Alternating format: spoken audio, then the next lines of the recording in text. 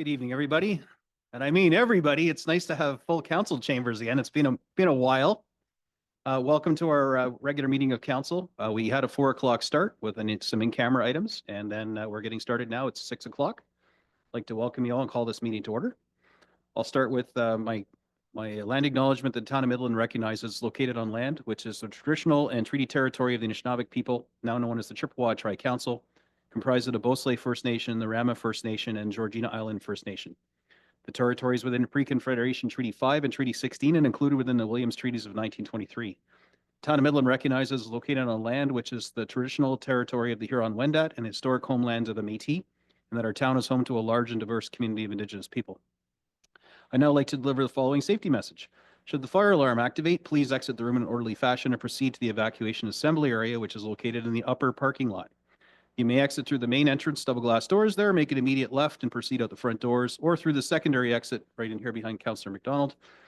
Up the stairs, check the door for heat before opening, and if it's safe, exit onto the second floor and turn right and proceed out the doors in front of you. Washrooms are located on the second floor and elevators just outside of the main entrance. As Midland has a respectful workplace policy, anyone who exhibits violent or harassing behavior will be asked to leave. Members of the audience are to maintain order and quiet, not to address council except with permission of the chair, which can be either myself or deputy mayor, depending what part of the meeting it is. All cell phones, pagers, or other electronic devices which emit a sound are to be turned off or set to non-audible. Reminding myself. And no person shall display signs or placards, applaud participants, or debate and engage in conversations, electronic or otherwise, or behave in any way which may disrupt the proceedings of council. For anyone requiring a hearing assist device, please advise the clerk, and she will arrange with our IT staff to provide you with said device. Council meetings are recorded via Zoom.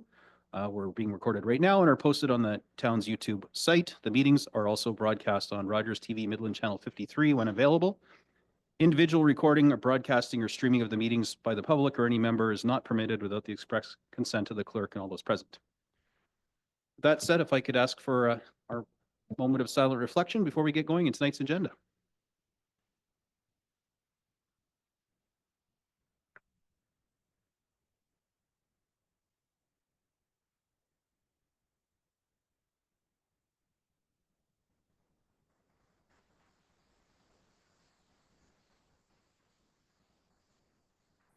Thank you.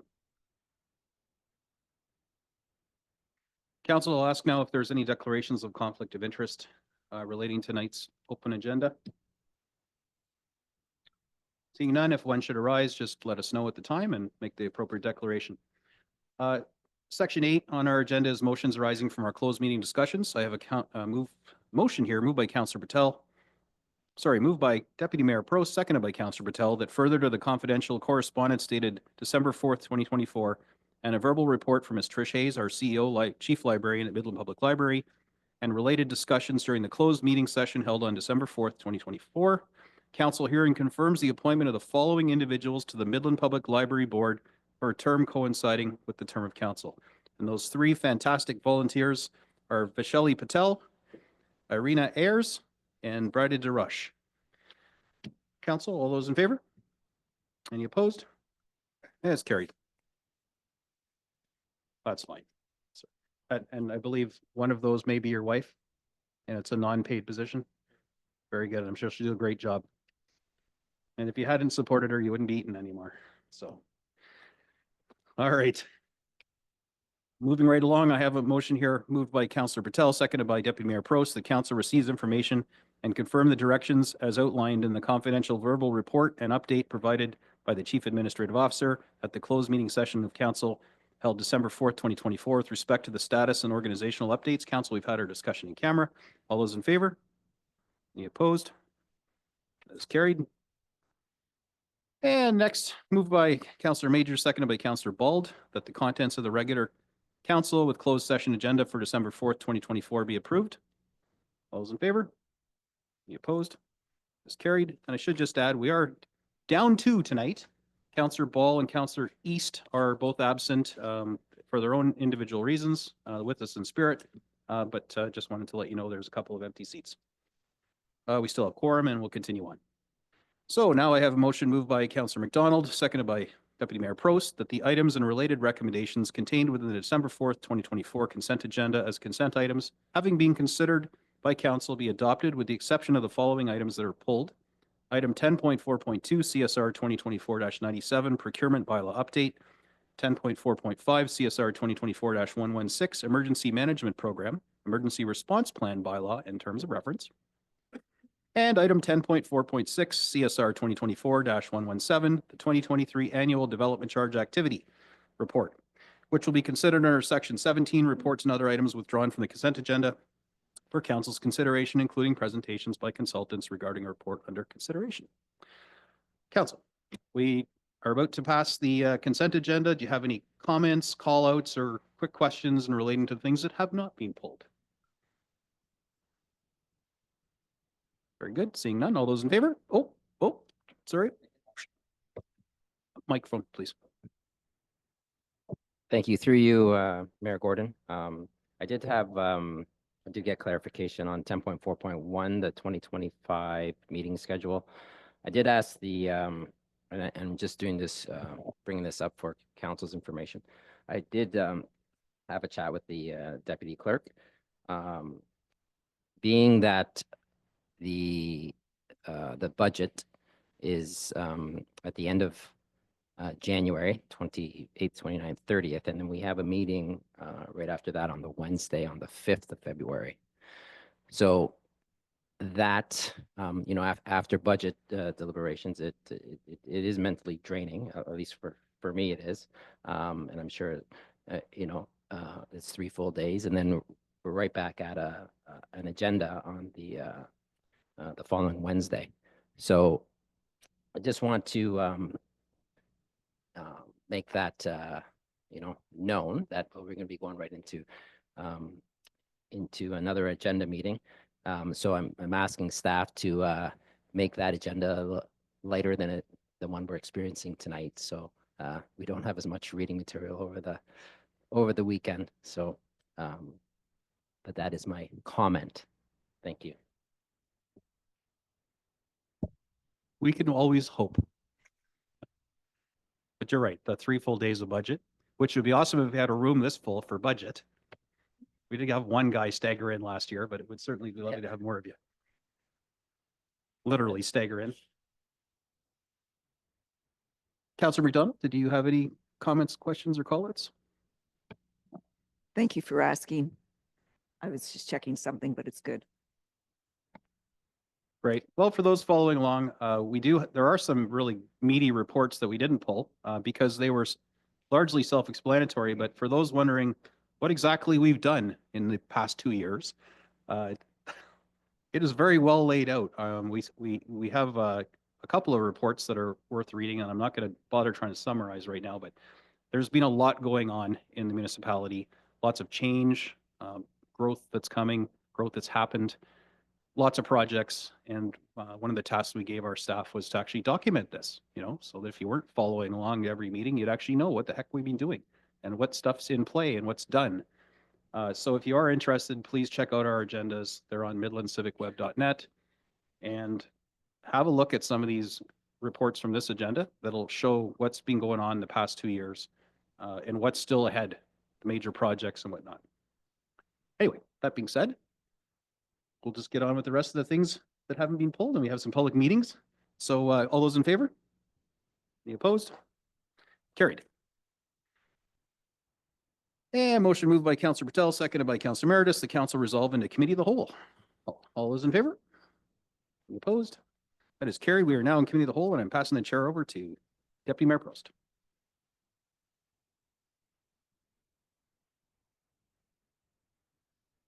I'd like to call this, is this working?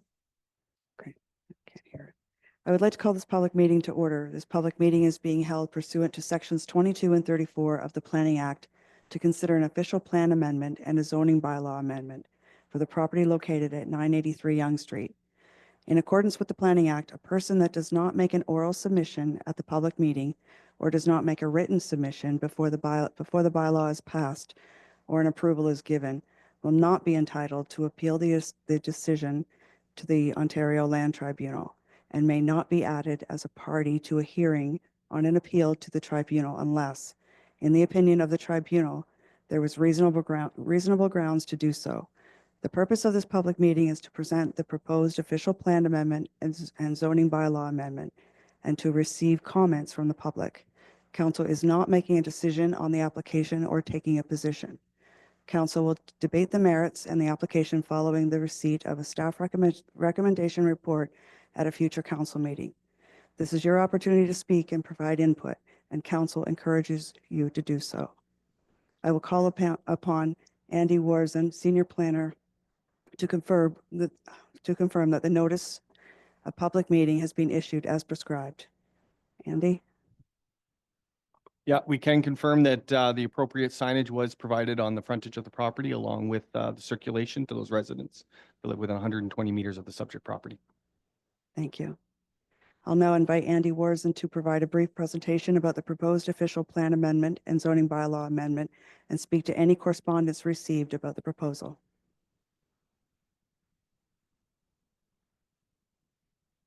Thank you, Madam Chair. Good evening, Council, Mayor, fellow staff members, members of the public. As you heard, I am here to provide a brief presentation regarding the submitted applications for an official plan amendment and a rezoning, a zoning bylaw amendment. The subject property relates to 983 Yonge Street, the applicant being Little Lake Communities, Inc. Next slide, please, sir. For context purposes, the image you see on the left side of the screen there represents the location of the subject property. You can see it's located on the south side of Yonge Street, west of the intersection of Yonge Street and Keller Drive / Simcoe Boulevard. The property primarily has frontage along Yonge Street, but also contains a little bit of frontage along the Russ Howard Drive. In terms of planning documents, the official plan-wise, the property is currently known as designated as Greenlands as per Schedule B. Is also located within the Greenlands urban structure as noted on Schedule A is the Greenlands which is representative of the growth area. It's known as Greenlands on Schedule B, which is our urban structure map. And on Schedule C, it's designated natural heritage and is from a land use perspective. The current zoning of the property is residential R1 with a holding symbol. Next slide, please, sir. The proposed amendment, so the purpose and effect of the proposed official plan amendment is to redesignate the subject property.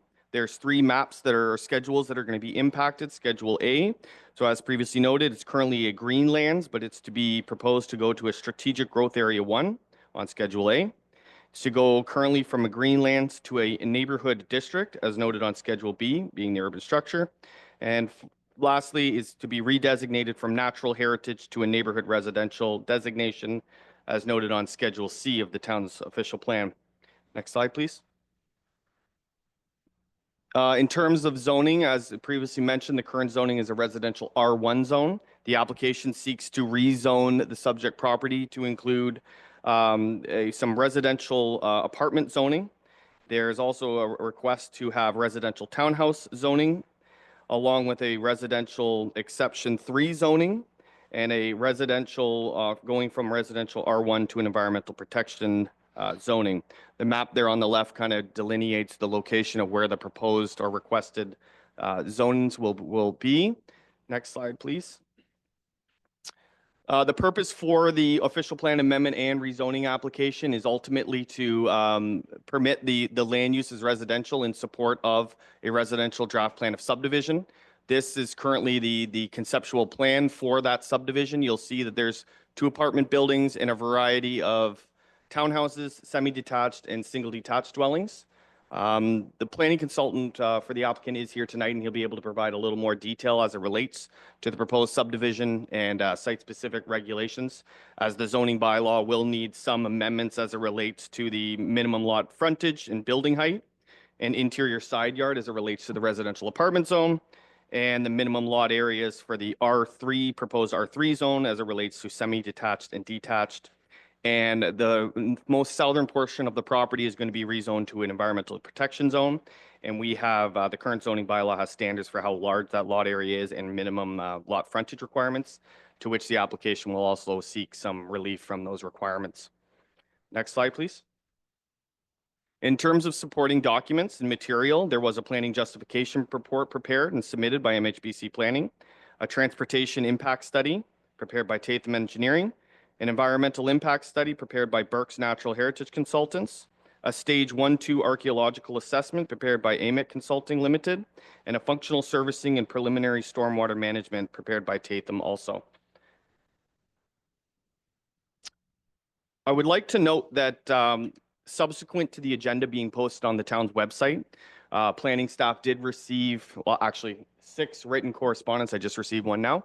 But previously we had 5 written correspondence submitted to the town as it related to these applications from members of the public, along with stakeholders. 4 of those comments, actually 5 of them now, are from property owners that are within the community and live within a certain distance of the property. And we also received 1 written correspondence from the Midland Penetanguishene Field Naturalist Group. I would just want to kind of highlight and summarize the general comments that came from those written correspondence. So the main things was just general opposition to the submitted application.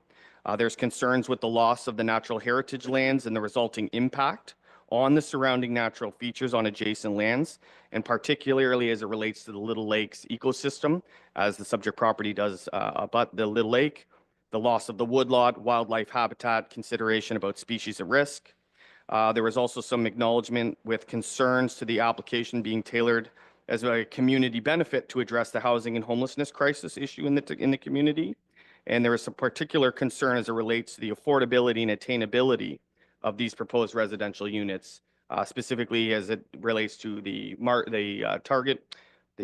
what the target market is for these types of units and whether or not they would be actually affordable for individuals with low income and rental opportunities. And then there was also some expressed concerns as it related to the environmental impact study that was prepared and submitted, essentially about the approach that was taken, the preparation, and the conclusions noted in the submitted environmental impact study. As you heard previously, there is a future recommendation report that will be brought forward for council's consideration. All of these written correspondence and comments, along with the comments received tonight, will be summarized and included in that recommendation report, so the council is fully informed and aware of the comments from the public. Other than that, the next slide, please, Sarah. That does more or less conclude my presentation. However, I am available to answer any of the questions that may arise. But as I said, the planning consultant for the applicant is also here to provide, I believe, a more of a detailed presentation for council and the public. Thank you.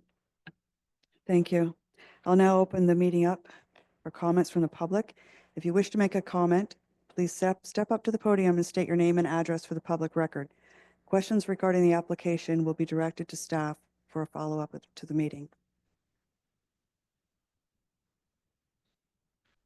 There. I apologize, I skipped ahead.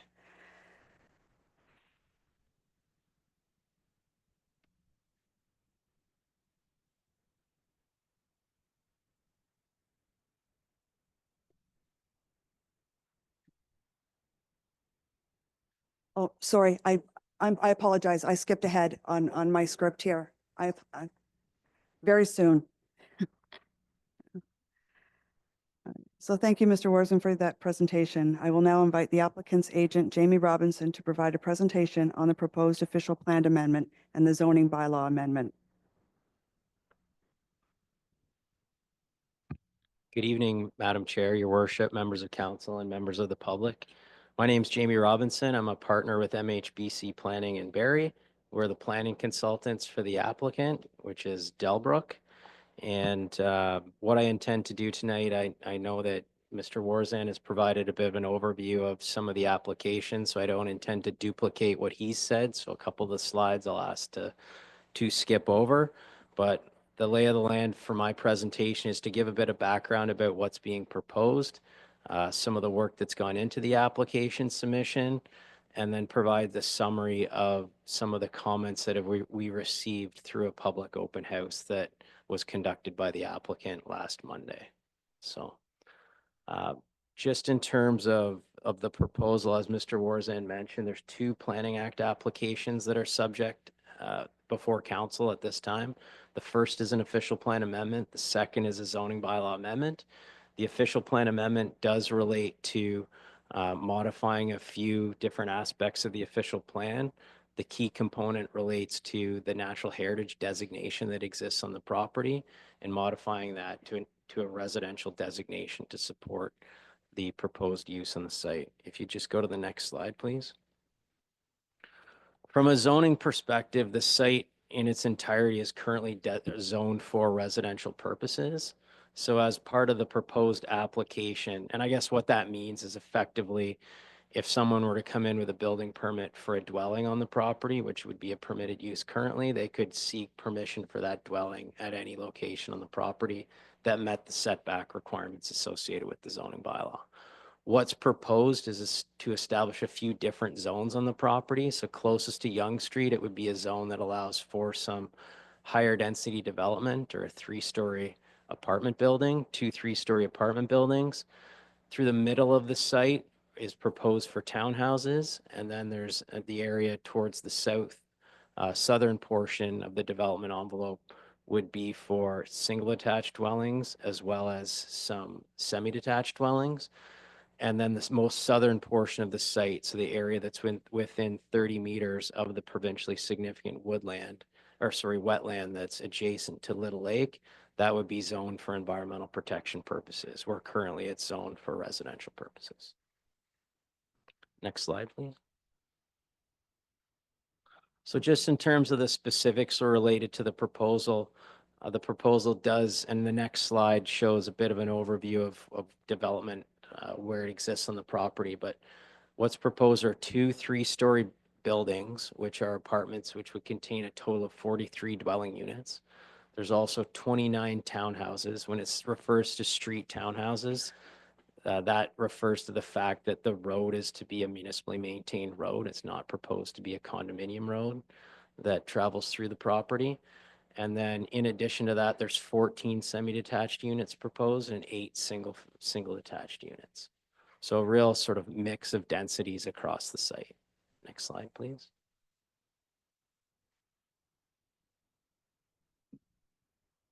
So this is the concept plan. So you can just see the 2 proposed apartments located adjacent to Yonge Street on either side of the access road.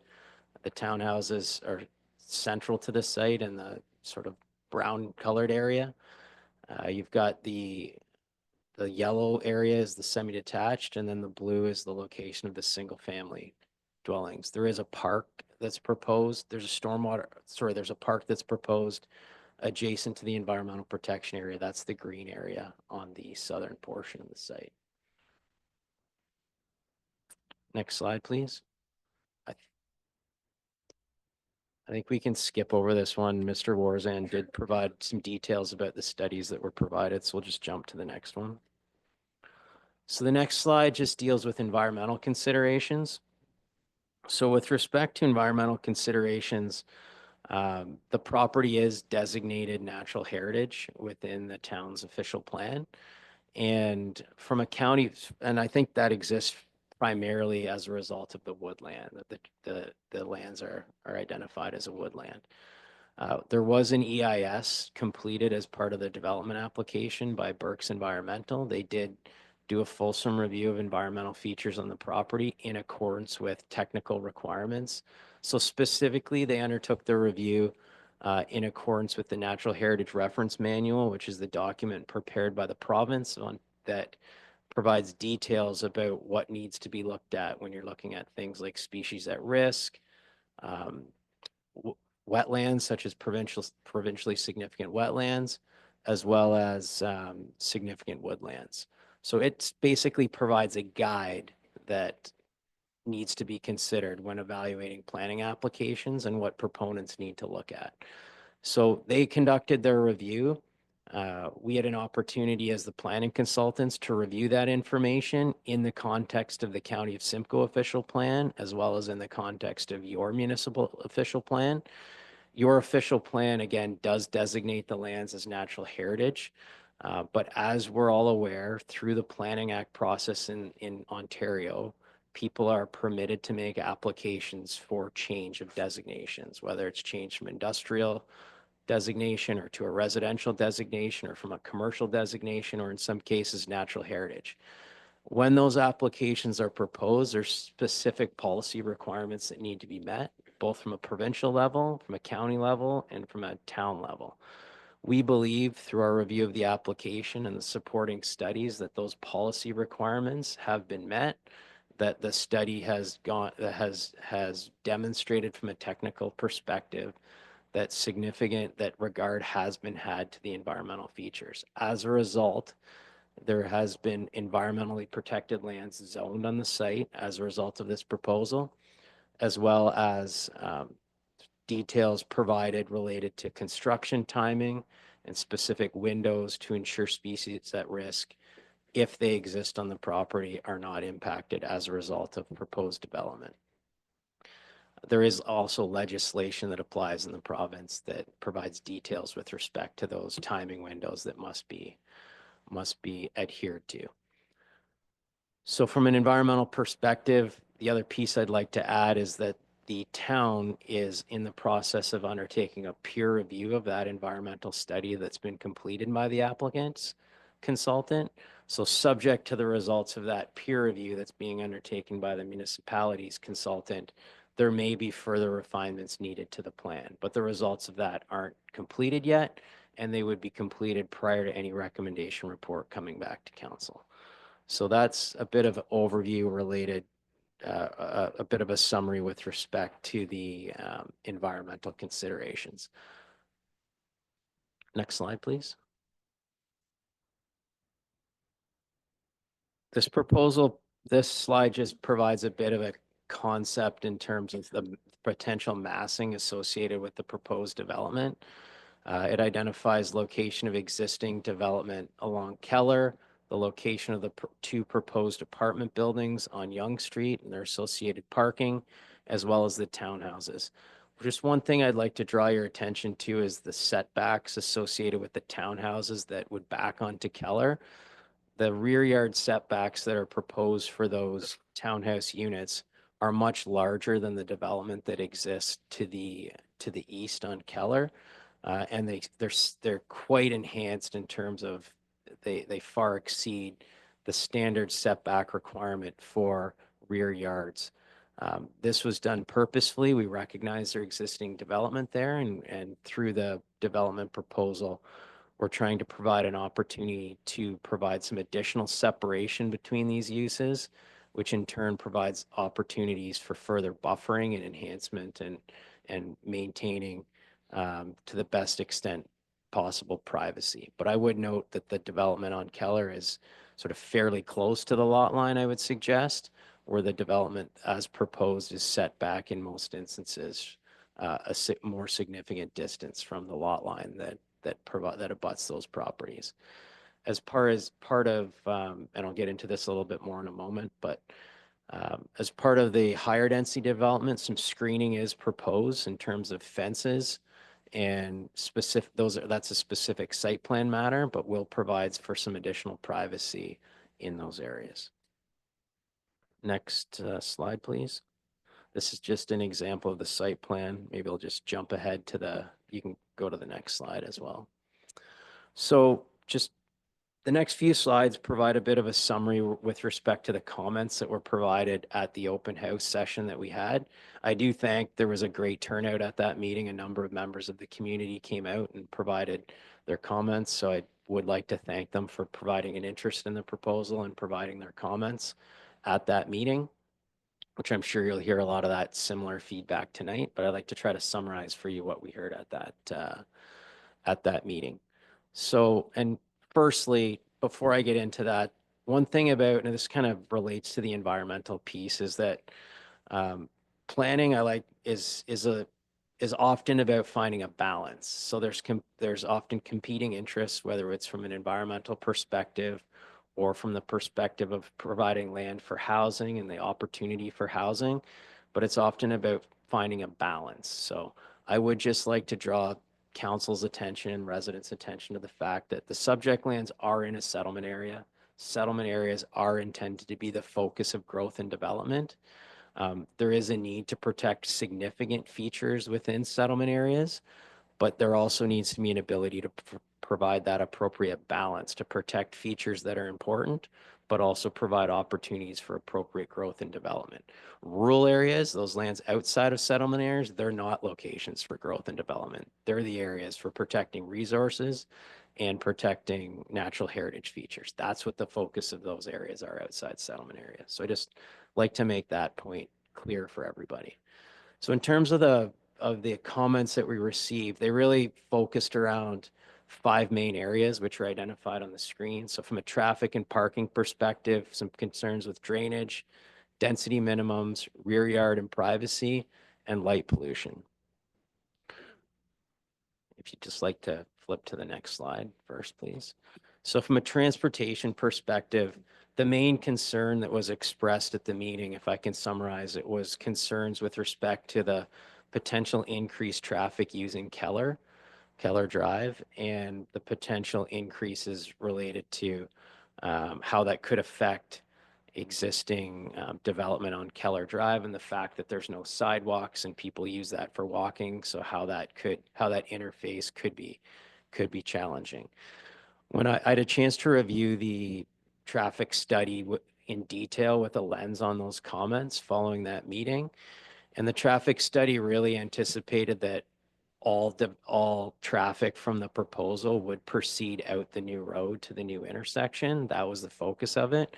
So I have requested that Tatham do take another look at the study and provide some comments with respect to how Keller might be impacted, or what the likelihood is of folks to take the route of Keller out to the stoplight if, for example, they're making a left-hand turn onto Yonge Street, as opposed to using the proposed new road, what the likelihood of that is and what that potential impact is. So they will be providing comments back to us with respect to that comment that was made at the public meeting. And we'll certainly forward those on to staff. Next slide, please. The next slide related to drainage, next comment related to drainage and potential concerns with respect to overland flows and impact on neighboring properties. One of the key aspects of the drainage plan is that all drainage will be contained within the limits of the site, and that there will be no overspill onto neighboring properties from a drainage perspective. The outlet, this drainages and stormwater is managed for 2 concepts, basically from a quality perspective and a quantity perspective. Because the receiver here is the wetland and ultimately Little Lake, and the proximity is very close, there's no need to manage from a quantity perspective. The idea is water should get off the site as soon as possible, so that as flows from upstream in the watershed reach Little Lake, these flows have been dispersed more quickly. So, but from a quality perspective, there's a treatment train that's proposed as part of the development concept. And that treatment train includes oil and grit separators at prior to end of pipe. And in terms of the stormwater management, MECP approval is required. So all of the stormwater management will be reviewed by the municipal engineer and their team, as well as MECP approvals required for any stormwater works. Next slide, please. From a density perspective, there is concerns expressed at the meeting about possibly the site being too dense. And just the comment I wanted to make with respect to that is that the town's official plan does provide minimum density targets for greenfield development, of which this would be considered greenfield development. And the proposed densities are slightly larger than the minimum, but we feel those densities are necessary in order to provide an appropriate mix and balance of housing to achieve some of those affordable housing considerations and alternative housing styles, and real mix of housing that's provided in the community. Next slide, please. Another concern that was expressed related to the increased rear yard set was related to privacy. So what we've committed to as part of the site plan process, providing privacy fencing, at least along the medium density and higher density portions of the development. It could be provided along the entirety of the development if that's something that the community would like to see. Because of the enhanced rear yard distances, there's opportunities for additional tree planting to be provided. The bush is a hardwood bush, which doesn't provide a lot of screening from a buffering perspective and screening perspective. So those enhanced rear yard setbacks do provide an opportunity for additional coniferous tree plantings, which would provide for enhanced screening. So we feel we've enabled the opportunity for additional privacy to be provided of what would normally be considered in a development like this through those enhanced rear yard setbacks and through privacy screening. Next slide, please. There's concerns expressed with respect to light pollution and potentially lighting impacts. Those are all site plan matters, which are obviously important. The lighting would be required in accordance with the town's requirements to be dark sky compliant. Would have to ensure there's no light spillage onto neighboring properties as a result of the proposal. So through the site plan process, a photometric plan would be required, which details specifics about the intensity of light, the direction of light, and how to avoid the spillage and different impacts associated with it. So your worship and members of council and Madam Chair and the public, that concludes my presentation. The message I'd just like to leave you with this evening is that we believe that a fulsome review has been completed. We look forward to the comments and any comments that are received. We intend to document the comments, provide a response to any comments that are provided through a comment summary table for staff's consideration going forward. As demonstrated in my comments related to the Tatham engineering, we are taking any of those comments back to the other members of the team to have additional review, which may result in changes to the development concept or the site plan. But I'd just like to reiterate the comment that I think balance is important. Big picture thinking about all the considerations in town are important. Certainly the environment is important. We recognize that. That's why the environmental consultant was retained, and they provided some solid mitigation measures in my experience to ensure those significant features are appropriately managed. So thank you for your time. Sorry for my long-winded presentation, but I know I felt it very important to address the comments that have been provided to date. So thank you. Thank you, Mr. Robinson, and I appreciate that presentation. So now I would like to open up for the public. If you have any comments or questions for staff, and if you do wish to make a comment, please step up to the podium, state your name and address for the public record. Questions regarding the application will be directed to staff for a follow-up meeting. So if anybody would like to step up to the podium, now is your time.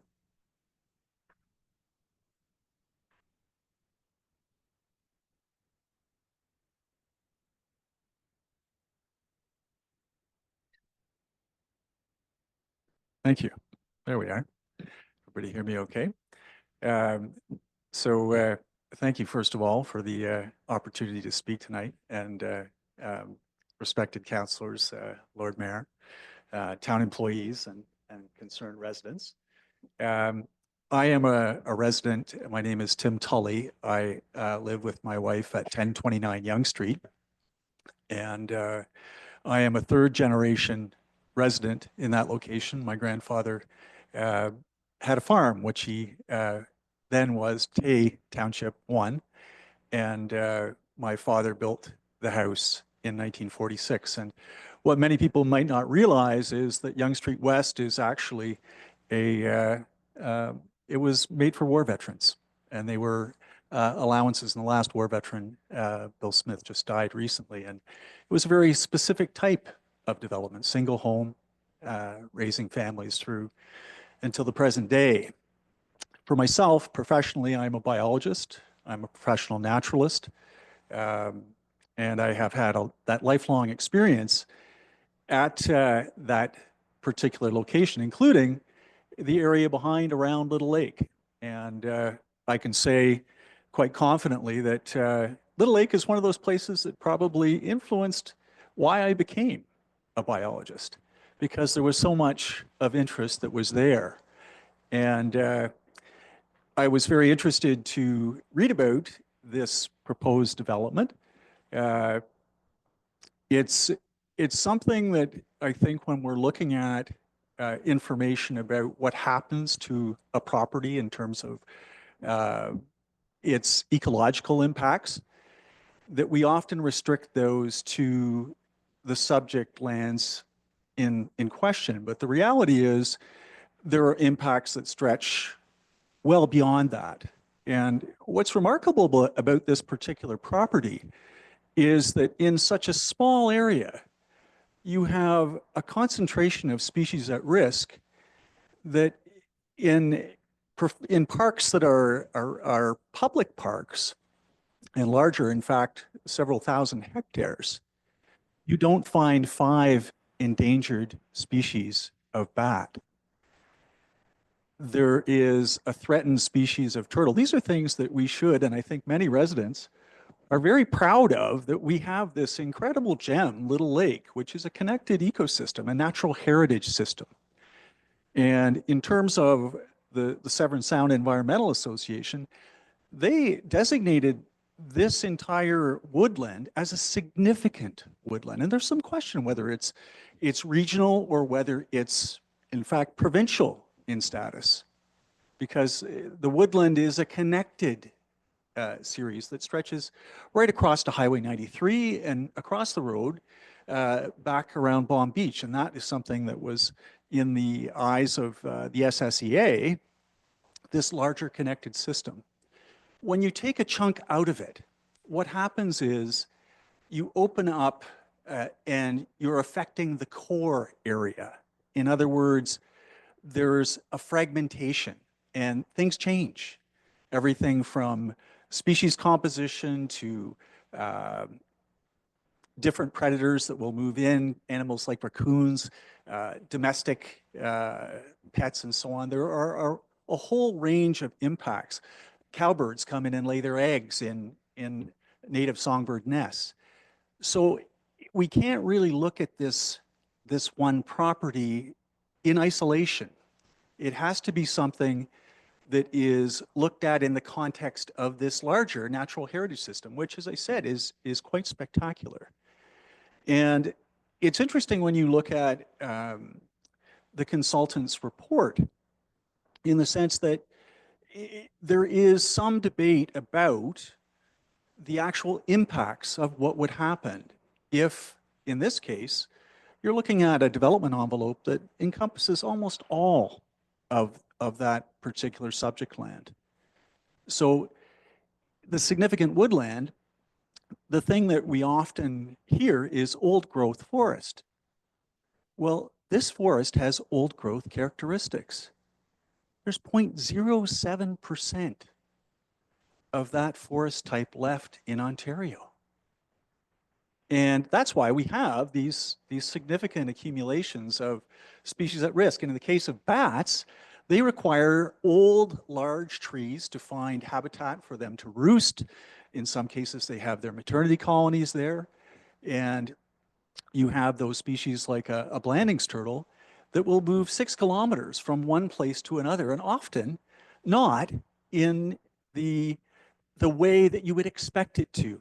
We assume that wildlife is just going to go somewhere else. Well, here's a great example. Blanding's turtles, they'll move 6 kilometers between critical habitat areas.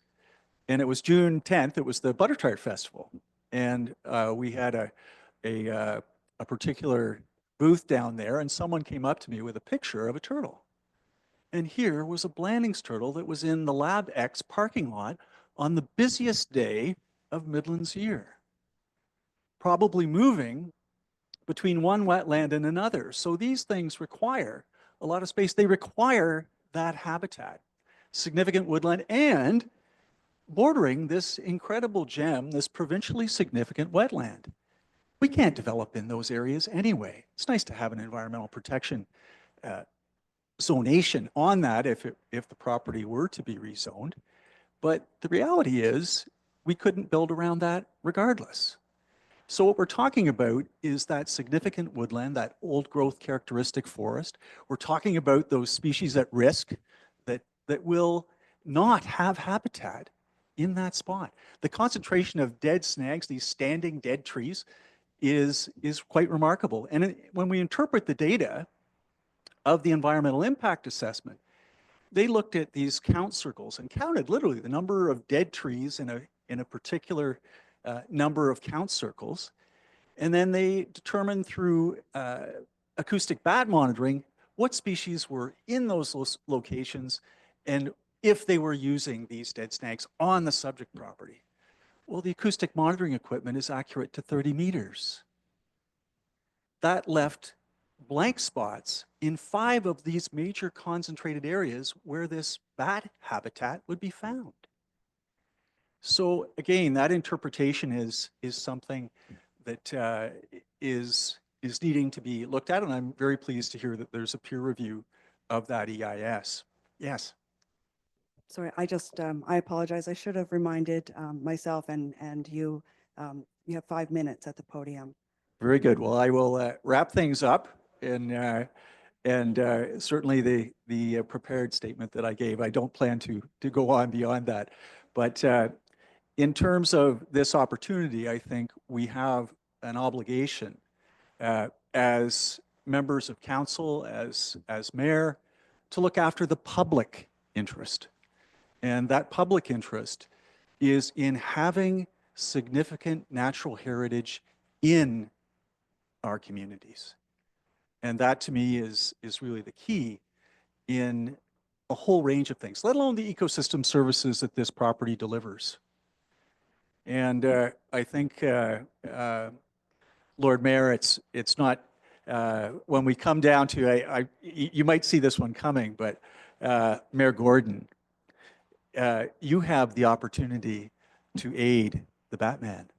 And you can be that Batman in terms of moving forward with protecting these endangered species. And pardon the reference, but I'm glad I brought a smile to your face.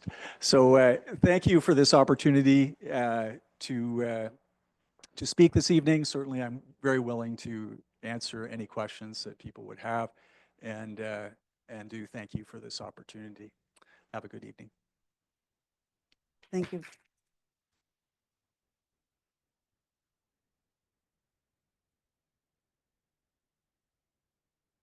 Thank you very much. Is there anybody else who would like to come and speak? State your name and address, please, for the record. My name is Beth Breskeson. I live at 398 Keller Drive, and I went to the meeting that Jamie spoke and ran very, very well, speaks amazingly. But I will say that at that meeting, we were told that these townhouses and detached homes and that sort of thing will start at about $700,000 and go up from there. You can't tell me that's affordable living. The density is ridiculous, and we are not in favor of it at all. Thank you.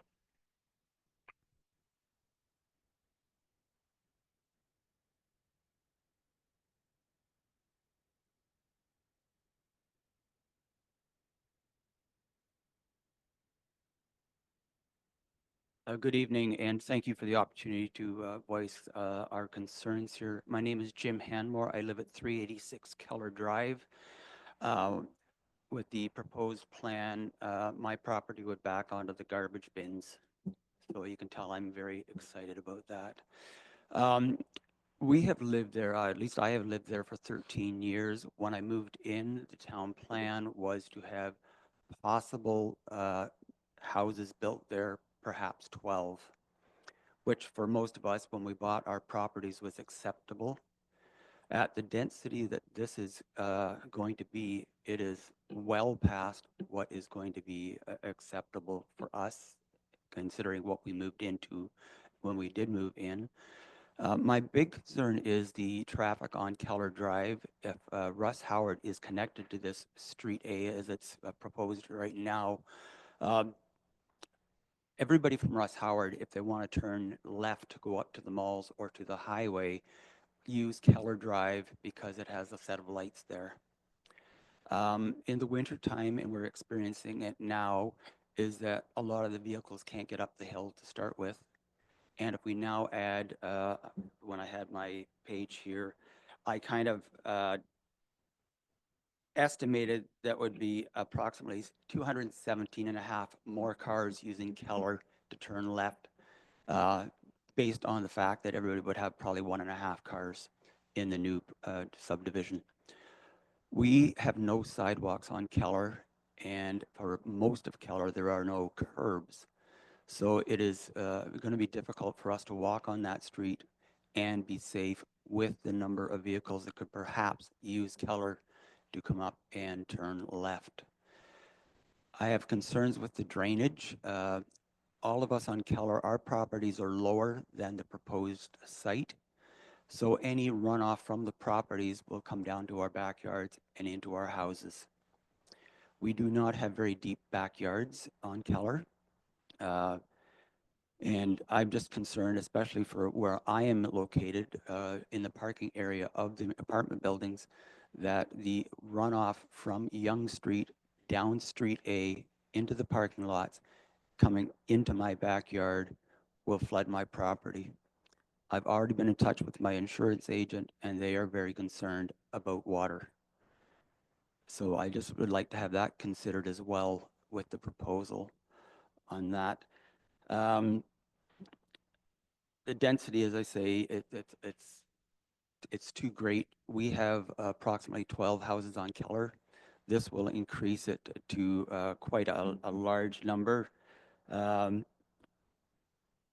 had it written down, but I do not anymore. It's going to be approximately 20, 21 houses backing onto 10 or 11 houses now. I worry about the privacy because we are downhill from the proposed subdivision, that everybody will be looking into our backyards, no privacy, and into our houses, no privacy, unless we keep the blinds closed. I also have concerns with the parking lot that's proposed because if the cars come off of this Young Street, Street A into the parking lot, the lights will shine directly into my house. So I have concerns with light pollution and having constant lights into my house on that. I realize, and I don't think any of us are naive enough to realize, to think that there will not be development there.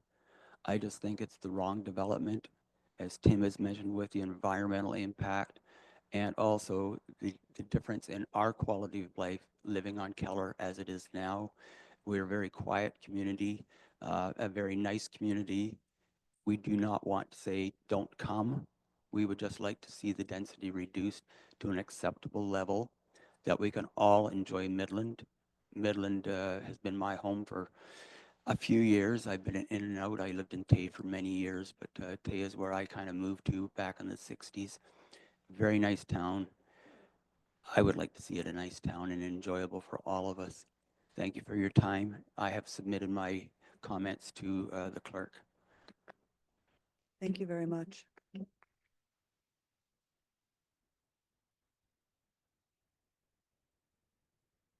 there's anybody else who would like to come to the podium and speak?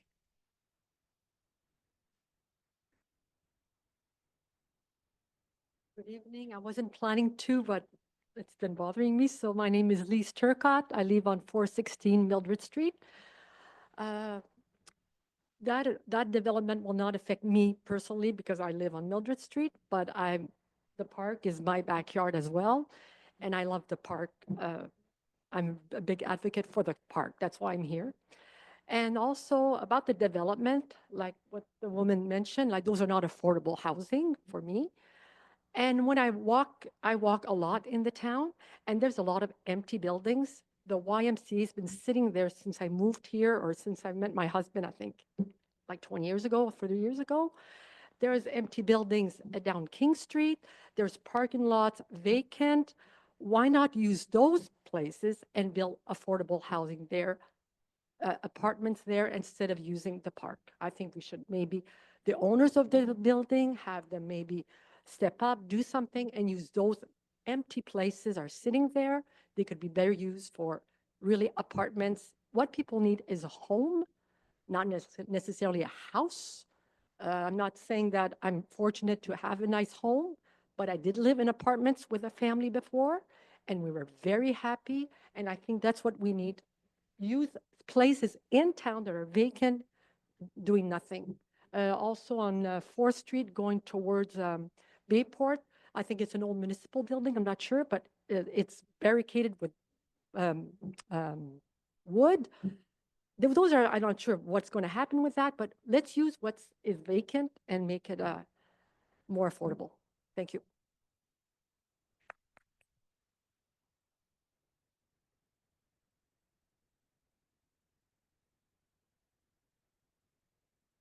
Good evening. My name is Trevor Gamble, 279 Midland Point Road.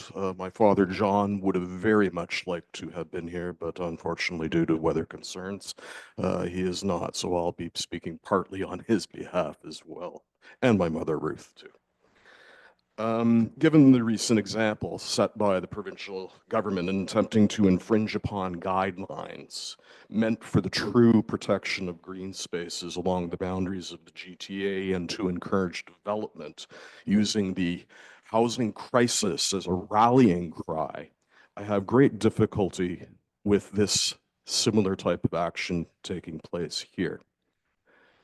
Ultimately, we have to define if the housing crisis rallying call for new development is going to be used to justify overturning the zone designation, then you'd better be clear as to what this development is. It going to truly address the true needs of homelessness, subsidized housing, and extremely low income renters?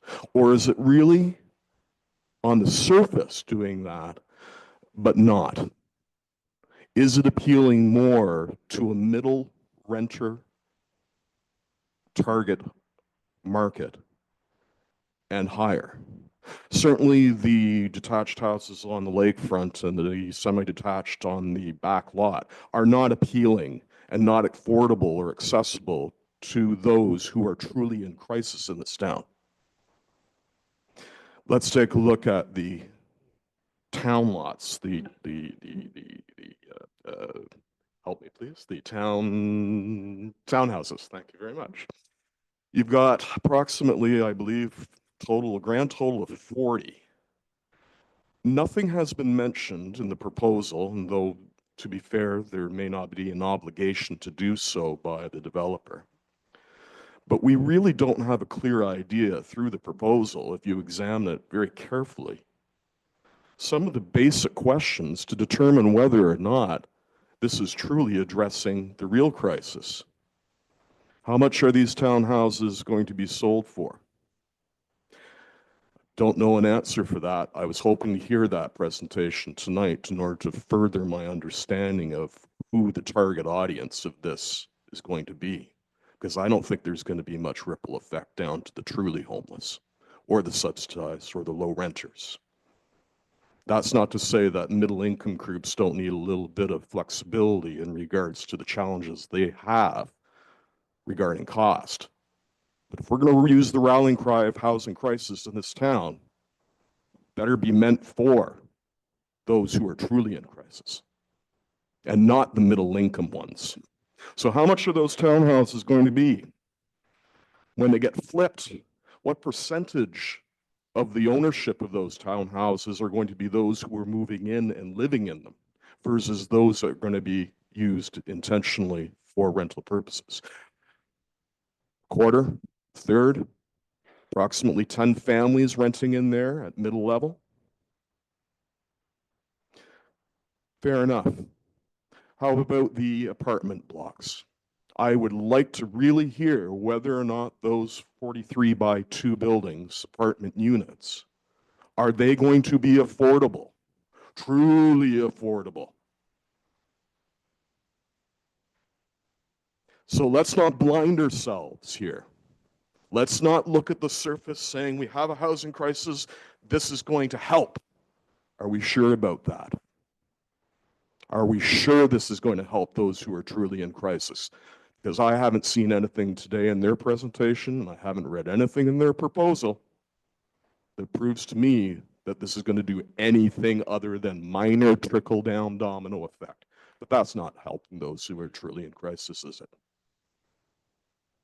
So if I could have some information about those housing units and what the intended purchase price of them is going to be, is the rental price going to be for them, for the tenants? Is this intended to be subsidized housing?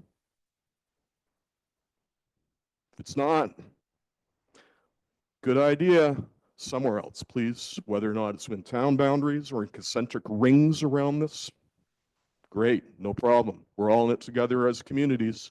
We all benefit from that type of development, but not here in one of the last deciduous forest areas, ecosystem of the Little Lake Basin. There are other places for that type of development, but not here. I'm very wary of a developer coming in, scooping up a piece of property for a relatively low price, knowing full well that it's designated as green space, and think that they can somehow sway the council in the town in order to get a good little flip out of it. There are other places for that, not in this spot. Thank you very much.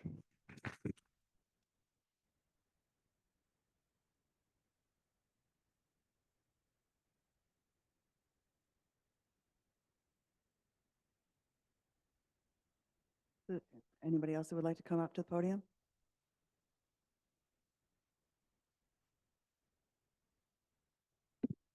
Good evening. My name is Rene Hackstetter. I'm a broker, but I'm also the chair of our Heritage Committee.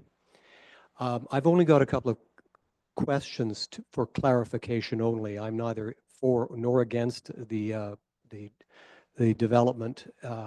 What I'd like to know is, and I put this to council and to the public, Highway 27 traditionally was Yonge Street. So that is a highway, is that correct? My understanding is that it is a highway. It's still called Yonge Street. Now, according to the MTO, the means of ingress and egress cannot be within 150 meters of an on-ramp. Now, that on-ramp coming from 93, which you're now proposing to plug a new road in, should actually have its entrance at the lighted intersection. I'm only asking this question so that we know that that the proper entrance is actually on Keller and cannot be the proposed road down the center of the development. I may be wrong on this. That's why I'm asking this. It's not just a rhetorical question. So we have to ask ourselves that question. Is Yonge Street a highway? And are there allowed by the MTO a means of ingress and egress within 150 meters of an on-ramp? Because when you look at the speed coming down Yonge Street off 93, it's considerable. So what you want is you want an entrance that isn't going to plug things up. Now, the second question of clarification is that what we're doing, and I'm asking this again as a question, because the adjacent property owners, though they may not seem to be very excited at present, once we set a precedent, which this is, what we're doing is we're setting a precedent. Beware of setting this precedent, which is to take land that is already designated as environmentally protected by the province, by the way. So what we're doing now is turning green space to development, considerable amounts of development. Now, once we do that, what it does is it weakens all the arguments for preventing the adjacent lands. So if you could bring the map up, if we could show the map and we can have a look at that map, you will see the adjacent lands moving to the west, okay, which are long strips of land, including Mr. Tully's family, the Morden property, and all the adjacent property owners are now going to come to council and they're going to say, well, you allowed Delbrook to proceed to develop an enormous amount of concrete, by the way, an enormous amount, what appears to be an enormous amount of paving. You're allowing them to do it. I'm not saying it's either good or bad, but what it's doing is it's setting a precedent, which means that the next property owner will say, well, you let him do it. Why can't I do it? So the rest of that property, all those long stretches of property that are going to the west, will they be developed as well? So that's the second question. I haven't got a clue what the third question was, and I'll remember it after I leave, of course. Mr. Hackstetter, before we try to get you some answers, would you mind please stating your address? Certainly. I live at 256 6th Street in Midland. I'm a property owner. And my father-in-law Lloyd Delaney was actively involved in preserving Little Lake from its encroachments by developers. You may recall that the requirements for Little Lake development, when they did it, were containment ponds. And a lot of the properties around Little Lake were draining straight into the lake and compromising the lake. I find it very odd that the public has to defend something that has already been put in place by our environmental laws, that saying these are designated heritage areas. Thank you. Thank you.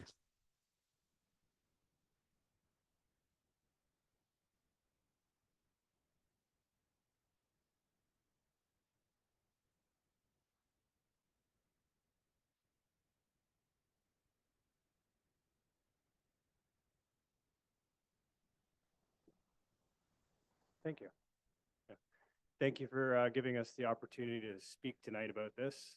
I speak as a resident of Midland for over 50 years. Growing up on the Sorry. east side. I need you to state your name and address, please, Oh. for the record. Yeah.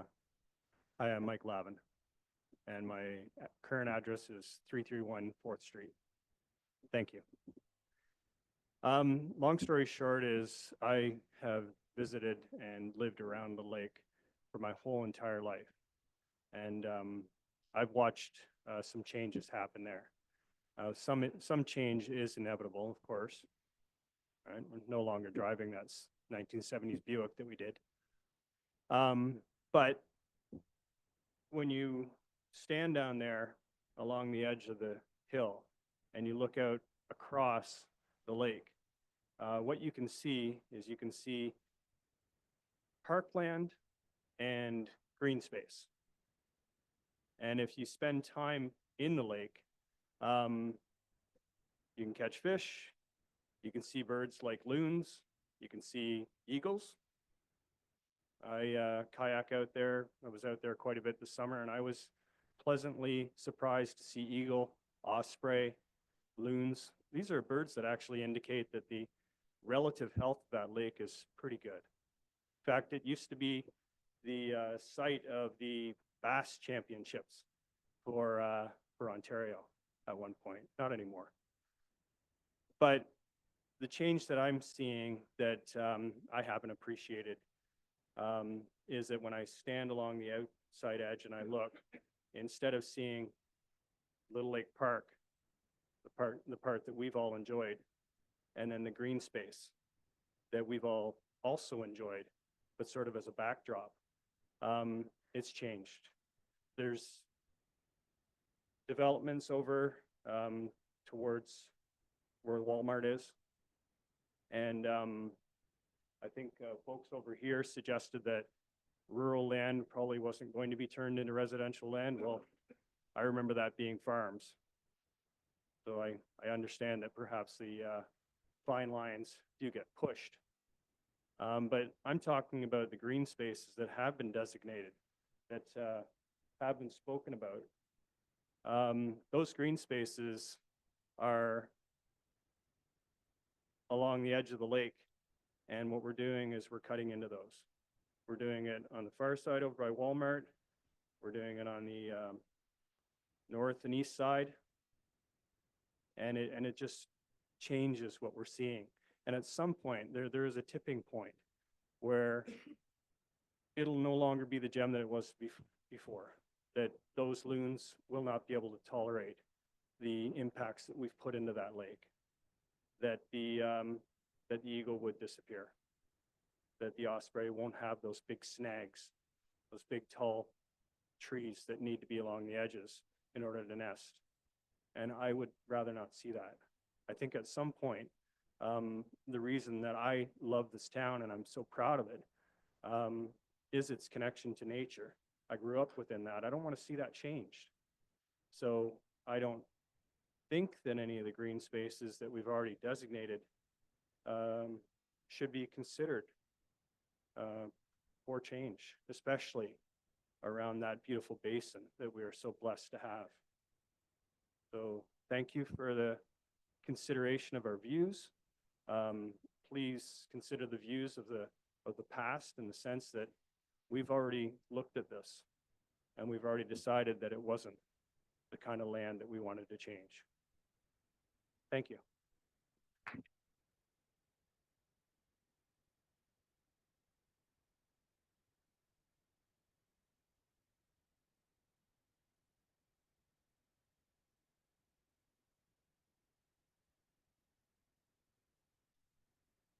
My name is Pat File. I live at 556 Yonge Street. And I didn't send in a presentation, but I hope to after tonight. I was formerly on council for 12 years, so I really appreciate how difficult it is to be in your position in striking the balance that, you know, is being sought here. And I know how hard we worked to try to designate a suitable amount of land as natural heritage or as green space, because there is a lot of competition for that land. And as time goes on, you know, more and more competition for it to be used for housing, as we know from the province and from other speakers today.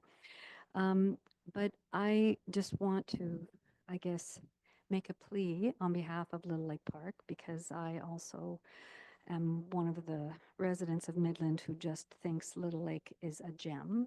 And I commend council and the amazing work that has been done over the last few years on Little Lake. I go there regularly, so I've seen the many developments that the parks people have been doing to make sure that Little Lake continues to evolve as an important recreation space. But I think the balance that we're trying to strike is the natural heritage part. And it's the ability to share that space with other living things, not just for people, but other creatures, trees, the natural environment. And as Mr. Tully pointed out, you know, when we take pieces out of that natural heritage, it doesn't mean that the natural heritage will be able to sort of maintain what it was before. The contiguity is important. The ability of animals and plants to sort of have corridors and to be connected is important. And I know we've got a few places where we know there's already places that have been taken out of the natural heritage corridors. Important developments that we argued about in the past and we supported. And they're in the process of being built even now. And so I just encourage you to kind of not just look at this development as its own, but also like, what's the cumulative effect of all of the different developments that are currently around Little Lake Park? And how do we ensure that we protect it as both a beautiful place for people to recreate, but also a beautiful natural space that allows us to appreciate other animals and other living things. So the natural heritage and the green space, they're part of that endorsement, but it's only if we stand up for it and we sort of say to the developers, hey, as some other people have said, maybe there's another spot in Midland that would be a great spot for you to do that development, because we've got other places that are unused or underused, but they're not our green space. We want to protect our green space and our natural heritage.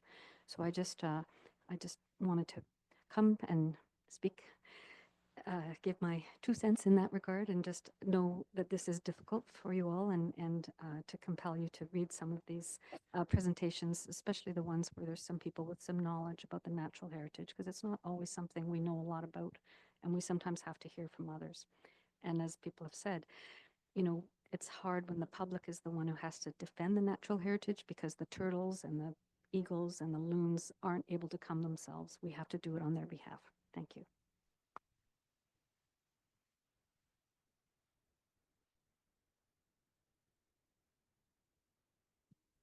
Is there anybody else who would like to come up and speak? Good evening. My name is Danielle Derache. I live at 1029 Yonge Street in Midland. I just have a question or a clarification. Something that Mr. Warden said in his presentation, I would like to be reassured. I think you mentioned that all of the 5 or 6 written submissions that you had received as from the planning department, is it my understanding that they will be, I'm hoping that the originals will be forwarded to members of council for their reading, because you had mentioned that it would be summarized for them. Yes, through you, Madam Chair, to the member.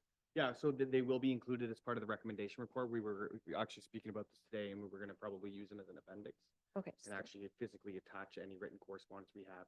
And then similarly, there is a section in the staff report which goes through the public and stakeholder comments, and we would reference the comment, and we'd provide a response to how the technical studies or how they were addressed.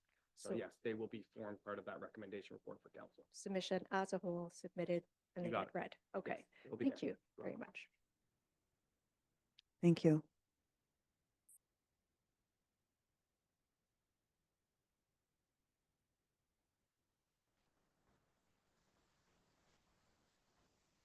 Thank you very much, Mayor and Council, for this opportunity to speak to you. My name is Robert Codd. I live at 111 Bayview Avenue at Port McNichol. I am the president of the Midland Penetanguishene Field Naturalists, and I am here speaking on behalf of our club members, many of whom have great concerns about the impacts this is going to have. So I just want to highlight this process here.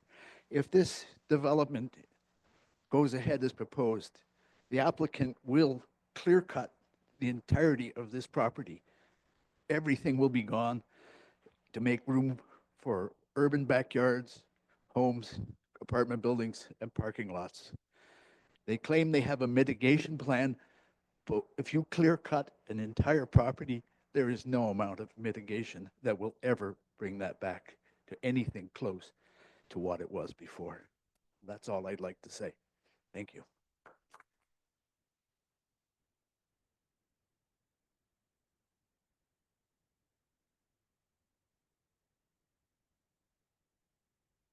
Hi, my name is Terry Ann Winstanley Hayes. I've been a business operator in Midland since 1983.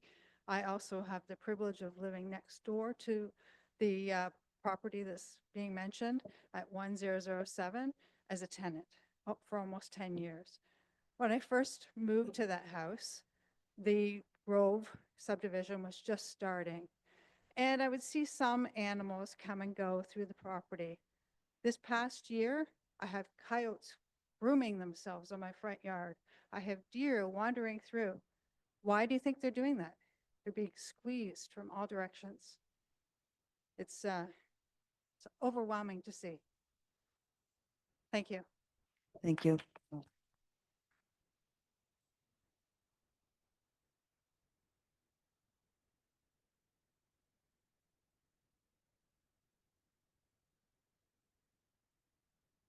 Are there any further comments or questions?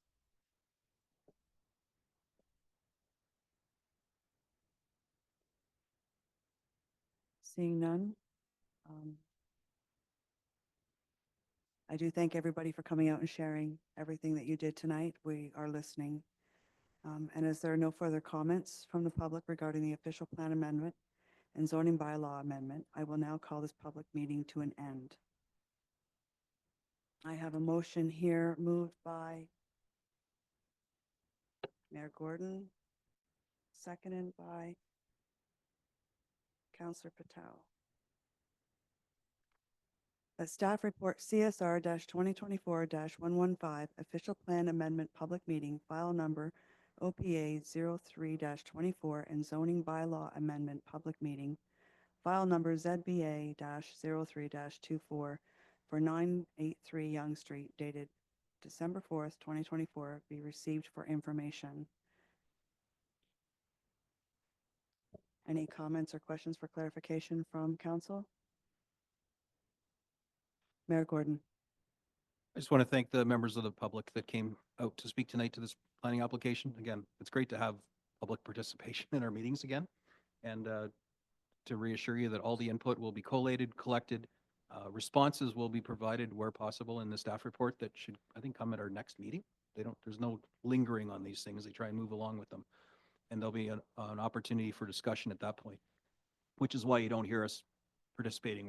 We're just here to listen tonight, not to form any opinions. So thank you very much for coming out to this public meeting. I do appreciate all the thoughtful input.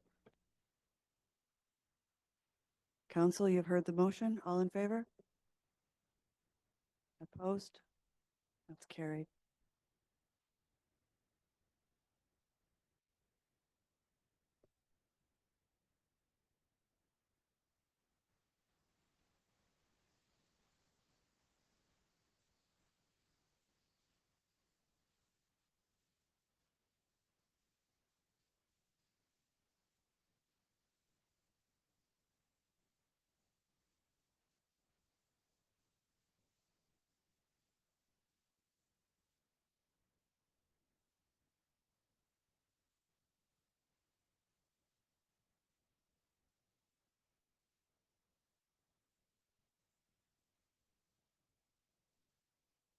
Folks, just for the record, we have another matter we're going to be proceeding with in a minute's time. So if you are heading out, I'd invite you to head out. If you'd like to stay, you're welcome to stay, but we got to get going on the next public meeting. Thank you.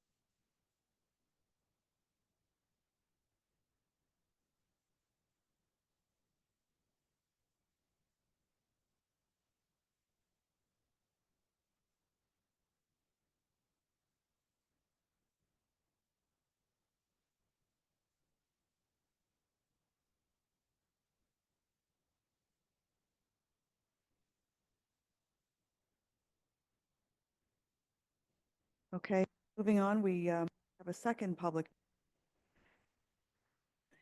I would like to call this meeting to order. The public meeting is being held pursuant to sections 22 and 34 of the Planning Act to consider the official plan amendment and zoning bylaw amendment for the property located at 16728 Highway 12.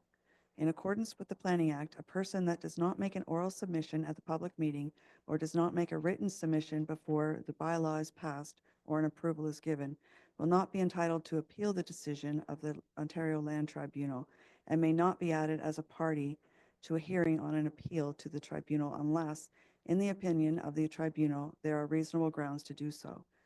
The purpose of this public meeting is to present the proposed official plan amendment and zoning bylaw amendment and to receive comments from the public. Council is not making a decision on the application or taking a position. Council will debate the merits of the application following the receipt of a staff recommendation report at a future council meeting. This is your opportunity to speak and provide input, and council encourages you to do so. I will now call upon Jennifer Chandler, student planner, to confirm notice of public meeting has been issued as prescribed. Thank you, Madam Chair. I'll confirm on her behalf that the notification and mail out was circulated 20 days in advance of the meeting as per the Planning Act. Thank you. I will now invite the applicant's agent Jonathan Pock, to provide a presentation on the proposed official plan. Oh, sorry. I did it again. Sorry. Thank you, Madam Chair. Good evening, Mayor, Council, staff, and members of the public. Thank you for attending tonight. My name is Jennifer Chandler. I'm currently a planning student with the Community and Growth Division here with the town of Midland. So this presentation is to acknowledge that the town has been in receipt of a privately initiated application to amend the town's official plan and zoning bylaw to permit the development of a self-storage facility on a property municipally known as 16728 Highway 12. The town must process this application as per the Planning Act. A part of the process is a statutory public meeting, as we are here today. As this is a privately initiated application, the role of staff is limited to providing a general information about the application, why the application is required, and next steps in the process as prescribed in the Planning Act. Next slide, please.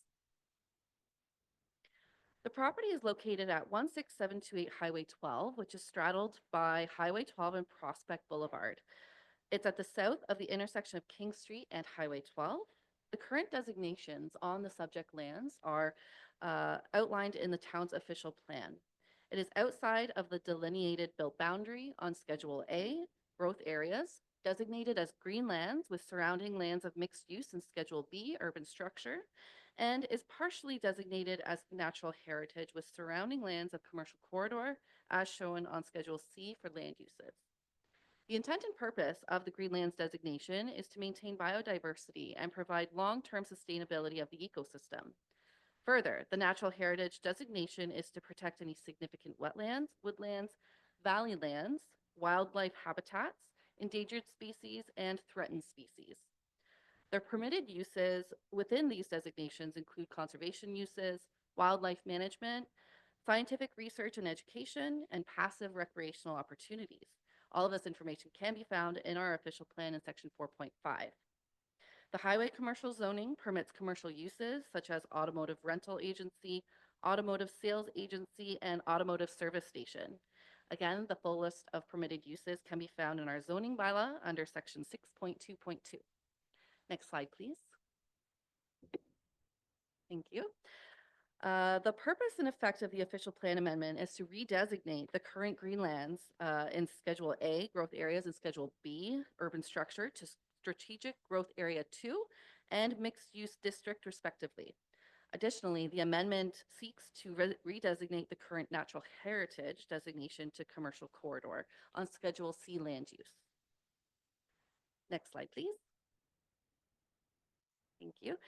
So the purpose and effect of the zoning bylaw amendment is to rezone the subject property from highway commercial to highway commercial exception zone. This would add a self-storage facility as a definition and permitted use. It increases the maximum height of a building from 11 meters to 12.5 meters and adds a definition of automotive rental agency to the zoning bylaw. And next slide, please. Thank you. So here we can see our concept plan. The application proposes to develop the lands for a U-Haul self-storage facility, retail store, and outdoor storage of rental trucks and trailers.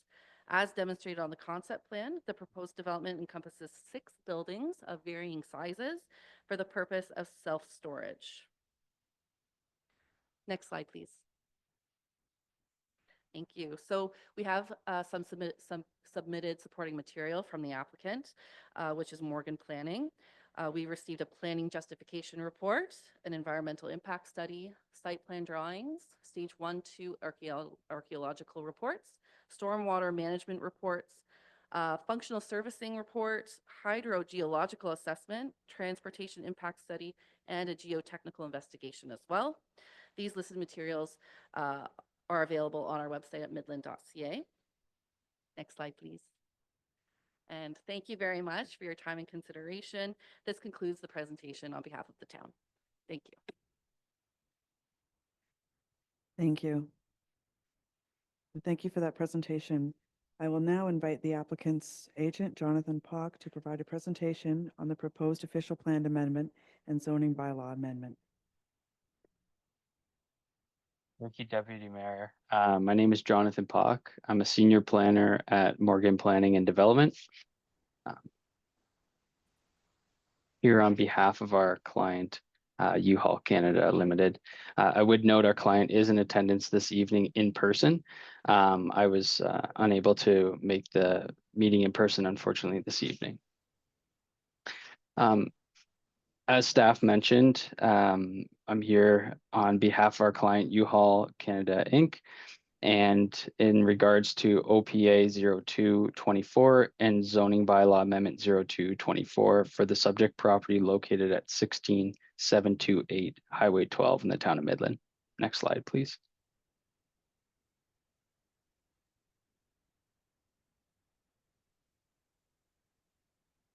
The location of the subject property is outlined in orange on this slide. Would just like to draw committee's attention to the surrounding land uses being highway commercial in various commercial uses along the Highway 12 and King Street corridor. As you can see, surrounding land uses include car dealerships. The Georgian College is located to the southwest, and other commercial uses on the north side of Highway 12. Next slide, please. This is just an aerial image of the subject property. As you can see, the subject property is vacant currently and is mainly treed and is, as mentioned, surrounded by various commercial developments. Next slide, please.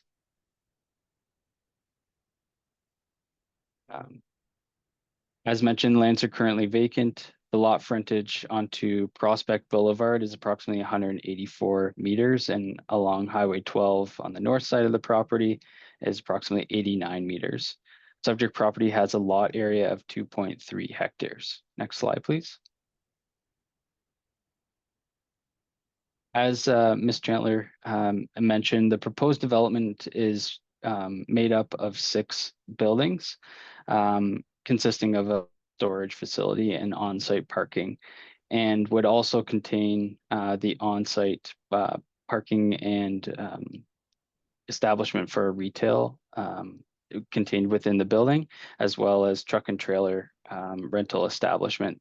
The truck and trailer rentals are currently permitted within the highway commercial zone, and the zoning amendment would seek to add the self-storage component, which is made up of, as mentioned, 6 buildings ranging in various sizes.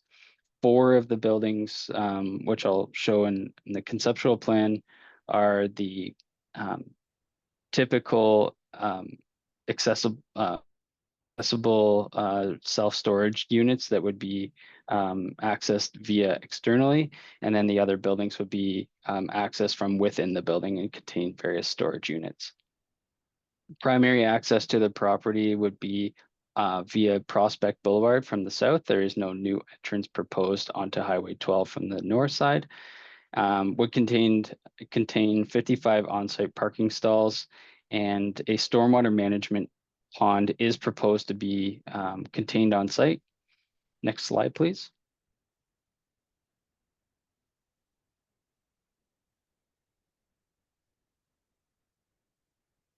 This, similarly to Ms. Chandler's presentation, this details the proposed self-storage facility as well as the truck and trailer rental establishment.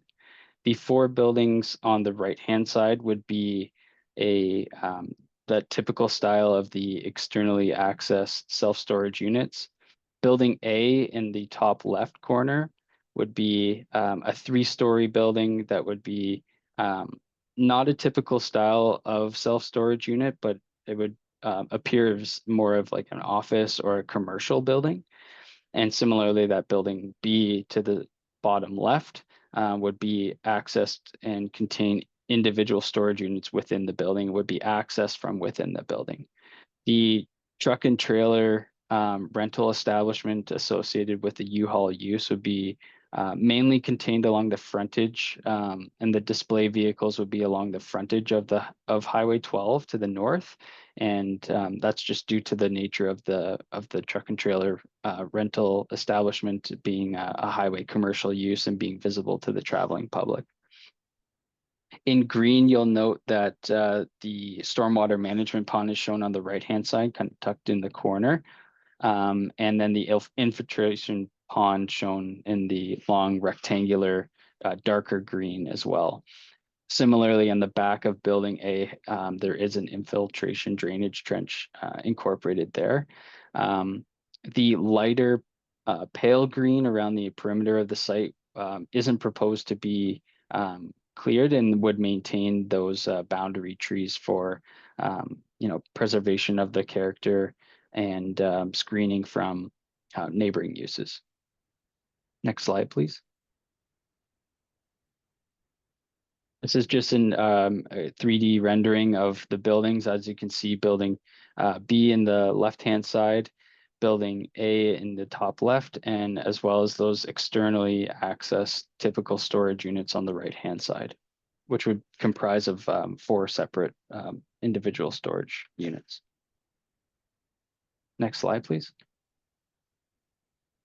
This is a view of conceptual rendering, again, mainly of building A, which is viewed from Highway 12. So, traveling down Highway 12 towards King Street.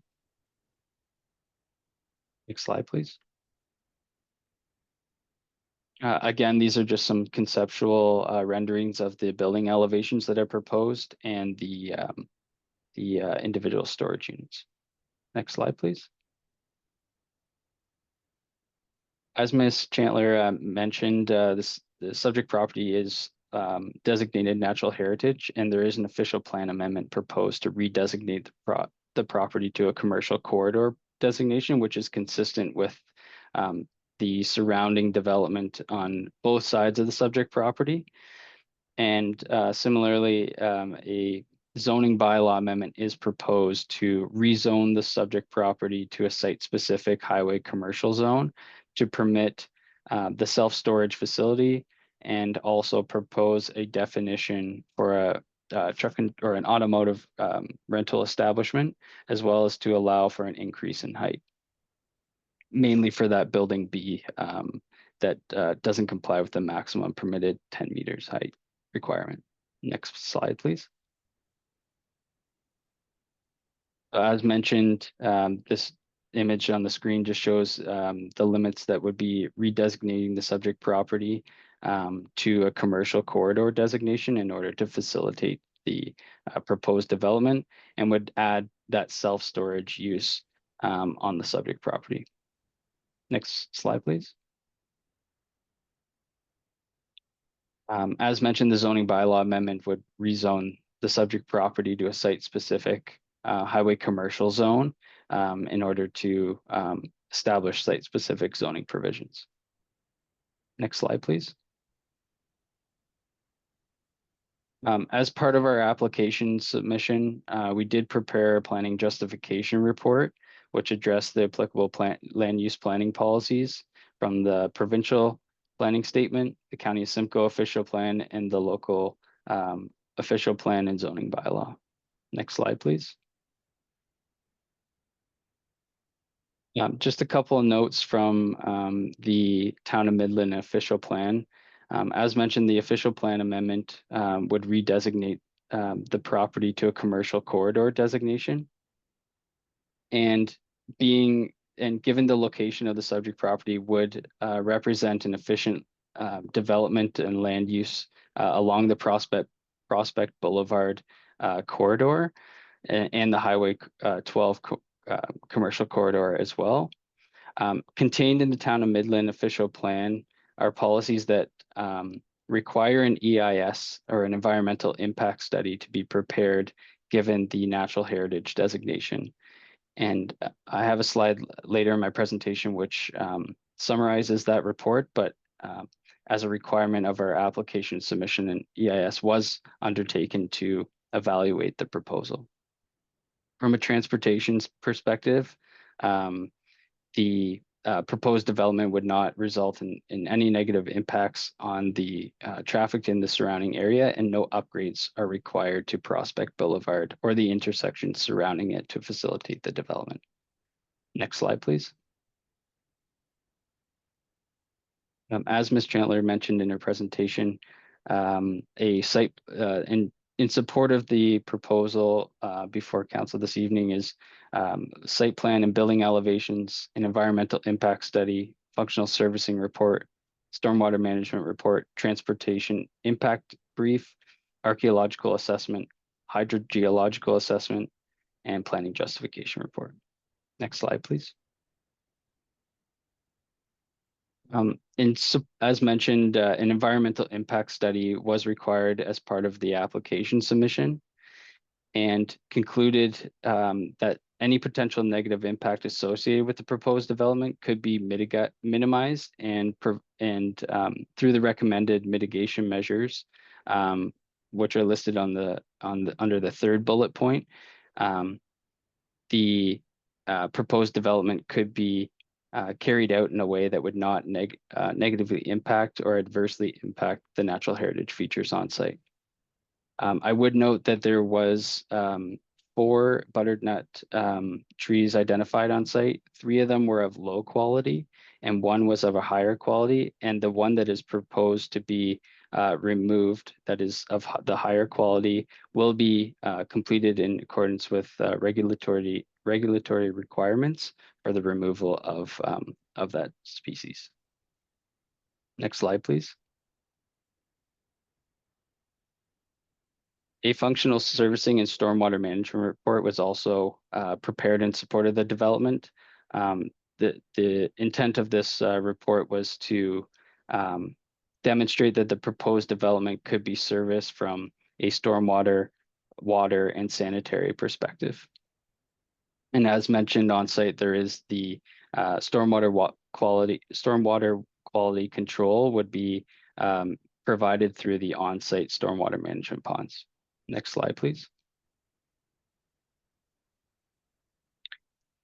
A transportation impact brief was also provided, as mentioned, as a requirement in the town's official plan.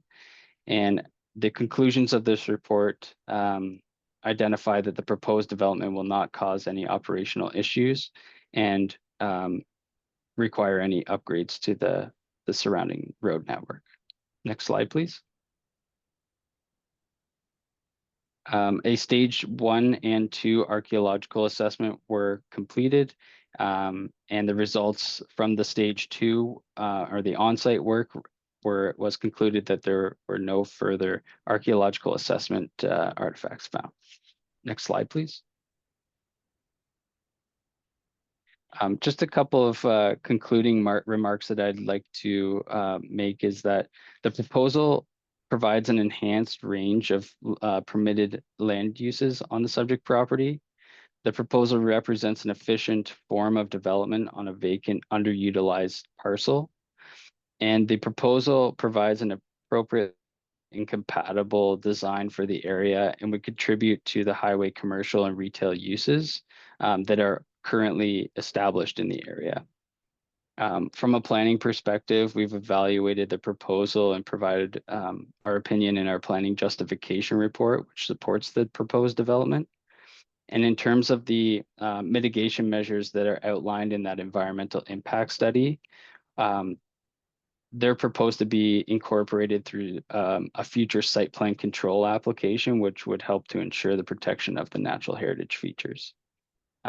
That concludes my presentation. If there are any questions, I'd be happy to answer them.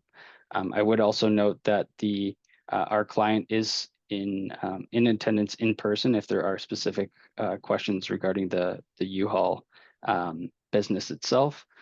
And I would also note that I'm aware that there are no public comments that were provided as part of this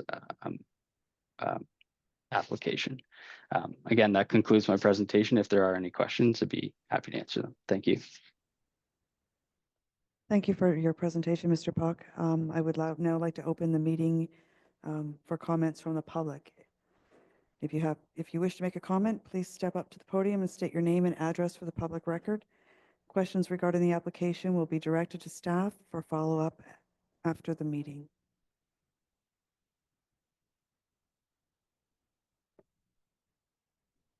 Is there anybody who would like to come and ask questions or have a comment? Nobody from the public? Anybody on council have a question? Councillor Major. Are you going to be proactive with your new business and have plug-ins for EV built vehicles?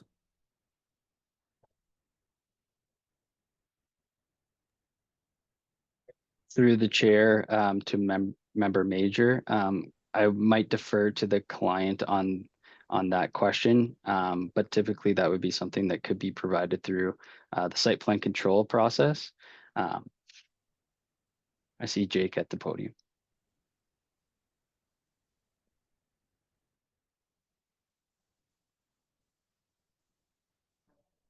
Better? Sorry. First of all, yes, thank you for having me. Yeah, it would be something that we would be open to in site plan. Okay, because I'm in the automotive, and if you're running a business and you get down to clients coming that need a charge, it'd be nice if you could provide it for your customers. That's all I got to say. Sure, we've done it before, so it's not anything new to us. Sure, we're open to it.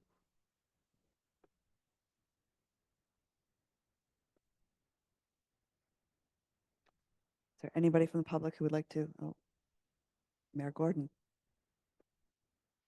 If there is someone from the public, please step up now. Okay, just a sidebar on that. We can't mix those kind of like wishes for, if they have something to do with the planning application and we don't have any site plan, we've delegated site plan control. So it's a nice outside voice thing, but it really, just to be fair to the public and to the applicant, has no bearing on, your application before us right now. Just want to be clear on that one. So I got a question though about that butternut.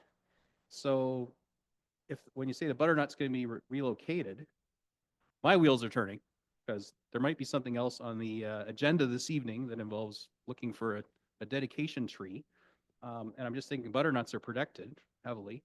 And wherever a butternut ended up, it rarely can be moved without a lot of difficulty. So what would be the plan for this relocation of the butternut? And, does it have to stay on site or does it go off site? Or, could we auction it off? Could it maybe be repurposed for other people's purposes, like what may be on our agenda later tonight?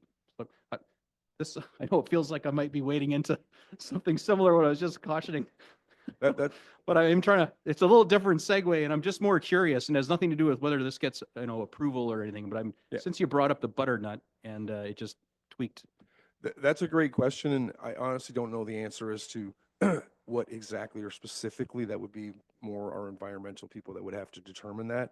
I can tell you this though, if you want it, it's yours. We'd be more than willing to relocate it and pay to relocate it. That's not an issue.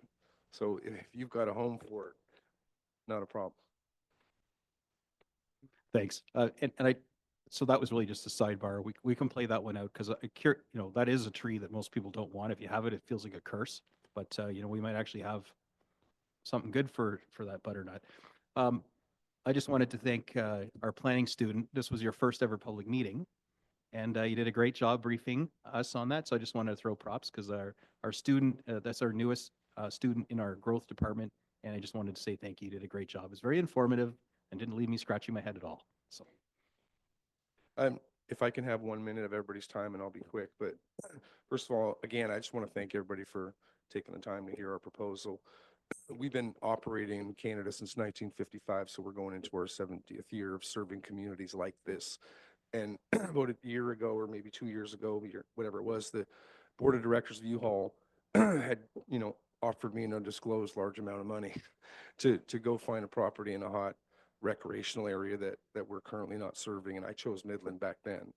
And I'm excited to bring our business here and to grow it and be a part of your community. So thank you for considering our proposal, and I hope to look forward to getting to have a better relationship and maybe serve your movie needs one day.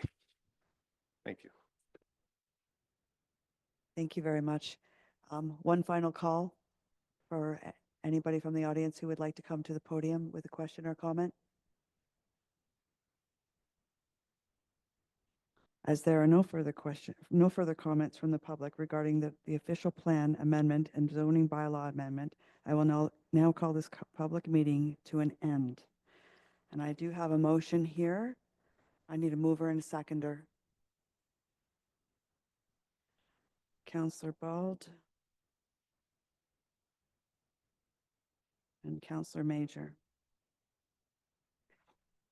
That staff report CSR 2024-114 official plan amendment public meeting file number OPA 02-24 and zoning bylaw amendment public meeting file number ZBA-02-24 for 16728 Highway 12 dated December 4th, 2024 be received for information. I think we've had all the comments and questions.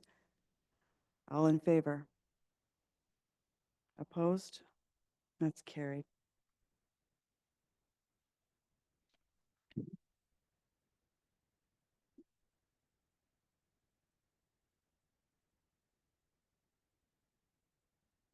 Okay, so that was a long, two public meetings. We're on to number 14, Integrity Commissioner Recommendation Report. We have none. 15, deputations or petitions. We have 2. The first one we have is Georgian Bay General Hospital update on GBGH activities and endeavors. I'd like to introduce Jen Russell, Director of Communications and Engagement at GBGH, and Mr. Matthew Lawson, President and CEO, are here to provide a verbal update and PowerPoint presentation to Council regarding the update on Georgian Bay General Hospital. And this presentation is to be received for information purposes only. Hi, Jen, go ahead. Hi, thank you. Thank you for having us here this evening. As Beth mentioned, I'm Jen Russell, the Director of Communications and Engagement for the GBGH Foundation. As you know, Georgian Bay General Hospital is vital to our community. It serves a very important role, and the support that we get from the community is very important to our hospital. We're just here to give you an update today on what's happening and how the support from the community is benefiting the hospital. If you go to the next slide, I just want to say thank you. The town of Midland has been a wonderful partner of our hospital for many years. We're so grateful for the investments that have been made in equipment, technology, emergency department, diagnostics, many areas of the hospital, more than $541,000 over the last 20 years. So this is really impactful and has really made development possible at the hospital. And we really appreciate that support. I'm going to let Matt give you an update on the things that are happening at the hospital, and then I'll circle back with how community support is really making an impact today. Thanks, Jen. If we go to, not the next slide, I think 2. One thing we always like to do when speaking with councils and the community at large is just sharing a little bit about GBGH in terms of what often is people's experience with the organization, which is our emergency department. In there, you will see the highlight in terms of the number of individuals who have came from Midland to the emergency department. 23, 24, 14,000 visits to the emergency department from Midland. Quite significant in terms of a percentage of our volume, represents just under a third of our volume as an organization. You know, it is something that we really do want to be there for the community as a whole, and are in trying to continue to ensure we provide emergency services, not only for Midland, but the surrounding municipalities. If we just go to the next slide. The organization as a whole is the largest employer in town. We have over 1,000 individuals on what we call the GBGH crew. This includes a number of professional staff, physicians, dentists, etc., as well as over 770 staff. Last year, as I said, we've seen 42,000 emergency department visits, and we operate roughly 113 beds, but that depends on the day and how many people truly are in a hallway within our organization. If we just go to the next slide. Thank you to the town and certainly the building department. MRI progress continues. This building that you see on the left side of the screen is the rendering. On the right side of the screen, I would say that picture's probably 3 weeks old. Insulation is now up on the building, and we are slowly working towards early 2025 being able to offer MRI services right here in Midland. As a reminder for council, prior to this approval, GBGH was the largest hospital in the province that did not have an MRI. This entire addition, the MRI equipment that is going in it, was entirely funded through community resources. So this entire structure, everything was funded locally through donations through our amazing foundation, through municipal support, thanks to the County of Simcoe, and directly through the town of Midland. That makes a huge difference when hospitals are expected to fundraise for these things. Again, from a perspective of what do we have to pay for as a hospital, the hospital is responsible and the community is responsible for all equipment that goes into the hospital and 10% of any building. In this case, because we really wanted an MRI in our community, we actually paid 100% of the building cost as well. It's just important to note that those splits are standard across the province in terms of 90% of the building typically is paid for by the province, but the community is still responsible for 10. This MRI will offer MRI services for approximately 4,000 residents a year, which is roughly the number of MRIs required by individuals from across North Simcoe.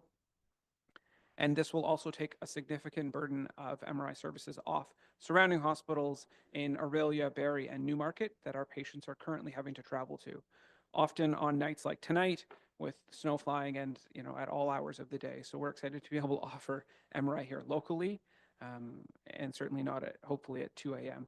But that is the plan. We have already hired some of the staff for this.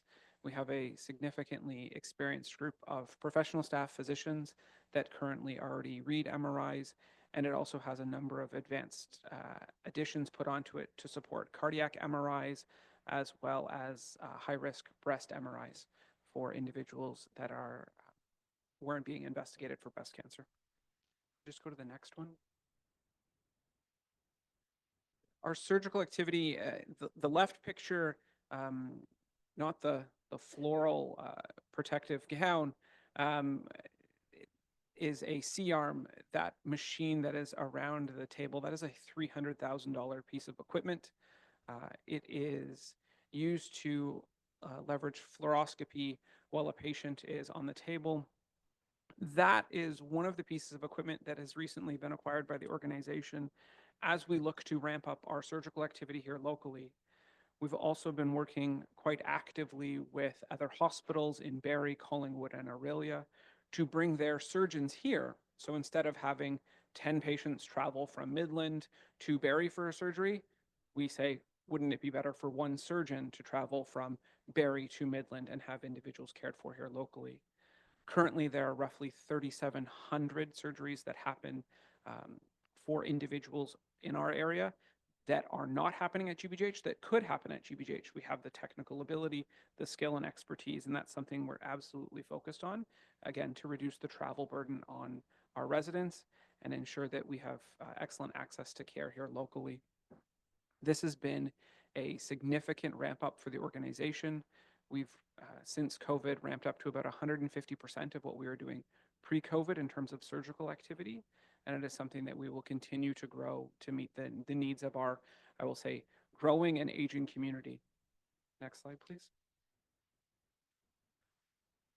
And our newest initiative, I can say that because we just started putting up the hoarding for the precursor to this project, which is bringing digital mammography to GBGH.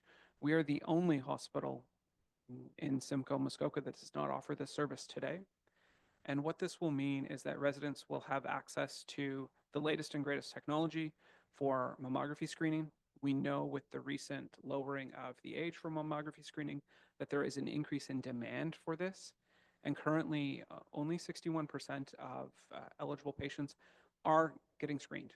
And what is happening and what we're seeing clinically is that individuals that are delaying their screening or not getting screened are ending up coming in with later stage breast cancer, and that changes their treatment options and that changes the success rate. So this has been something we're very actively working on to bring to our community in 2025, looking at between 3 to 6 months after our MRI is up and operational. This is a really exciting program. What this will mean is that an individual could have their mammography at GBGH. They'll be able to have their high-risk breast MRI at GBGH. We actually have a surgeon that specializes in breast cancer removal, so they could have their surgery at GBGH. This is a very good thing for being able to provide care locally, and certainly something transformational for individuals that unfortunately have to go through that journey. I'm going to change to the next slide. I don't think it's a surprise to any members of council that our community sees a dramatic impact of mental health. When I speak with individuals across the province about what that looks like here locally, I often start with the fact that the number of admissions per 1,000 residents in Midland and Penetanguishene is 2 to 3 times that of Toronto. So when we see the challenge of mental health in the largest city in our country, and that rate is double and triple that here locally, I think we have to do something. Our emergency department sees over 1,700 individuals a year that present with mental health concerns. And currently, it is not uncommon for individuals to have to wait over 100 hours to access a mental health bed and see a psychiatrist here. This program is something that we've been actively working on with Ontario Health, the Ministry of Health, and local partners. Simcoe Muskoka hospitals are unique in the province in that we collaborate quite well. And the intent of this is always going to be, and always has been, that the first patient up in Simcoe Muskoka gets the first available bed. So if a bed is here or is at RVH in Aurelia or at Waypoint, it's the next available bed so the patient can have access to that. But this is something we're seeing a dramatic increase in. And I can think of, I think it was May long weekend, we had 6 individuals in our emergency department that were all waiting 100 hours because there was no access. And they were in a approximately 8x8 white room with an exam bed. And that is how they spent 5 days. If I was not unwell before I did that, I certainly would be after. This is a large project and would involve significant construction at the rear of our property. And certainly is significant in terms of the spin-off effect in terms of Midland and the surrounding communities, and would employ between 100 and 200 individuals. The next slide, I think, continues on that and just gives you a schematic of what it looks like. I think we can skip that part and go to, I'll call it the bigger version, which is the longer term plan. Thanks to the generous support of community members and our foundation, the hospital and the foundation have access to the property adjacent to the hospital, which is the proposed site of a future hospital. I call it 2030X. It is into the distance when we talk about that. But what that looks like is a significant investment in our community, doubling the actual services and beds within our facility, and tripling the square footage of the hospital. The ability to offer that within one site is quite significant, and we're actively working with planning individuals to bring forward a planning application associated with that change in use of the adjacent land. This is transformational in terms of what that's going to mean for a hospital that the building is literally 50 years old. And earlier I talked about the MRI and that building that was added. The original plan was for it to go in the hospital. However, the weight and impact of the MRI was too significant that the structural engineers didn't think the concrete slab of the existing hospital could handle it. And that is the current environment that we have. So this is why a new hospital is required here in the next 10 to 15 years, and something that we're very actively working on with all levels of government. I will pause there and turn it back over to Jen. Okay, you go ahead a couple slides. I'll just give you some examples. Matt talked a lot about the programs and the services that we're expanding. Within all of that, we're also investing in capital equipment because every year there's millions of dollars of equipment that needs to be upgraded within the hospital, and that all falls to the foundation and the community as well. So the great news is last year we were able to invest over $2 million, including new x-ray rooms, new ultrasound technology, new surgical tables to kind of support the development and new surgeries that are coming to the hospital. So thank you to the support of the community in the town of Midland that you are making those things possible. On the next slide, you'll see some things that we're investing in the coming year. So the needs never stop. We're investing in automated technology for the lab. As human resources shortages happen, automated technology allows us to put our best people to good use doing the manual process and allow the technology to do the things that can be done by technology. So investing in automated technology is really excellent in the lab.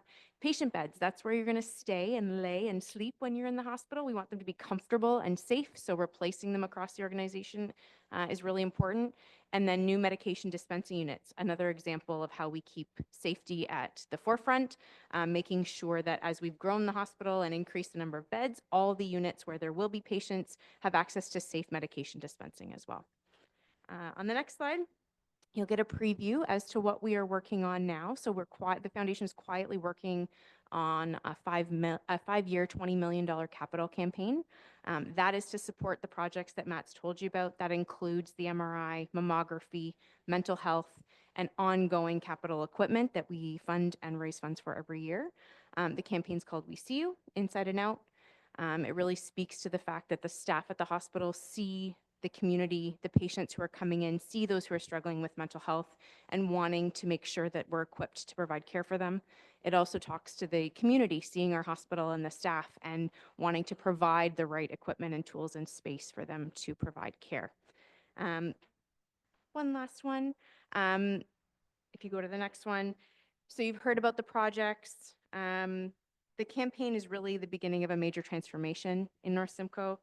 We're looking to the entire community and beyond to help fund these initiatives, and we will continue to look at innovative ways to work with our community, our donors, to make sure that we have the funding to provide the best equipment and technology for our hospital. So the last slide is just if you have any questions, we're happy to answer them. Thank you. That was a great presentation. It's good for us and the public to know how much the hospital's doing and that they're there for us. Are there any questions from council? Mayor Gordon. Thanks for that presentation. I had the liberty to watch it play out in the other neighboring municipalities, so I watch their meetings on YouTube when I'm bored. So I did get a sneak peek, and you know, I've been mulling over because I've known for some time about this upcoming capital drive, right? We've talked about it. The mayors have gotten together with the hospital. You've been super forthcoming about what is you're planning on to doing, what you're doing now, that MRI machine and its construct coming along well, and the future planning needs for that land adjacent to your hospital. That, as it seems to be a common theme right now, is designated natural heritage, like anything with a tree in the town of Midland. So, you know, it raises a lot of eyebrows and a lot of concerns, and I'm just, you know, we are probably going to have similar concerns raised that this property where the hospital, new hospital is going to end up is going to be, you know, largely treed and have to be cleared so that the new hospital can be there. So just for those following along with natural heritage concerns, this is coming, not in this term of council, but it probably the next term, because we really need to start getting into the deep plans of this. The $20 million in the next 4 or 5 years, though, that's the one that, you know, gives me the goosebumps, because, you know, how much of that, I think I know the answer to the question from previous conversations, but it's good to ask here. How much of that is coming from the province, where healthcare is already funded as they pick our pockets in their taxation, versus what you need to raise in the North Simcoe municipalities in the catchment area? What percentage? So the 20 million is what we would consider the local share.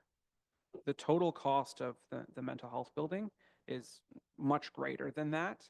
I think the provincial auditor general report flagged the cost per square foot in hospitals between $1,300 and $2,500 a square foot, give or take. That is the cost to build a hospital today. So, you know, we're close to 100 million in terms of the total cost of that addition. The 20 million is the local cost of that. It's quite significant in terms of the cost, and you are seeing this across the province in terms of those elements. To go earlier to your comment, Mayor Gordon, around natural heritage, this is something the hospital, and we've spoken with lots of individuals and patients and staff at the hospital. The one thing that our hospital does have today is trees 20 feet from your window when you look out a patient room. And when we've spoken with what this is going to look like in the new hospital, for example, what we've talked about hypothetically is don't put a parking lot outside the window, put a treed corridor and, you know, extend that parking lot out, you know, further out, because that is what makes our hospital unique. And those aspects of our community are really important to the staff at GBGH and certainly the patients at GBGH. And it's something that we're very aware of and will actively work on. When I was sitting here tonight hearing about EIS and archaeological studies, I was like, yep, check, done, check, done. So we are actively working through that process to bring a comprehensive plan forward for the community. Thank you. That's good to hear. And it is a sobering number, $20 million. You know, there isn't any formula to divide that up amongst the 5 or so municipalities that are in the main catchment area. So we're going to have to figure out how we're going to fund that, you know, with municipal contributions, your own amazing fundraising efforts. This is almost a Herculean fundraising effort for our municipalities. You know, I guess it comes as no surprise either when we talk about development and growth. The housing first model the social determinants of health, the number one thing, the first thing that any of us need to do is get housing, some part, not a tent, basically, housing of some form. So that, we've been really preoccupied the past couple of years, focusing on growth in our community, trying to get housing in all its forms built. And you can see there, it's not easy. I mean, there's headwinds whenever there's a new development that comes before us, even though everyone can accept the need, affordable or otherwise, housing is housing, right? So we're going to be struggling, I think, as we try and support growth in our community and manage the headwinds that come with that growth and change. And also to try and find out how can we contribute meaningfully towards this $20 million, which, is probably a conservative number.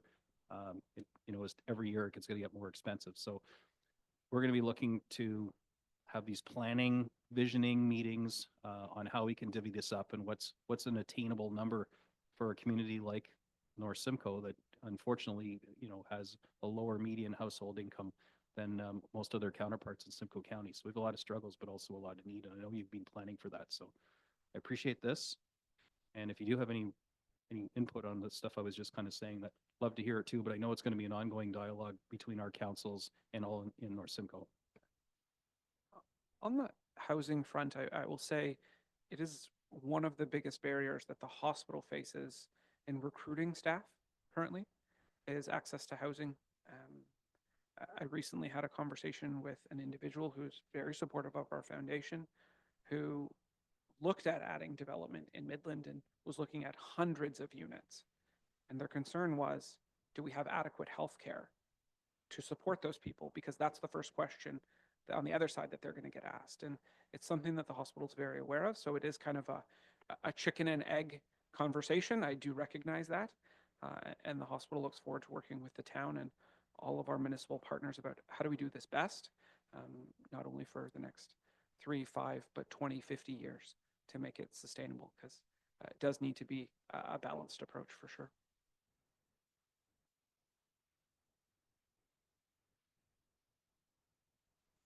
Councillor Meredith.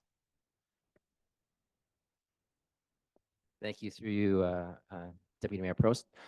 Thank you for the presentation and applaud your efforts and the progress we're making. It's nice to see. One question was goes back to the financial part. You mentioned earlier in your presentation there was a 90-10 split, I believe, 90 being the province, 10 from the municipality, but the MRI facility was 100%, I believe, funded by the municipality and donors. In the 20 million, is that the 10% that Mayor Gordon was just talking about, or is it just a rough number or a percentage? Yeah, so the 90-10 split, the way it works is the building, the construct of the building, the infrastructure, the architects, all of that is split 90-10. The equipment is all on the hospital through foundation and local support, which usually adds somewhere between 7 and 20%. So the split, and you'll see this playing out in other municipalities, usually ends up being somewhere between 75-25 and 80-20. Mental health is less equipment heavy, so that split is a little bit closer to the 90-10, but yeah, it is still significant, because even in those 90-10 splits, you still have to put every bed in that room, every vital signs monitor, every single piece of equipment, and it's quite a complex situation from that perspective financially for donors as well as for the province and the hospital. Councillor Patel. Thank you, Deputy. Through you, Deputy. Thank you for the presentation. I just had a question. It says GBGH crew 1,100 total, staff 778. How much is the admin? How much is the frontline staff? Is there a ratio you maintain that it doesn't get too top heavy? Because we had a hospital, I think, Southern Ontario, that ran into some financial problems. So I just wanted to bring that up. Thank you. Yeah.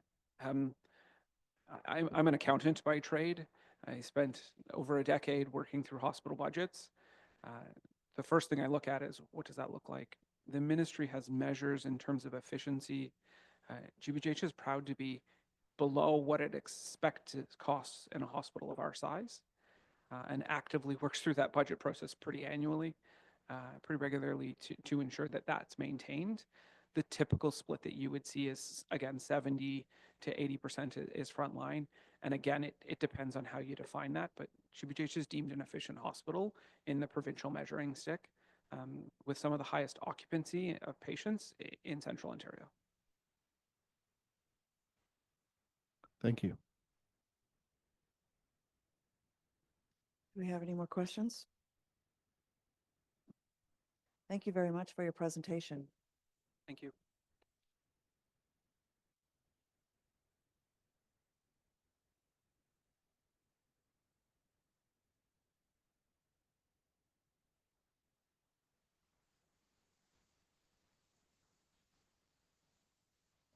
Okay, on to 15.2. Huronia Transition Homes, request for a purple bench to raise awareness for intimate partner violence. Ms. Desiree Salas, Manager of Development of Communications of the Le Maison Rosewood Shelter, who is here to raise awareness of intimate partner violence. Welcome. Hello, my name is Desiree. I'm the Manager of Development and Communications at Huronia Transition Homes. I'll be giving the deputation this evening, so thank you very much for having us here. You can change the slide. It's a brief outline. I'll give you an introduction to HTH, our impact, our cause, and what we're asking for. You can change it to the next, please. We just celebrated our 40th anniversary this November. We're very proud of the legacy that we've had in this town and our mission to serve women and children. From the beginning, our work has been oriented around this belief that all violence against all women has to end, and we work to realize this aim through education, advocacy, harm reduction, poverty reduction, through specifically a community-oriented lens. Next slide, please. As a feminist organization, HTH supports, integrates, and promotes anti-racism, anti-oppression throughout our programs and in our communities, and maintains a commitment and a perspective that puts women first, working towards women's equality in all areas of society. And so we do this through supporting women to achieve economic participation and security, supporting women and children who have experienced violence, and through advocacy and education. Next slide, please. We have 5 distinct programs that operate across Simcoe County, with all of them serving parts of North Simcoe. Our organization is growing really rapidly right now, reflecting the specific needs in our community. You share a fence with La Maison Rosewood, our emergency shelter for women who have experienced violence, as well as our longer-term residential program, Aquarius House for women who have experienced human trafficking. Out of this site and operating across other areas of the county, we have Choices for Children, which is a psychoeducational program for children who have experienced violence against their moms. And our outreach counselor for Athena's Sexual Assault Counseling Center also works out of this site, serving women across the North Simcoe area. And finally, we have Operation Grow just down the street, which is an indoor vertical farm and supports women to access low barrier employment and skills training. Next slide, please. So these are statistics coming directly out of our programs serving the North Simcoe area specifically. And as you can see, our programs have had a profound effect on the community in terms of what we've been able to do in the past year alone. I'm not going to go through these, but I do want to draw your attention to some relevant ones. 164 hours of intimate partner violence-related legal advocacy, over 58,000 hours spent working with women under the VAW mandate in the last year, and 65 women and 33 children residing in shelter. These numbers demonstrate not just our efficacy as an organization, but also the need for us and a gender-based violence within this community. Let's switch the slide, please. A note on Operation Grow, because it's a completely unique program in the province. We were recently awarded the Excellence, bless you, in Agriculture Award by the Ministry of Agriculture, Food and Agribusiness for our outstanding contributions to workforce excellence, highlighting OG's impactful programming, the opportunities for growth and employment that they offer to women in our community. When you support Operation Grow, you in turn also support the programs that we have. It's an easy way to support them. So again, I'm not going to go through these statistics, but just want to highlight that we've provided over 2,000 paid apprenticeship hours to women in our community, over 65 referrals to community services, and have supported 7 women to transition into mainstream employment. Again, demonstrating the diverse ways in which HTH does our work in this community. Next slide, please. But we also work to form consistently and strengthen consistently collaborative and collaborations and partnerships within the community and maintain membership across a number of important groups and councils. Next slide, please. Over the past few decades, statistics related to intimate partner violence, gender-based violence really have not changed all that much. In some places, they are getting worse. After half a century, we're 40 years old, but this view of gender-based violence in the public sphere has been a topic of conversation for 50 years, and yet we remain enveloped in violence. The beds in our emergency shelter are constantly full. The phone is ringing 24 hours a day, and the need for access to specialized resources for women and children in the communities that we serve has never been greater. We see the ways in which violence against women is connected with poverty, food insecurity, health disparities. We see councils and reports and commissions that rise with very good intentions, and we also see how inaction leads to failed accountability. And that's why it's so valuable for us to be here tonight, to have this opportunity to speak with you folks about how, as a community, we can actually take action together. And the next slide, please.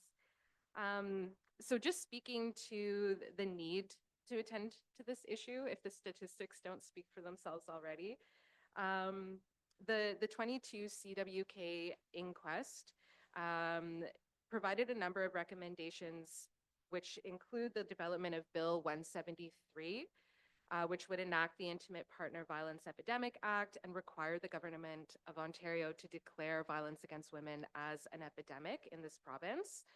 The highest number of femicides have just been reported this year in Ontario. It accounts for about 1/3 of the femicides in Canada this year. On November 25th, the Ontario Indigenous Women's Advisory Council also released a statement that declared intimate partner violence an epidemic. 95 municipalities across Ontario have already done so as well. In the case of the Ontario Indigenous Women's Advisory Council, they specifically call on government to recognize the disproportionate rates of violence against Indigenous women and girls, something that affects our community quite a bit. Ryan's inquest came in response to the femicide of Helen Gladys Ryan in 2017 by her husband in hospital. 32 recommendations came to respond to IPV. 2 of them are on the screen here. I'm not going to go through them, but I will note that several local agencies, including Wendat and Chigamec, have already followed through with some of the recommendations, particularly through training with our organization. So we know that the work that we do as an organization is critical, and this year, this reality has really been brought home close to us with the femicide of Julia Brady in Midland this past summer.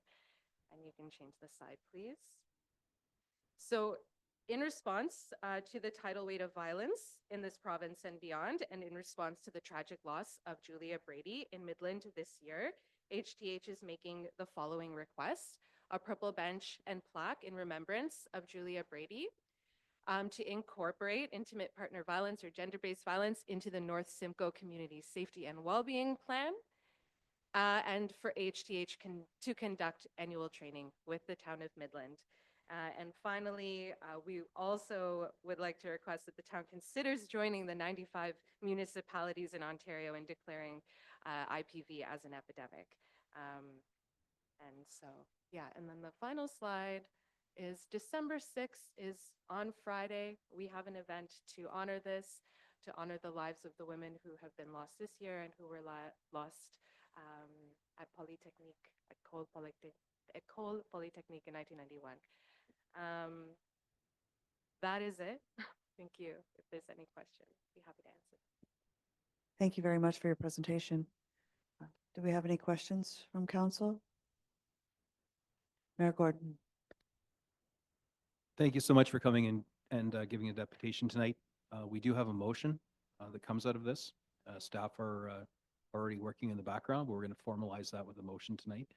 And you know, it's unfortunate about the event, but I do look forward to seeing and being with you on December 6th. And you can always count on the town of Midland as partners in the prevention of IPV and calling it out. I have been asking and speaking with our CAO about what it takes to get IPV into our community safety plan. You know, you'd think it's just a quick edit in Word save, but that's a little too simplistic. I mean, technically that's what it is, but what does it actually mean, and what responsibilities and expectations come from including it in our community safety and well-being plan? So that's something I'm working on with senior staff as well as the OPP to make sure that the words are more than just words on a paper. So thanks for the delegation tonight, and I look forward to joining on Friday.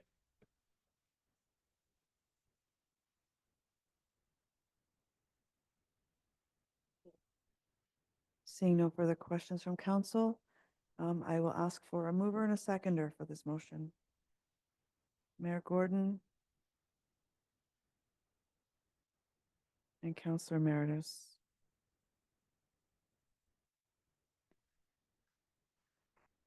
The motion reads that council accept the presentation by Desiree Salas, Manager of Development and Communication of the La Maison Rosewood Shelter and information purposes, and 1, that council support the implementation of the Purple Bench to honor and raise awareness of intimate partner violence, and that council direct staff to prepare a report to be provided at a future council meeting outlining the logistics of implementing the Purple Bench initiative.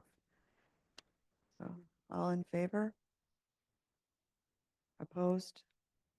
That's carried.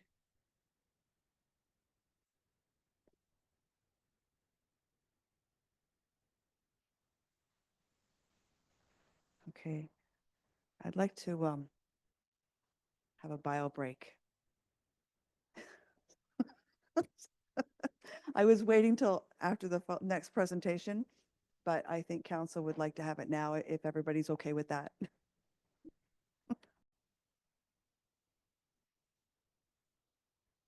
Okay, now we will resume at number 15. Committee local board delegations or memos, we have none. 17, reports and other items withdrawn from consent agenda for council's consideration. Includes presentations by consultants regarding a report under consideration.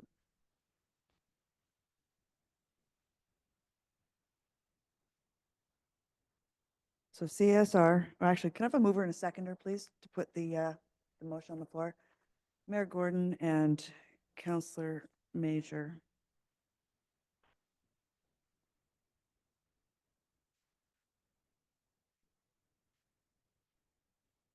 The staff report CSR-2024-113 Automated Speed Enforcement Administrative Penalties Program dated December 4th, 2024 be received, and that council authorize and direct staff to proceed as necessary to implement the pilot project for automated speed enforcement. Do we have any questions? Oh.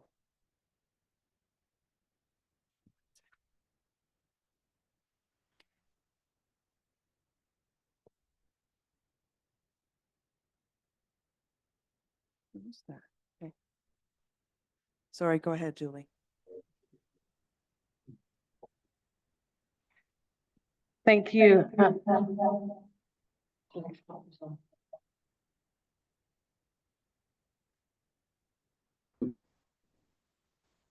Thank you, Deputy Mayor. There's a report before you about the automated speed program. In June, I was before council and I provided a presentation about the possibility of implementing a program. Council gave me direction to move forward and do further investigation. That investigation has now been conducted. The results are now within the staff report. So I'm now seeking council approval to move forward with the pilot project and execute all the necessary agreements to move forward so that we can do so in a timely fashion. The reason I'm before you tonight as opposed to during budget presentation, because there is a budget implication, is that we could then move forward in a more expedient manner and hopefully get the program, if approved, up and running by the end of August and for return to school. And as you can see with the attachment, it looks to be and have supported data that it will be a neutral program with a small initial cost that could be borne by the reserve, but repaid within the first year and be neutral at no cost and hopefully generate some revenue for the town. So I'm happy to answer any questions that any of you have with respect to what's contained in the report. Mayor Gordon. Thanks. The Active Transportation Committee is fully behind this. I've been a vocal proponent of this now. This is into my second term about it. And I'm really happy to see this thing moving forward. I realize there's constraints about notification, 3 months, notice that a camera is coming, which requires us to really stage and approve things at certain timelines. And right now is the time. I like the fact that this is not being proposed to go live to kind of jam our summer tourists, right? Because it's the intention here is not to jam people with these expenses. It's meant to change driving behavior. With any luck, never make a penny, right? That would really be our objective, but evidence doesn't show that. So having this thing live in our school zones, because this is not red light cameras, this is people speeding in our school zones by our kids. Having it go live for the beginning of the school year is very defendable in my opinion, even though there's some people that just vehemently can't stand this surveillance type initiative. They don't want their kid hit either by a speeding car, but they don't want it, a camera. They'd rather have a cop. And I think we can all agree we'd love to have police officers posted in all of our community safety zones 24/7, especially when the kids are there. But we just know that's not realistic or feasible. So these are options that are being exercised all over Canada. You can see where they've gone kind of crazy and wild. Like in Alberta, they're actually pulling this program down because they were putting it all over the place on their highways and everything. We're not proposing anything like that here. This is just community safety zones. And one of the options we have on here is the giving people a warning ticket rather than a real ticket once it go live. I don't see, first of all, it's going to cost us a lot more to do that. I don't see the value in it because they will be given 3 months notice in a community as small as Midland that there is a camera coming. It'll be in the news. The signage will be up for 3 months. So I think when the 3-month window is over and we have to flip the sign to speed enforcement camera in use, then anybody that's speeding in the school zone then really that really doesn't have anything to fall back on. Don't speed in the school zone, please. And you won't have to worry about it. And of course, that'll give us an opportunity then to flip the signs in another location in town to speed enforcement camera coming and trigger the requisite 3-month notice. So I'll remind the public too that when police officers do set up their speed traps, in our world, it's at the perimeter of the community rather than in our community, unfortunately. They don't give you 3 months notice. They don't even give you any notice unless you're on Waze and someone, taps the button. You have no idea that it's there. So I think this is a really good program. I hope we don't make a penny off of it. However, evidence would support otherwise. And every dime that's made on this goes into traffic calming initiatives and other safety initiatives in our community. So effectively, we're having the offenders pay for programs to help them not be offenders and keep our community and our kids safer. So I'm 100% behind this in case anyone hadn't guessed in listening. And I support the recommendations on this, and I have no desire to meddle with it, the recommendations and implement a warning period and like that. I'm more than happy with the 3-month required mandatory notifications, big signs that are going to go up ahead of time. Thank you. Do we have any other questions or comments from council?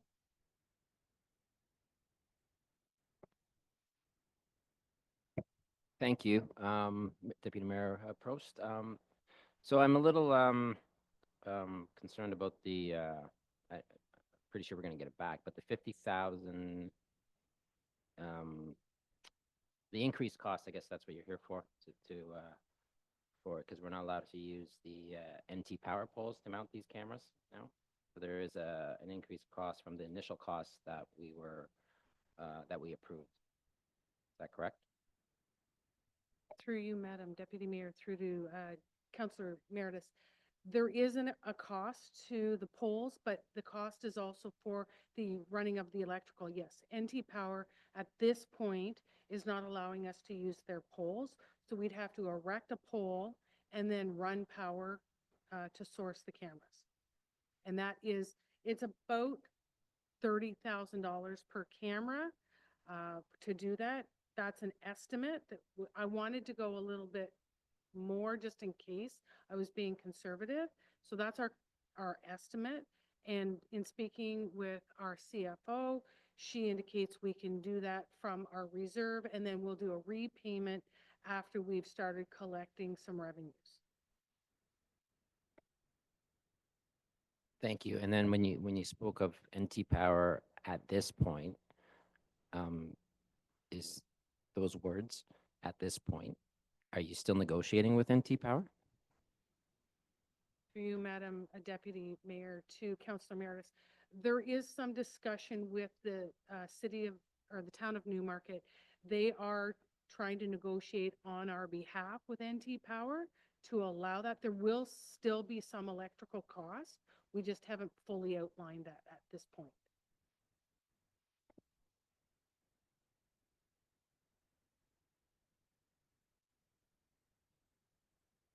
Councillor Major.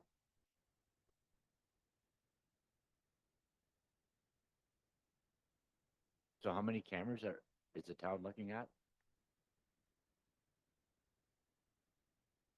Through Madam Deputy Mayor, through to Councillor Major. For the initial program, we would be looking at doing an installation of 2 cameras. So that's 50,000 for that year. Then in 2025, 95,000.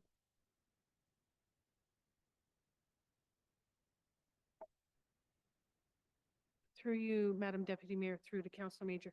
Originally in the 2025 year, the cost estimate for the program, as outlined in the document, is only for about half the year because it wouldn't be implemented until August.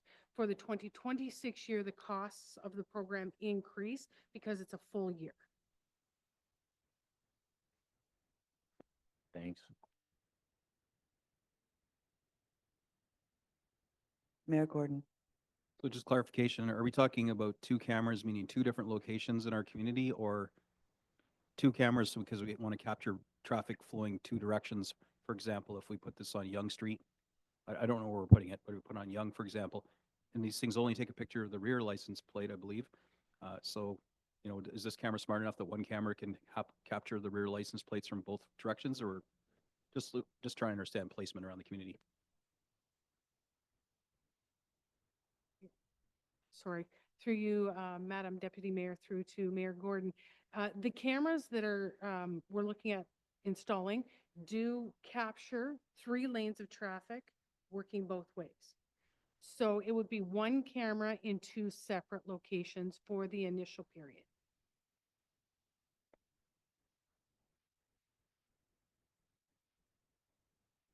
Okay, so for me, just for clarification, if this is going to go in on one street, well, I guess it'd be 2 streets at a time.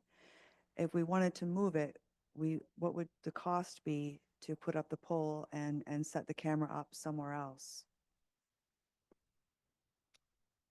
Through to Madam Deputy Mayor, the cost would be about $50,000 for the installation of the pole, running of the electricity for each and every pole that we want to introduce into the program. So initially, it is suggested that we put these 2 poles up in 2 areas and leave them in those areas.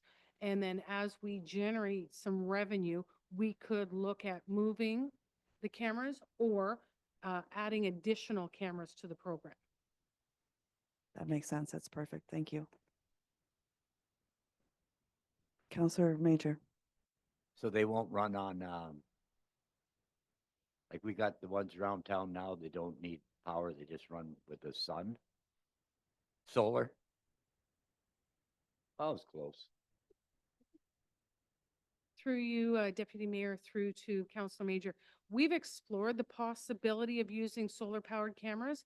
They wouldn't be as reliable. There would be the possibility of power run out because of lack of charging and sun, especially in the winter when you have less sun available to power them. And in the evenings, they might not, they have to run a flash, so it would use the power a lot more. So they wouldn't be as effective. But if it was, how much difference in price between a pole and solar, like? Because who cares at night? When it's 10 o'clock at night, if you go by a school, who cares?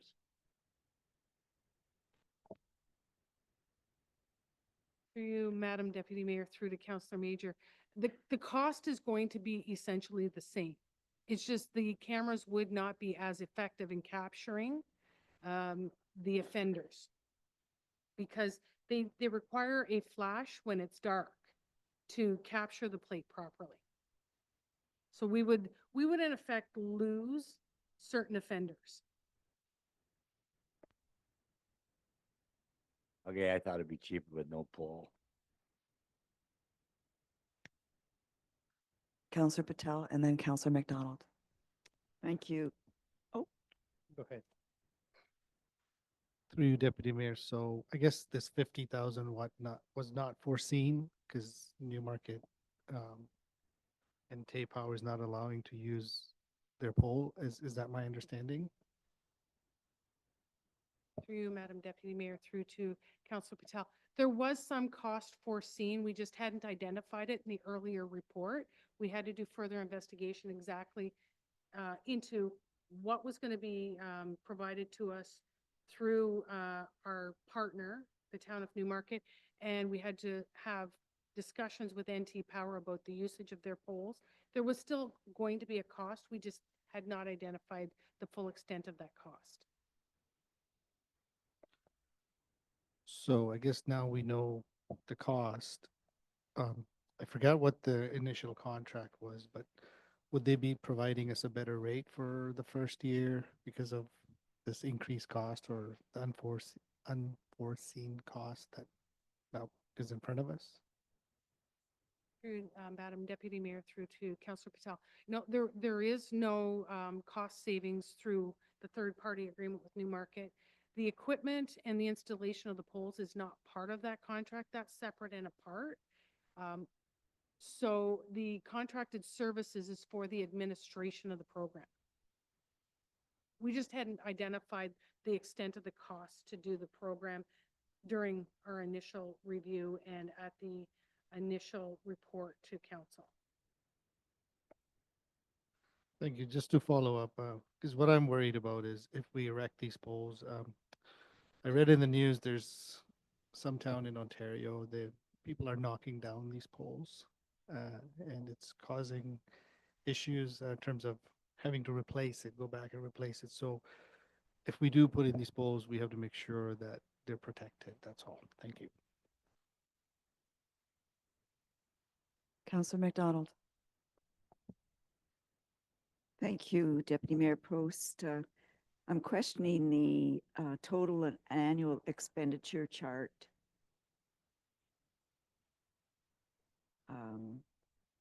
65,000 and 100,000 and 5,000 doesn't add to 65,000. Is my first question, and the other 2025. It's a little more than 65,000. Do you see the chart?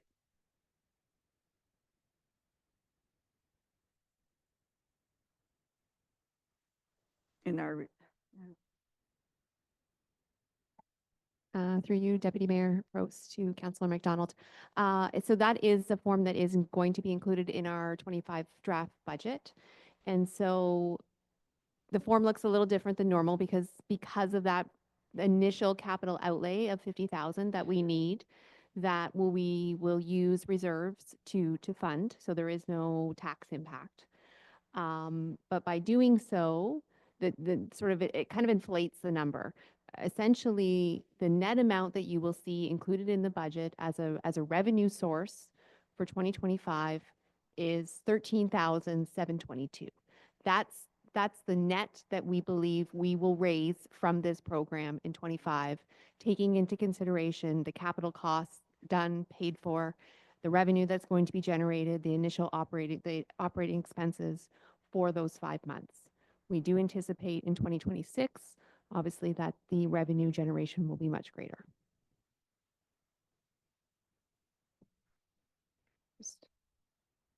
Whatever, yeah, just that those figures don't add. But my next question then is salary and benefits, 100,000.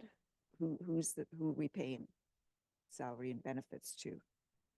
And why would it take 100,000? Am I on the wrong report? Yeah, sorry, would you mind telling us what page you're on? That may help. Service level change request. Never mind. Is it? Okay. I'm on page digital government customer service. I'm on page, the service level change requests is attached to it. And it's on page 8 of 11.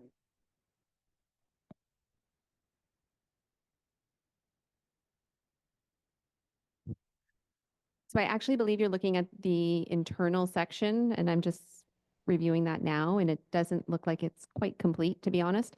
The page before that I was looking at is the sort of the external portion. That internal page that you're referring to is more for finance staff from a sort of a cash flow management, which isn't part of the budget document or should be part of this report. Sorry for the confusion. I'll ignore it then. But it was very confusing. And is it 100,000 then? And if it is 100,000 when it's for an internal report, why would it cost us $100,000 to operate 2 cameras for salary and benefit?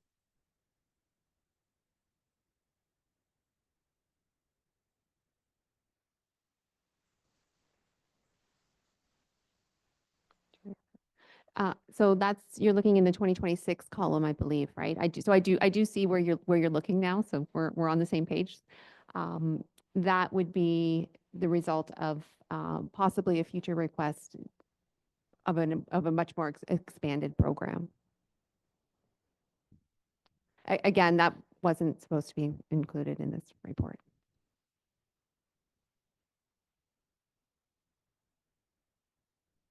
Thank you, I think.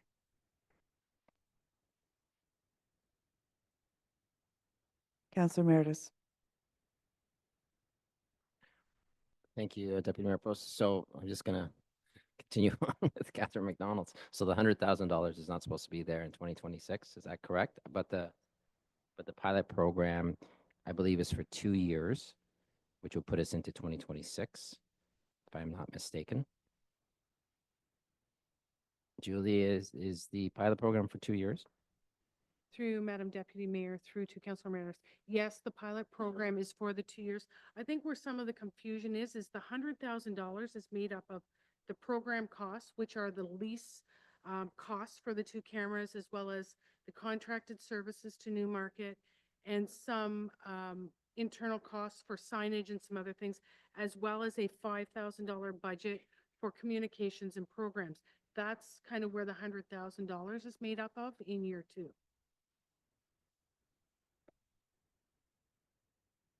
The details for the pilot project are on page 1 of the service level change. Yeah, page 2 can be ignored. Thank you. It's hard to ignore it when it's sitting in front of you. So on the report. So we're just gonna burn that. Is that what we're gonna do? Okay. I'll try to get it out of my mind tonight as I lay in bed. A further question I had, which is this erection of poles that the beauty of the camera system when what I liked about it is that we could take this camera and we could have it in one location and then say, okay, we're going to move it to another location. But if we have to erect poles, you know, every time we move a camera, it's not as, you know, enticing to me. But what would be enticing to me would be revenue generating. And I know that Mayor Gordon says this is not a revenue generator, but I think we all know that it is revenue generating from other municipalities and that have been doing it. So I could accept the installation of poles if it's revenue generating, but we have 2 years to witness that. Thank you.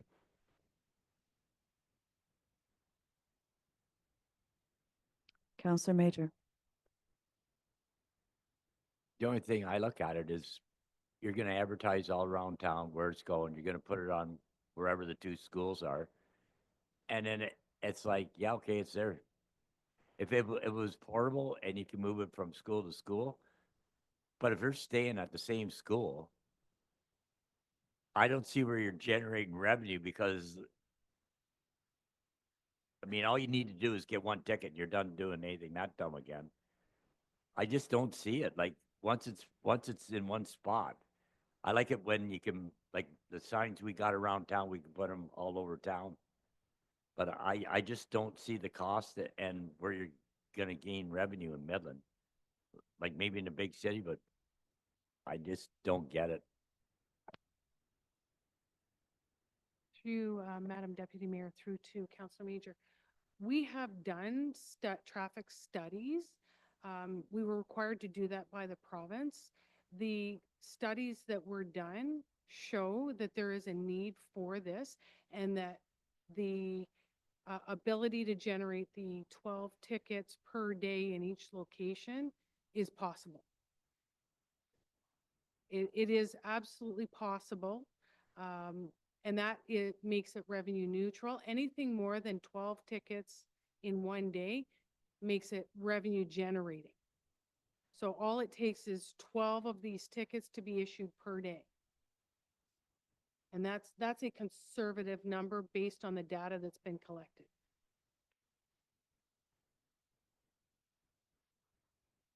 Mayor Gordon. Again, it's a restriction put on by the MTO, and they created the ability to put these enforcement cameras in. We can't use the mobile radar, you know, the white van that used to be parked when the photo radar that first came out. People revolted against that. So you have to give 3 months notice before the camera goes live at any given location.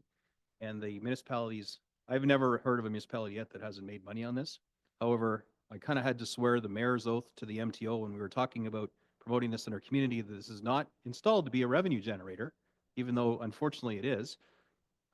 It has to be about changing driving behavior, and that our objective should be in our sales pitch effectively to the community is this is about safety, not as a way to make money off the stupid tax that I call it for people that speed through a school zone, who I have zero mercy for. So you know what? If we're the only municipality that puts one of these things in, we sign up for a 2-year pilot. That's all. We haven't signed up for 10 years, 2 years.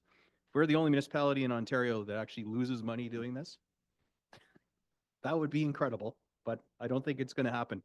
Driving behavior and just the number of cars that are going to be on these routes argue against that. But you know what? You might end up being right. And man, would ever be awesome if you were right. That means everyone slowed down and there was no more speeding in our school zones. But I just don't believe that to be true. So I think this is a good experiment for a couple of years. It looks like it's very simple based on the math and the stats we have, that we can at least break even on the project. If it turns out we're making money, then we're doing something wrong. In my mind, we need to work harder to educate people to slow down in school zones, which is where these things are going to be. And if at some point we can get NT Power to, you know, allow us to fasten this to their poles, and it might just be politics because it's like a wooden pole with a couple bolts and a wire coming down it. Maybe they just don't want to be associated with this program yet. But if we can get that worked out through Newmarket, then that's a win too, because, you know, hydro poles are omnipresent throughout our community and that would cut our costs significantly. So in my opinion, I think the juice is worth the squeeze on this. Let's give it the 2-year try. I think we'll know after year 1 because it's going to go live in the fall.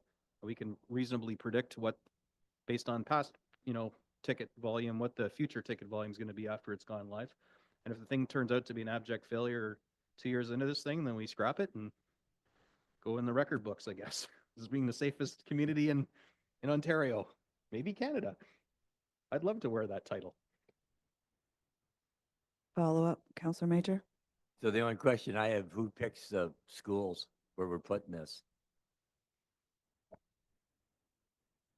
Through you, Madam Deputy Mayor, through to Councillor Major. Between Mr. Sobel and I, we have identified 2 areas by way of receipt of data. We've done some significant collection of traffic data in 2 zones that were identified as troublesome, one being William Street and one being Yonge Street. And the data that was produced supports this program in both areas, and that it would in fact generate enough to at least break even and more than likely make revenue.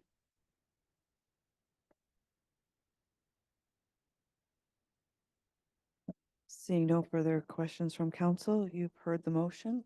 All in favor? Opposed? It's carried.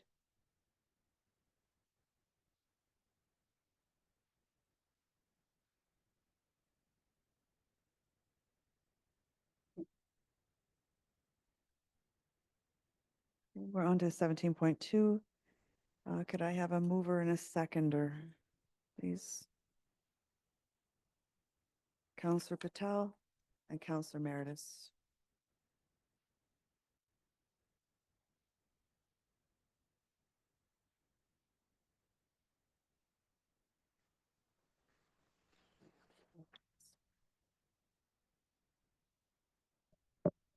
I'll read the motion that staff report CSR 2024-111 status and future of Culture Alliance dated December 4th, 2024 be received, and that council choose one of the following options.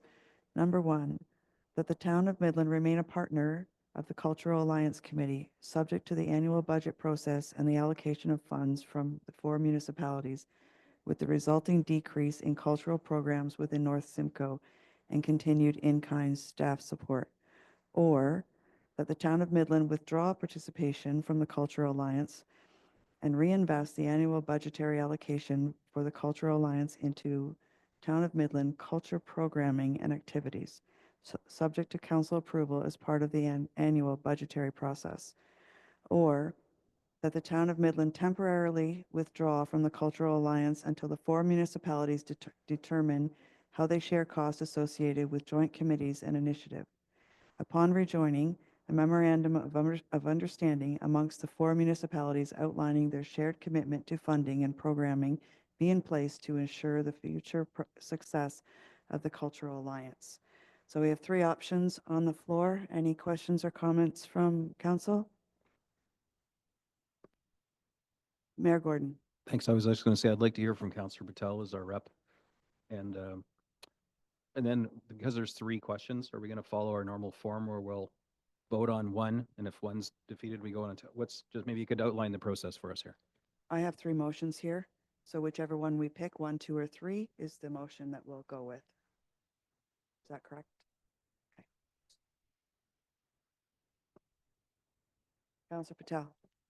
Thank you, Deputy. So I just been on the council for a short period of time. I took over from Councillor McDonald's, but based on what I see, the budget used to be a lot better in terms of when Councillor McDonald was there.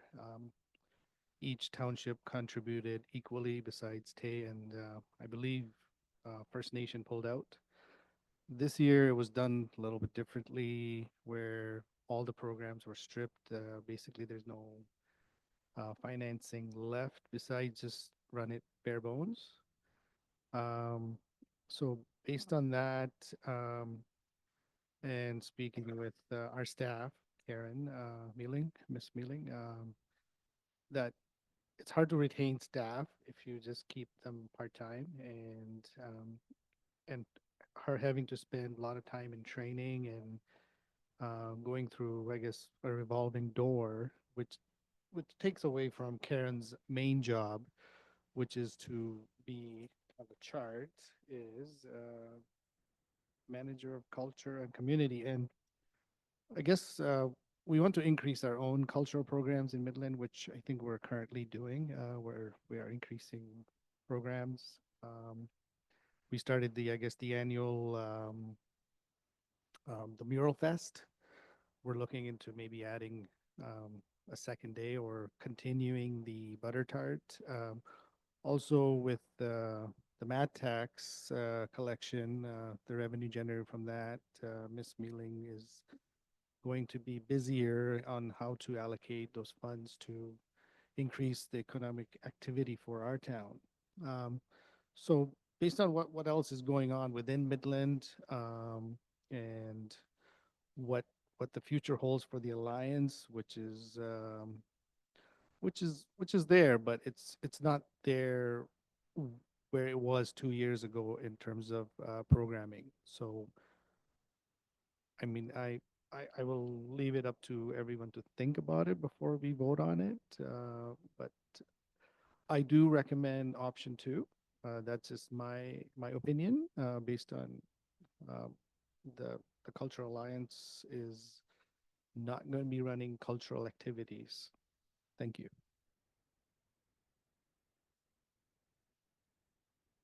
Counselor Major.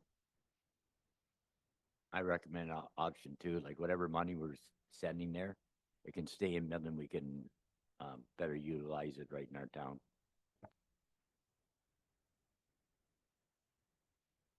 Counselor McDonald. Thank you, Deputy Mayor Prost. I strongly urge everyone to support option 1 for several reasons. In the report, it says the advancing of cultural planning and development in Midland must be understood in a larger regional context. And if we withdraw, we're not reaching them. Any region, the asset map is, there's some programs that are going, they're kind of in the background. This is it's a budget decision. I think we should find out when we discuss it at budget time, not now.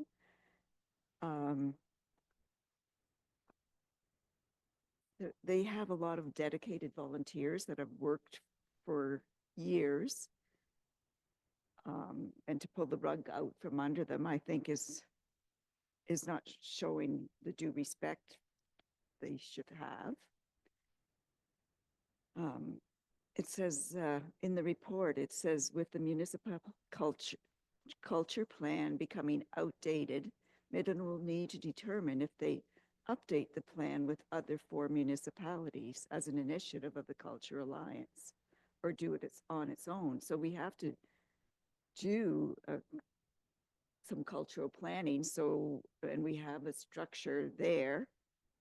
I understand they're coming forward with a proposal of a smaller budget, so we've got to give them that chance. And the big item to me is that they're currently working on grant-funded initiatives and projects.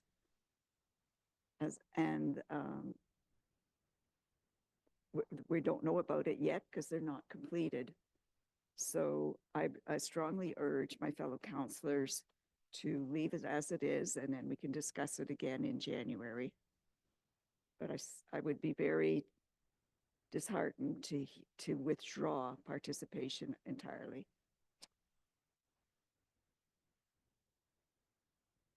Mayor Gordon. I support option 2. I believe this, what started off as really a feel-good type collaborative thing, started to fall apart. During COVID, I think, is really when things started, the wheels fell off the bus. We lost our BFN. We have no buy-in from Bow Slave First Nation, literally and figuratively. They paid year 1, didn't pay year 2, 3. and have no interest in coming back to the table. Went through actively, trying to get in the way of us retaining our one BFN member who wanted to be and has been a great feature. We had to twist ourselves into knots just to keep her on it by changing the terms of reference. So they were actively wanting to be removed from the table, which really was kind of gutting. The budget too is being gutted. The partners, funding partners seem to be recoiling from collaborative funding in not just this, but in the other things that we collaborate on. You just have to watch other budgets at other municipalities and watch, funding for EDCNS and things like that drying right up. The whole skipping through the tulips as North Simcoe. So that's not happening anymore right now. So I think we can do this on our own. Let's add to the fact that we've been paying the same as everybody else, but providing a high caliber staff member to administer and run this through no cost recovery. We weren't getting any of those costs back. So we're paying the same as everyone else, but we're giving them staff. So this is not meant as any disrespect to the volunteers and all the amazing people who put their heart and soul into this organization. I just think the funding partners, which is the 4 municipalities, 5 technically with BFN, have basically abandoned this by, choking out the funding. And it's done. Like, it's circling the bowl right now. So there's no cost recovery for Midland. I think we're done carrying the water for other people. We're just looking for people to pay for what they use. This is not a good deal for Midland. We can continue doing what we want to do. And if that changes in the future, where the municipalities decide they want to get back together again and fund, joint initiatives fairly, then nothing says we couldn't rekindle this. It's not hard to dust off the terms of reference. Maybe Tay or Tiny will put some staff towards it, or, we can agree in the funding model that they pay for some of Ms. Milling or whoever it's going to be's time and effort from our municipality. I'd be happy to revisit it. So I'm not slamming the door and nailing it shut. I just think it's time to effectively wind this thing down. The money that we're saving funding this thing worth at 7,500 or even 10 grand is trivial for the stuff that they have done. I've always told them they do amazing things with what little they have. But now, it's being throttled back even more to the point where they're not even running programming. Why are we doing this? This isn't really about money now. This is just more about a floundering thing that seems to have lost relevance. So let's, let it in its current, state just flounder and wind it down nicely. And then we can always revisit it later.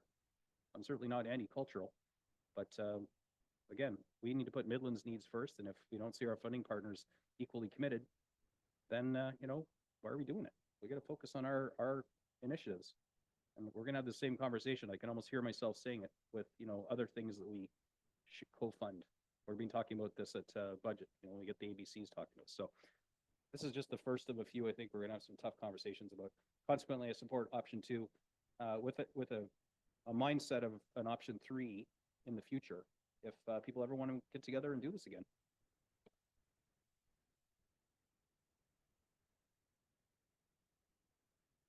Councillor Meredith. Thank you, Deputy Mayor Pro. So I just want to get this straight. If option 2 is what the majority wants here, $7,500, which is allocated to this, the Cultural Alliance, would come into budget, and possibly 7,500 would get transferred into our own cultural program or whatever denomination that is.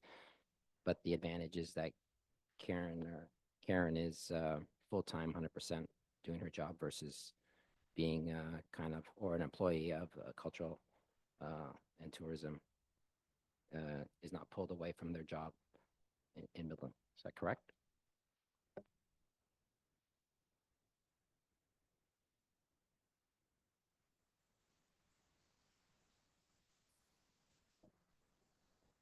Yeah, through Madam Chair, Ms. Mealing is online, so perhaps I'll have Karen provide clarification for that.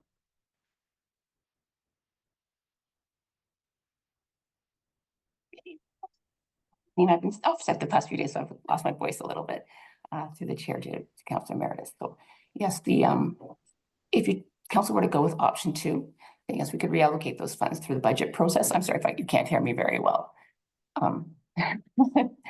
And that could certainly be a consideration, and we could utilize those funds for cultural programming within Midland. Is that what you're asking for? And then also we have the Cultural Alliance hires a part-time staff person who's on contract right now until the spring. They would be in place until the grant-funded project is completed in the spring. Thank you. So that staff member is part of the town of Midland staff that the Cultural Alliance has? Through the chair to Councillor Meredith, they are hired by the town of Midland, but they are paid for through the Cultural Alliance's budget, and they report to me. Okay, so Councillor Patel stated that your time, you spend quite a bit of time on the Cultural Alliance.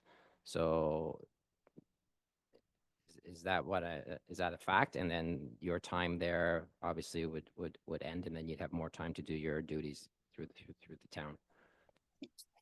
Through the chair to Councillor Meredith, per my report, I spent about 153 hours from January to early November working on the Cultural Alliance's initiatives, attending their meetings, helping with their budget, mentoring their staff, working on programming. So those are projects that I could be working on towards Midland initiatives, or dedicating back towards other projects within the town of Midland.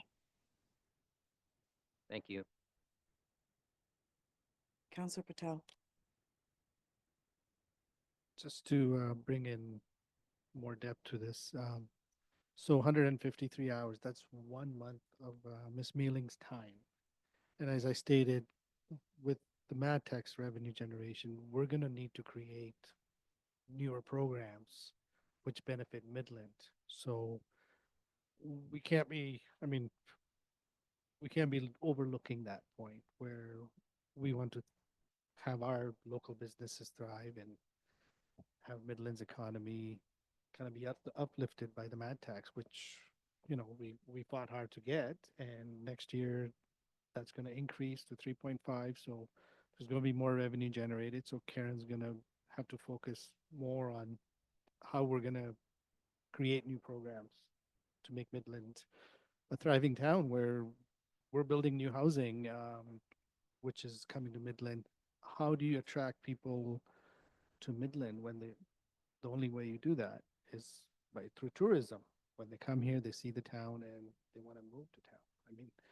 I work at, in the tourism sector, and that's how I when I talk to people, they're like, "Oh, we like it here," and then next thing you know, a couple of years down the road, they're living in Midland. So I think Karen's focus on Midland's, duties would be better suited. So I still recommend option 2. Thank you. Councillor McDonald. Thank you. Just in regards to the reference of the accommodation tax, it's a committee that decides how that tax is going to be sent, not Miss Mealing. And it might not even involve, they might decide a project that doesn't even involve Karen Mealing. You don't know what they're going to send their money on. So that doesn't support disbanding something that is valuable to Midland as it stands. We need more planning on how we're going to replace it. And like I said, I'm supporting option 1. And at this point, I'd ask for a recorded vote.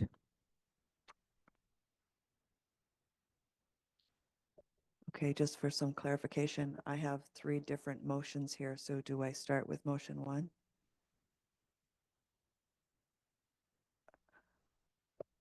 For you, Deputy Mayor, probably the best thing would be to just come to a consensus, because there's 3 choices. So council has to agree on the one choice, and whatever motion you decide to present, I can do a recorded vote. But it would appear from conversation that the consensus is to consider motion number 2. Okay, so consensus from council, who would like number 2?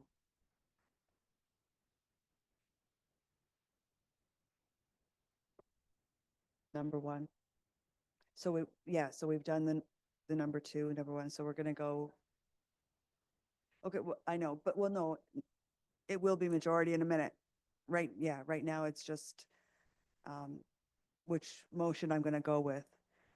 Okay, I'm going to go with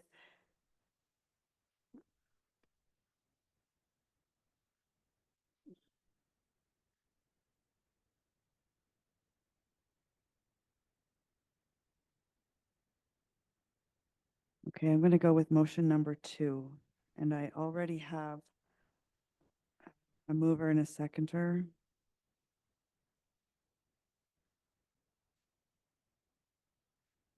Councillor McDonald, would you still like a recorded vote? Okay. Okay, council, you heard the motion? No, can't do. Read it again. That staff report CSR-2024-111, status and future of Cultural Alliance dated December 4th, 2024 be received, and that the town of Midland withdraw participation from the Cultural Alliance and reinvest the annual budgetary allocation of the Cultural Alliance into the town of Midland cultural programming and activities, subject to council approval as part of the annual budgetary process. Councillor McDonald? In the options and alteration or alternatives notes, it says if this option 2 is chosen, someplace I read that they suggested it doesn't happen. Oh, here it is. Would not be recommending withdrawing completed until April 2025. That's what they're saying, but that doesn't say that in the motion. Do we need to add that to the motion?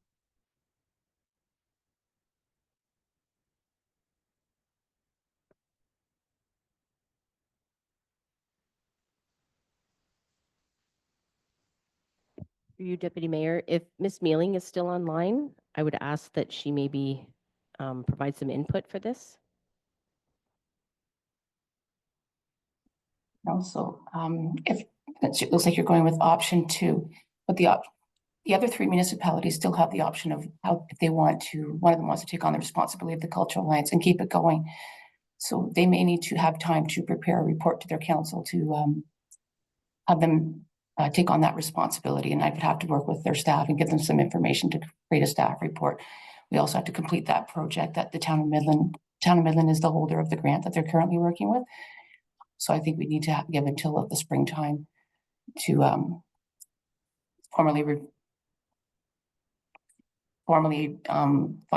remove ourselves from the Cultural Alliance.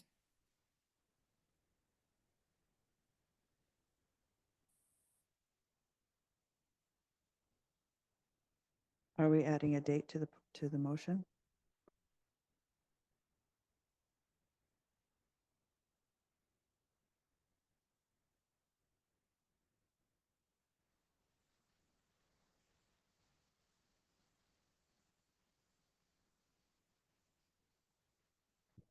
Thank you, Deputy Mayor.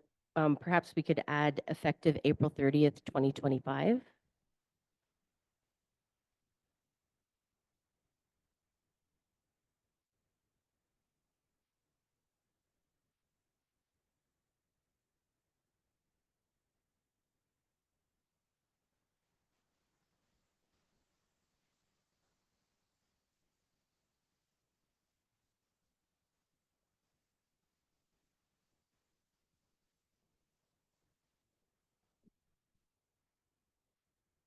I just printed it on there. Is that okay? Okay, I think we're ready for our recorded vote. Thank you, Deputy Mayor. Council, you've heard the question. When I call your name, please answer yes or no. Deputy Mayor Prost. Yes. Councillor Major. Councillor Meredith. Yes. Councillor Patel. Councillor McDonald. No. Councillor Bald. Yes. And Mayor Gordon. Yes. The motion is carried 6-1.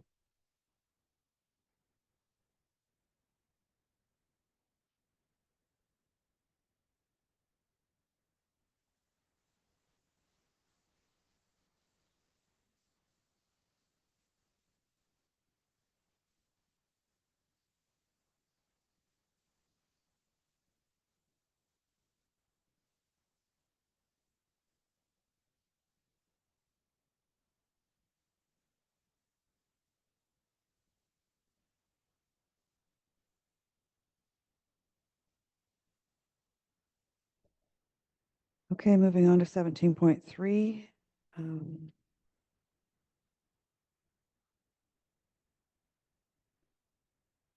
Do we have our presenters online or are they here? So this is the splash pad presentation.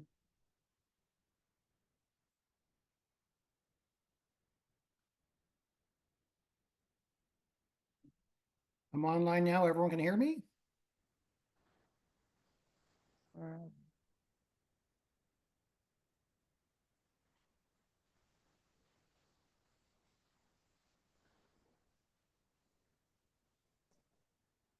You're a little quiet. If you could just speak a bit louder. Yeah. Come Can you closer. hear me now? Yep, sounds good. It's a little better. Okay, thank you very much. So great, thanks. It's always great talking about splash pads in December. We like doing this type of work, and tonight I think we'll show where we are. My name is Sean Kelly. I'm here tonight to present to council the splash pad feasibility study for the town of Midland. And I always like to start with these and say, if you don't know where you're going, you'll never get there. Splash pads are like that. Whether you're doing skate parks, splash pads, dog parks, bike trails, there's always a bit of a process to get you where you need to go. So a feasibility study is a good step to moving towards something desirable for the community. Advance the slide, please. So I'm going to talk a bit about what we've been doing. My name, as I said, is Sean Kelly. I am online tonight with Tatiana Vukovic as well from our office. We're a small outfit out of the Fergus Elora area. And we're planners, design planners, and landscape architects. And we take all kinds of parks and recreation, leisure service, delivery, economic development type work on. But I'd like to just also shout out to the participants of the Midland, of Midland and the community that came out to both survey and certainly our open house, and Mr. Sobel and Mr. Brissett, who have been putting guardrails on what we can and cannot do. Advance the slide. So again, just a bit about us, and we've been doing this for probably now close to 25 years. It says 20 years there. We work exclusively in smaller communities, and what we find is that there's always a better idea for some facility out there, and there's a lot of things at stake. Working in rural communities, we also know that there's legacy projects out there. There's things that have a lot of value placed on it because of previous service group involvement. Parks and recreation or leisure service facilities tend to be a lot of that. Advance the slide, please. So to get into what we're really doing here, we started back in January. The splash pad feasibility and consultation was approved through the 2024 budget, approved by council. We were hired in July, and since then we've been working diligently to this point, to tonight, when we started with pretty much two key points for us. That's the site visit and startup meeting in August. We also had town staff interviews in November. We had the community open house and engagement. So we want to ensure that the splash pad and essentially its associated environment, both built and natural, meets the needs and aspirations of the Midland community and its guests, enables the town goals and decisions to be realized. Advance the slide. So our process really takes in three things. If you don't know about this yet, we were dealing with 8 parks, and we pretty much had 3 main phases here: community engagement, park inventory analyses, and review with project managers. But we had 7 activities. So, we're determining the feasibility. What we want to look at is the location and the desired size of the splash pad facility for Midland. Going out to staff members, going out to the community themselves, visiting the parks are all part of what we do. So, but for each of the 8 parks that we visited, we went to the sites, we looked at those, we looked at the opportunities and constraints for each, we looked at preliminary budget estimates, site comparisons, and I'll get into what that really meant a bit. But what we needed to do was review these and get them down to something that was a little more manageable. We went from 8 to 3 potential sites pretty reasonably, and I think well-founded. Talked to the project manager. We had a community engagement session, and then determined through community engagement, it allowed us to get to what we call a preferred location at this time. Also, looking at concept development and budget estimate, having a great understanding or pretty informed understanding on what costs could be like going ahead with these things is really important. park size and the types of features you want. That's program development for us and working really towards finally the budget estimates and phasing. Advance slide, please. So if you haven't been involved in the project up to now, we had 8 sites offered to us by the town.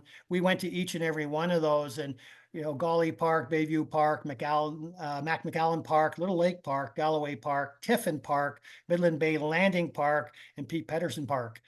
We went to all of those all on the same day and did our analysis. And I think the next slide gets into some more information. This is just a collage of images, so you can see that the day we were there on a great day, good weather, nothing that would really influence their decisions about any park over one site over another. We just wanted to make sure we gave everyone an even chance on this and looked at everything that was there. Advance the slide.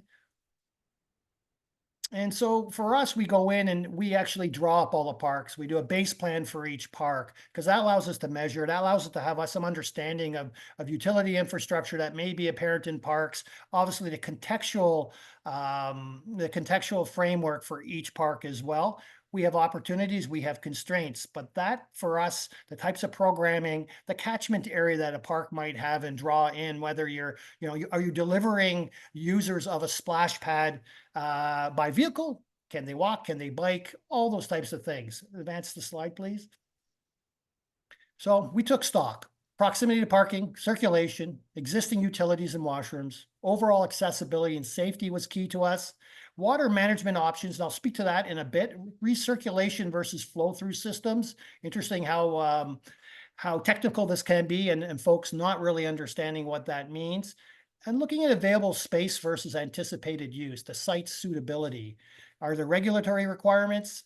And then again, site suitability regarding current programming, community support, and capital and operating budget are a concern for us in taking stock. Advance the slide. So I'll go over really quickly what we saw. Little Lake Park, first one we went through, would be a suitable location for a splash pad if the community preferred a splash pad that was larger, had broader neighborhood draw, near other existing facilities, amenities, and central to other Midland amenities and activities. Pete Pedersen Park would also be a suitable location for a splash pad if the community preferred a splash pad that was larger and it had need to be along a waterfront and near other existing facilities and amenities.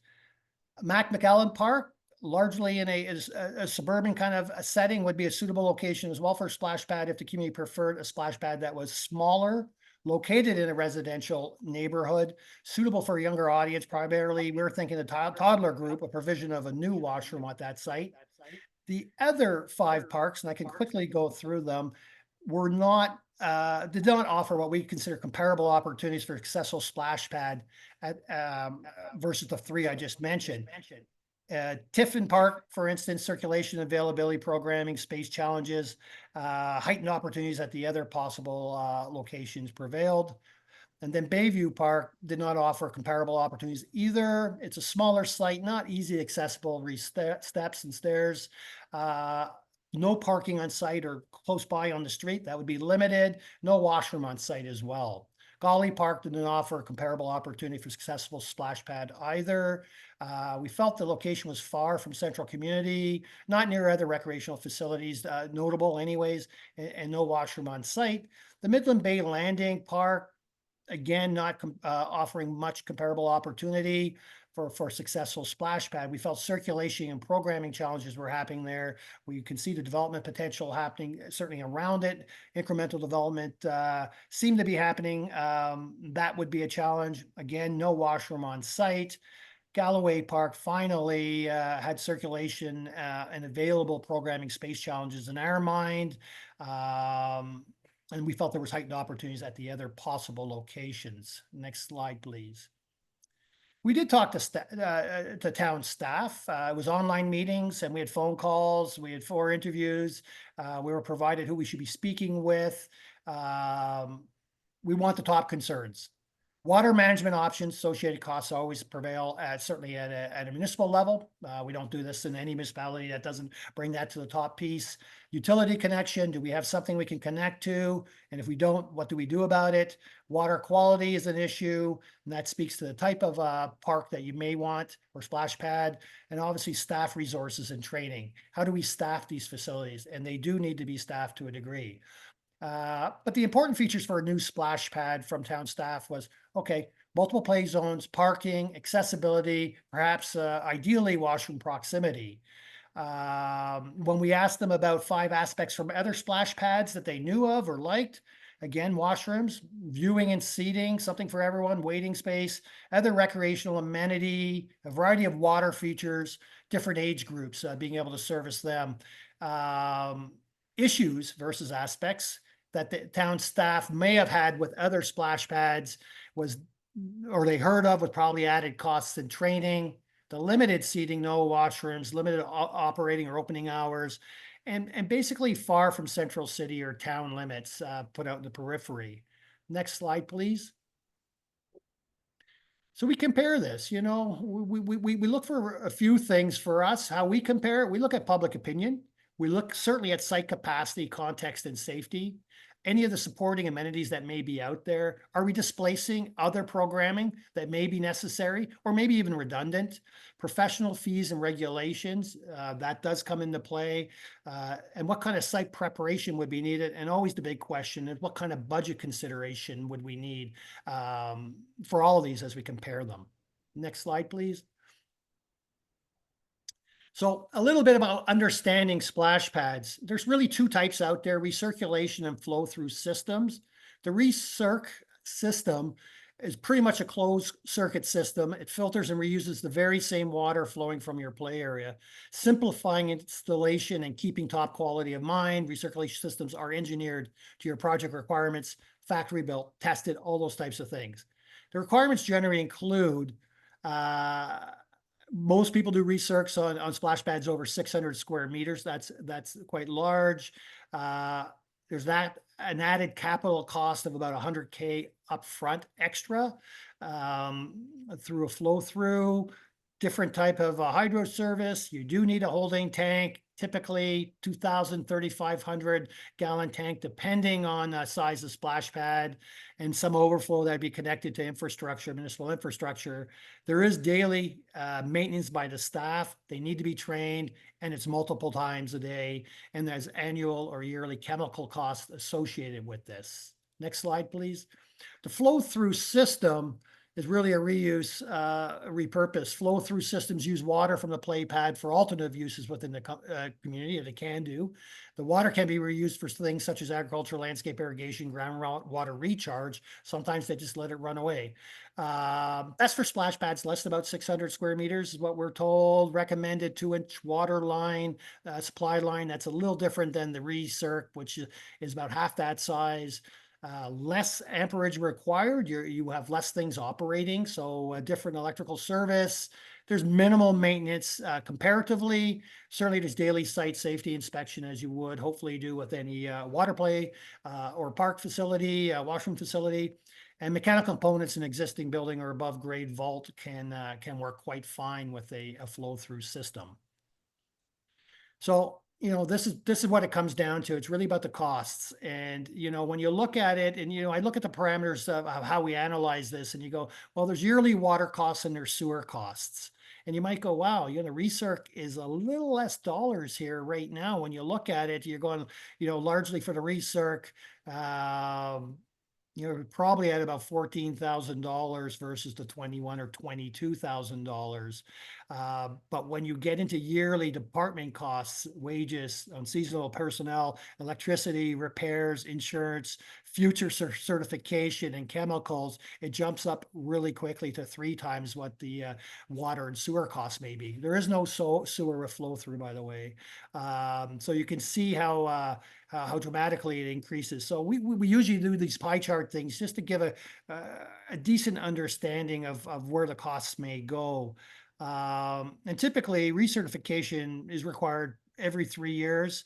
That's about $7,000 a year on its own. Next slide, please.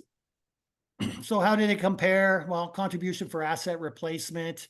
You can see the dollars there, depending on what kind of refresh system you're using in the recirc.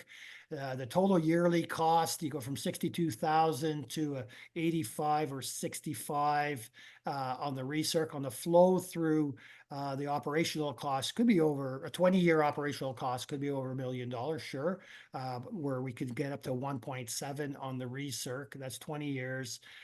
Capital replacement during a 20-year cycle. Likely not too much going in flow through. We don't hear that too much, but we do certainly hear about that in recirc systems. And I will just throw out there, in my opinion, I've seen that happen as soon as 3 years in. And I don't sell the equipment. We just track. So when you look at the annualized operation cost, you know, the flow through system tends to come out just a little less expensive on annual operation cost. Next slide, please.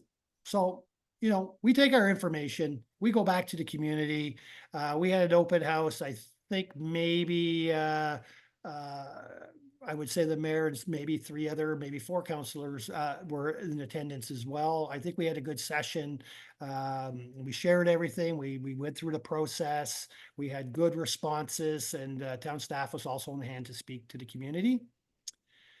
Next slide, please. So here's what we're saying here. This is what we're hearing from them. And, you know, we kind of want to know who was there. So the vast majority of folks there were actually permanent residents. It's the yellow circled pieces that are important to us. Participants said they would prefer a splash pad to be located at Little Lake Park. 85% of anyone that talked to us said that's what they wanted. And at the end of the day, they were looking at, you know, a good sized splash pad. Now there's some rationale for this.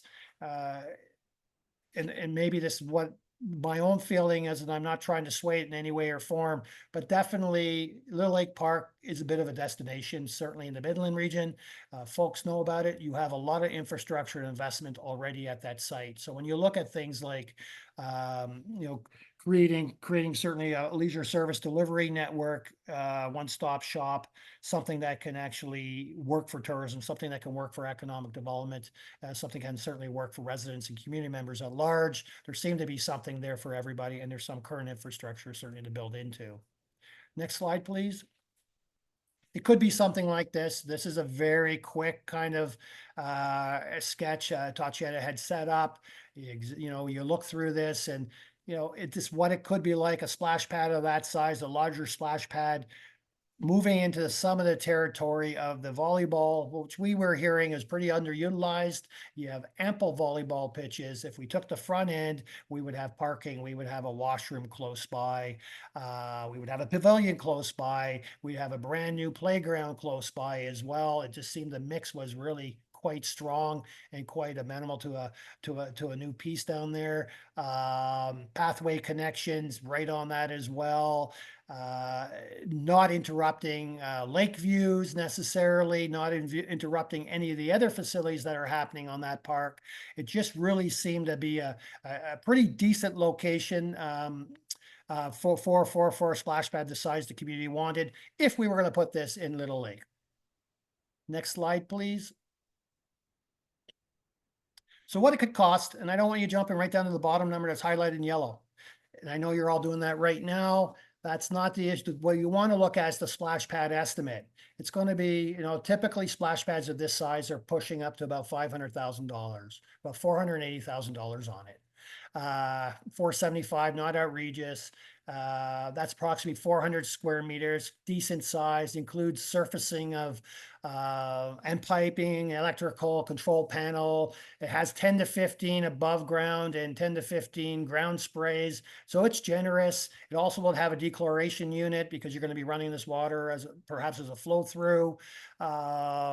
The amenities and furnishings that might be associated and don't necessarily have to happen at that time, other than the paving surround that might be broader than the park itself. Not all splash pads use it, but it's a nice to have. So there's allowances out there. And you might already have benches and trash receptacles and bike racks already in the town. I don't know. We were just pricing them out. So, you know, there's $76,000 associated for that.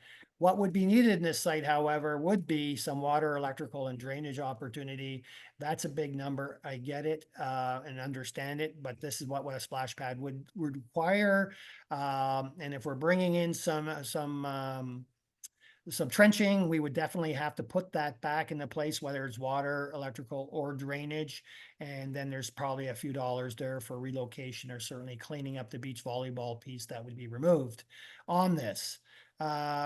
And then ultimately, there's still, could be between a contingency and fees that would be acquired for associated engineering or landscape architecture to get to the detailed design and construction drawing piece could between the two of them be up close to $250,000. That's a decent contingency. I get it. But this is all in line with what we're seeing in communities the size of Midland right now. Some communities do benefit from having different type of infrastructure available, but there's a lot there. A lot of splash pads we're working with these days actually build a washroom too. So that can kind of give you and lend an ear to a bit on the magnitude of these Mr. Kelly, projects. I apologize for interrupting. We need to pass a motion to take this meeting past 10 p.m. Oh, okay. I apologize. No worries. Could I have a mover and a seconder? Counselor Bald. What's wrong? Tell me later.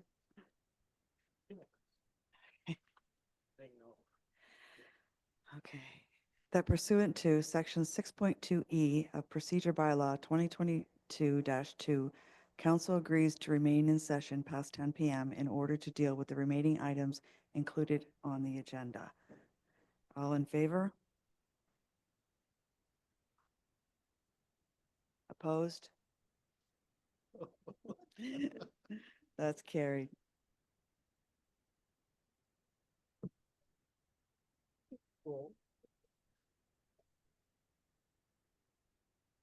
Thank you for your patience, Mr. Kelly. You could proceed. Not a problem at all. I only have 2 slides left, so I'll finish up pretty quickly for you. Next slide, please. So I'm just going to summarize real quickly. So steps taken. Inventory of each site. We assessed opportunities and challenges for each location. Spoke with town staff. We compared all 8 locations. We narrowed down to the 8 to 3 sites. We shared with the community. The community choice that came back to us would be Little Lake Park, a larger size splash pad. We provided a cost estimate, and we're putting this and packaging into a final report that's gone on to Mr. Sobel. And that's a sizable report with requisite sections and pages. Next slide is really a thank you from the team here at Plural. Happy to be doing this work, and I'd be certainly happy to take on any questions that you may have. Thank you. I'm just going to get a mover and a seconder to get this motion on the floor. Mayor Gordon and Councillor Major.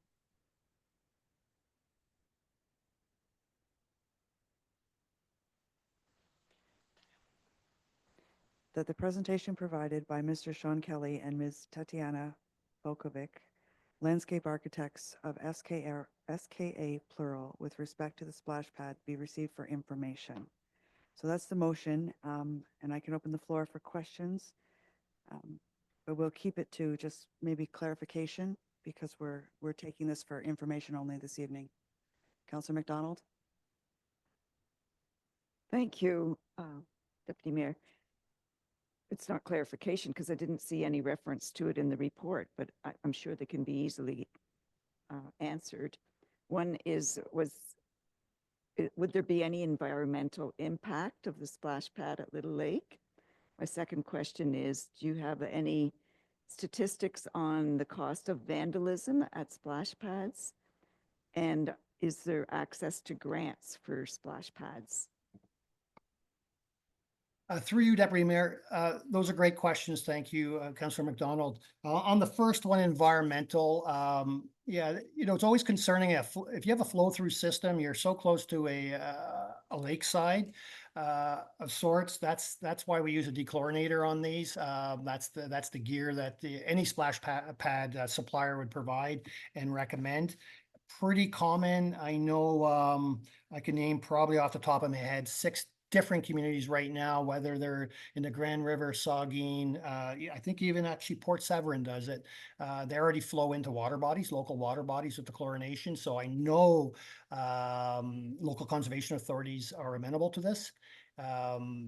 Obviously, you're going to have to go through some, some certainly discussion with those folks and get their input on this, but it's not prohibitive from an environmental standpoint. It's pretty well contained. I think on the vandalism note, I do not have statistics for you at all.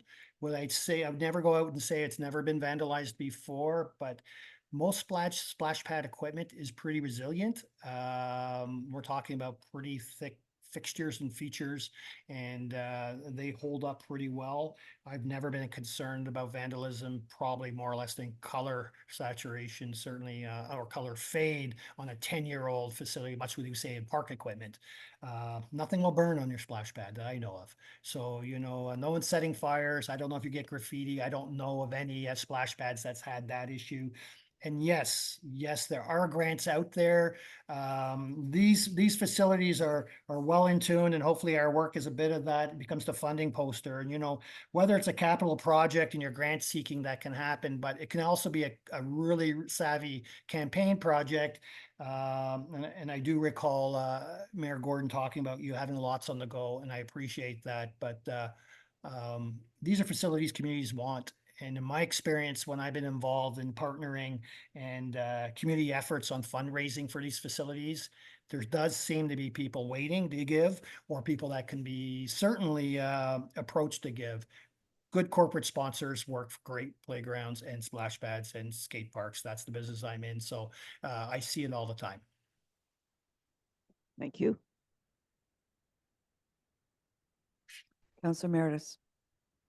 Thank you, Deputy Mayor Prost. Thank you for the presentation. I have a few questions. First one would be the lifespan of a typical splash pad. How long that would be. Would sand affect any splash pads? If the location's Little Lake, we have a beach, we have a beach volleyball court. How would that affect the splash pad? And the other one, it would be hot surfaces. Our neighboring community have had complaints about burning feet on their surface. Would this is that a common problem, or is that? Those are my questions. Thank you. Through you, Deputy Mayor Prost. Yes, Councillor Merity. We lifespans on these, I'm gonna say easily plus 10 years to 20 years. I'm not saying they're a newer phenomena, but the ones that we've kind of been involved with, I've been doing this for almost 25 years now. In their early days, probably close to 20 years, maybe 18, 17 years ago, those splash pads still exist. They may have replaced some of the above ground features, but that to me had to do more with, at the time, a substandard paint treatment, peeling fixtures more than anything.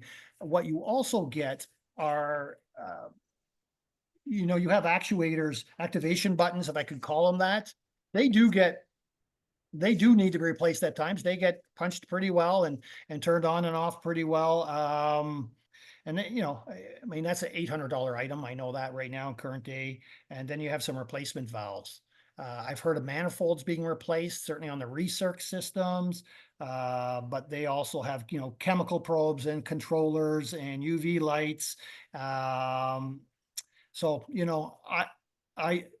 my own gut feel, if I had to put a dollar figure on it, $4,000 to $5,000 over 3 years, probably for a recirc system, where it'd be negligible for a flow through, where you're just maybe replacing an activation button. But I don't know of that going in as early as 3 years. So I think the lifespan is decent on these for the investment.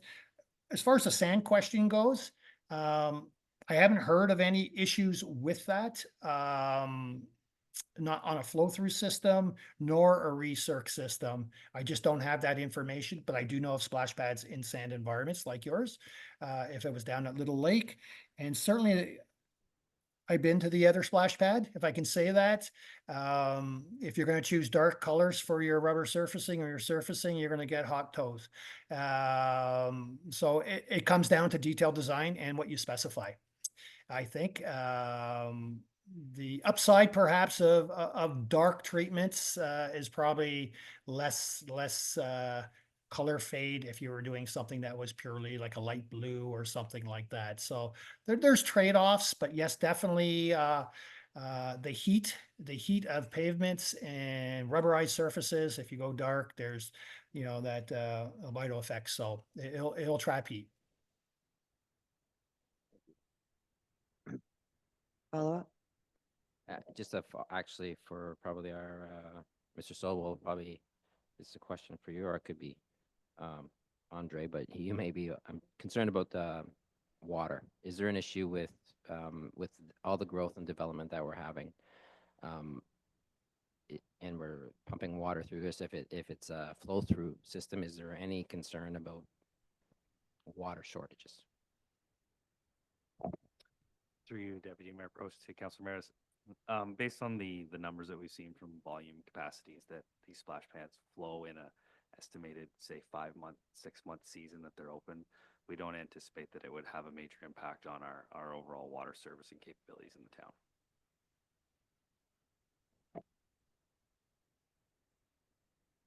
Mayor Gordon. Thanks for this presentation. It was a really informative open house. I got to talk to residents and the general feel still from people that contact me online and offline is that this is a real investment in our community. But the concern has always been around the cost, and whether that's the operational cost yearly or the capital to put it in. So I'd always in my mind been ready for, since getting this thing approved as a capital project back in 2019, I've been ready for somewhere in the $1 million range to get this thing put in, and somewhere in the 60 to 80,000 a year to run. Which when we compare this to other rec assets is almost immaterial, 1.8 million to run our sports and rec center. And this becomes an accessible way to get wet and cool off in the summer, something that most Midland residents are deprived of. We used to have historic access to the beaches in our neighboring municipalities. It doesn't happen anymore. And we really can't swim in Little Lake. I mean, locals won't, visitors will. So it really is, it's just kind of sad, and the water's deep on our water's edge along Midland Bay Landing and those places, and it just can get rough. So short of putting in a swimming pool, which would be, prohibitively expensive, this just seemed like a no-brainer back at the time, and I'm equally resolved now this is such a good investment for our community.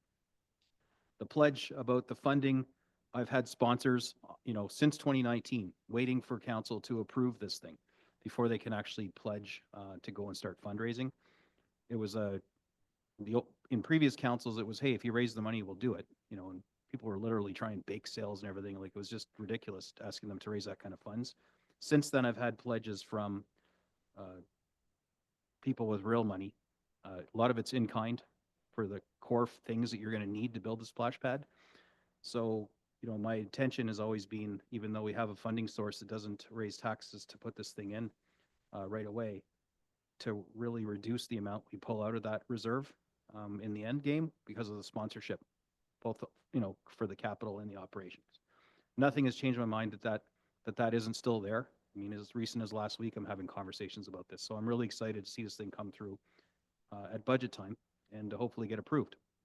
However, grants are definitely a very important thing aside from sponsorship. And I appreciate the fact that I think we're going to have to go to RFP on a project like this. And my question was, are you also, or I guess, are you now prohibited, assuming you even do these installs, from participating in the RFP process because you did our feasibility study?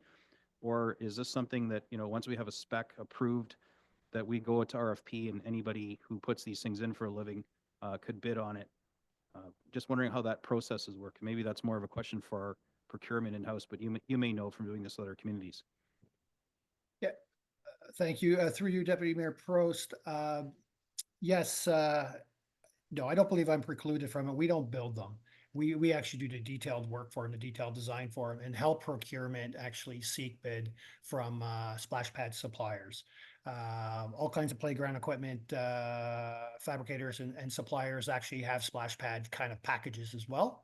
So, you know, I think personally for me, the next step was to certainly get the detailed design down. What does a Midland splash pad look like? You got the size, you kind of have a location, and whether it goes there or not ultimately in the end is really up to council. But what this could be and what it could mean for Midland is really the look and the aesthetic, the feature, and how everything works with it. There's some detailed engineering that goes with it, certainly. There's some detailed design that goes with it, certainly. And that's kind of the next step service that we would offer, or we would be certainly interested in doing, and competitive of anyone else also working in that. Not to dismiss that, you know, there's a lot of suppliers out there that could do design build. My experience is you really need to know what you're asking for in these situations, and it's worth the extra assistance at this time prior to going to bid. And then you're looking at procurement coming back certainly with approval drawings, shop drawing type pieces for your project manager to review or council. Follow-up? Thanks. So then if, you know, you or another organization was to help work with our staff and design this shopping list of here's what you need to build a splash pad. Because, you know, we're going to have opportunities for in-kind donations, we need to have a detailed list of, you know, you need so many cubic yards or meters, whatever it is, of concrete. You need so much rebar, you need so much electrical conduit, so much pipe.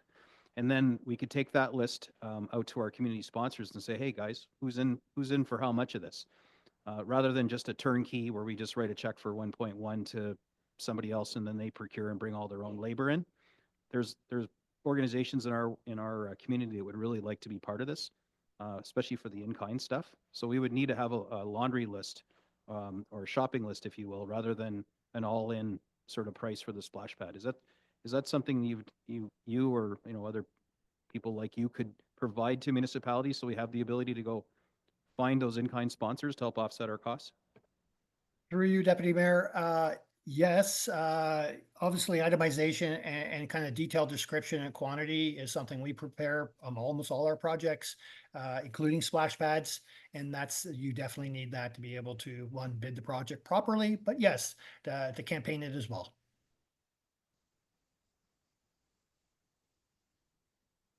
Any further questions? Councilor Meredith? Thank you, Deputy Mayor Prost. Through you to CFO Barron. What would this do if this almost $2 million, what would this do to the tax hit if we were to, it's going to come through budget, obviously.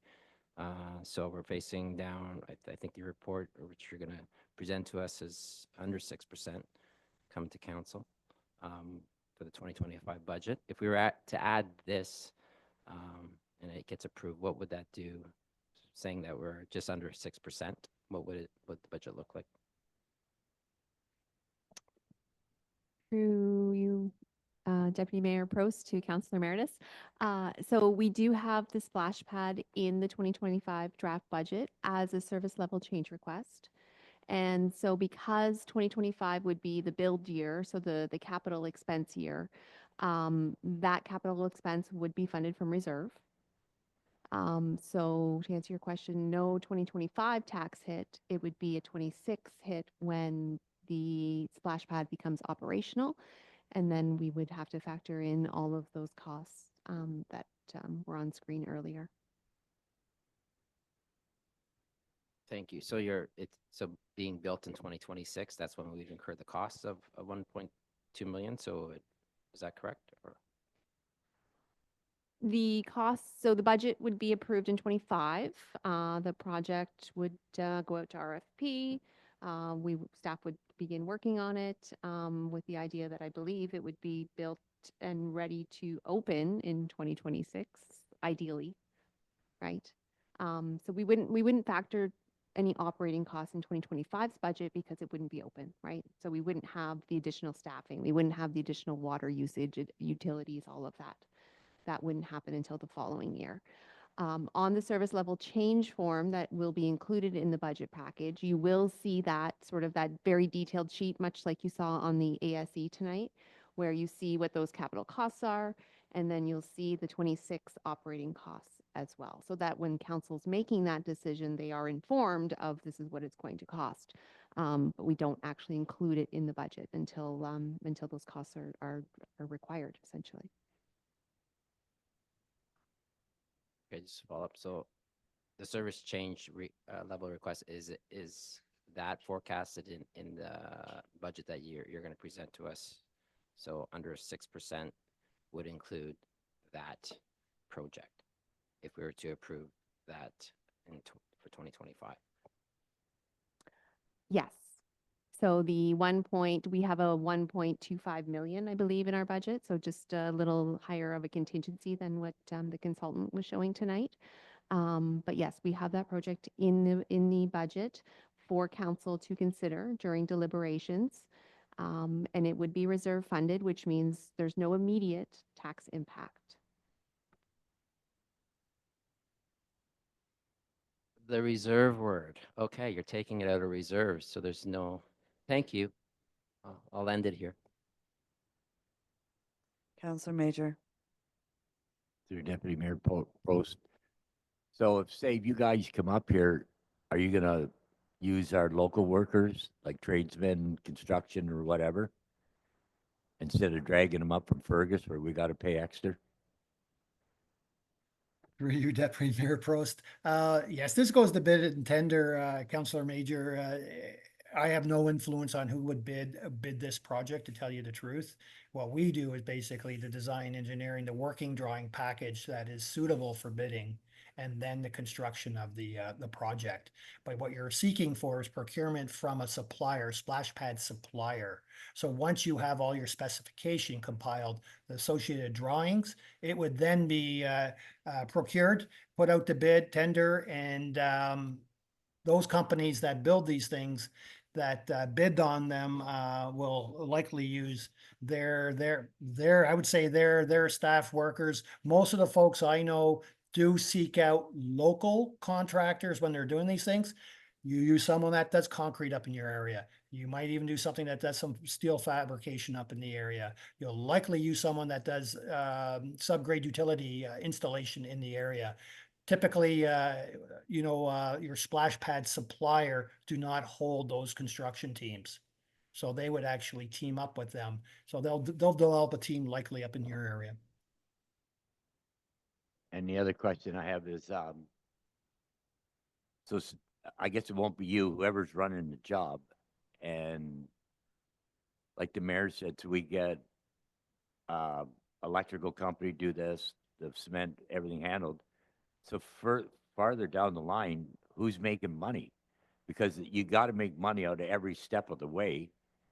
And if we get everything looked after, then all we're doing is hiring a project manager, right? Like, because it's like there's no way a guy's coming up here and we supply everything and then he's just making sure the job's done right. Because there is a percentage. A guy's coming up to make money. He's not coming up because he likes Midland. So somewhere along the line, this doesn't add up. Like, we get everything looked after up here, then how do you make money on the job? Through you, Deputy Mayor Prost, my job is actually the design work, the design and construction document work. And that can include a contract administration, oversight of the installation of the project to ensure it's installed correctly. That would have an engineering component, but it also has a design component. Working with the project manager from the town obviously would make a whole lot of sense. But we would have a team. So things like progress payments, who signs off on that? That is kind of my job, overseeing the budget on that and making sure the monies are released accordingly, making sure all the documentation, anything that's required for the construction team to build, that has to be documented and put in. So it's a contract administration. That's how I make my money. You won't catch me digging in the concrete. That's not the job for me. But having oversight on these projects, very important. If you want the quality, you need the oversight. Mitch? Thank you, Deputy Mayor. If I could just jump in and add to what Mr. Kelly said, Councillor Mayor or Councillor Major. Yeah, Mr. Kelly hit the nail on the head. Is you know, we would be hiring a firm like him as a consultant to do the detailed design, possibly contract administration for the project. And then we would go out for a tender for somebody to do detailed design to build it. And it would be a general contractor that would come in and build it, just like any project we do, just like a street reconstruction, an upgrade at a wastewater plant, anything like that. So we, in any case, we have our procurement policy, our laws and legislation that we have to follow from a procurement standpoint. We hit the open market and we get what we get, right? We do our best to review bids, make sure they're competent, make sure they're compliant. But ultimately, we're bound by that process specifically. And really, that's the rule we have to work with. Still doesn't answer my question. So we go out, we get the cement all free, or the electrical part of it, or whatever, all free. I don't understand, like, the guy's coming to do it, and I can't see anyone coming up and doing it without making so much on every part of the job. And we got everyone lined up in Midland, like, I can name you off all the companies that do it. I just don't see someone coming, oh, I'll come up to Midland and do that. Like, why not? When it's like when you buy a car and they make so much on the car, but it's the accessories that there's the money at. And like, you're just telling me, I don't understand it. Through you, Deputy Mayor. I think that ultimately is a different conversation on how we pay for and fund the project is a different conversation on how we execute the project. And I think we're better off to have that conversation at a later date when council's ready to make the decision on the splash pad itself and the approval. That would be my opinion. Sounds good. We'll just push it down the road. Mayor Gordon. Thanks, Mitch. I think you nailed it there. So, you know, there's going to be a shopping list provided by, you know, Mr. Kelly's firm, for example, of here's what you need and someone to project manage it. There'll be so many cubic yards, meters, whatever you do of cement.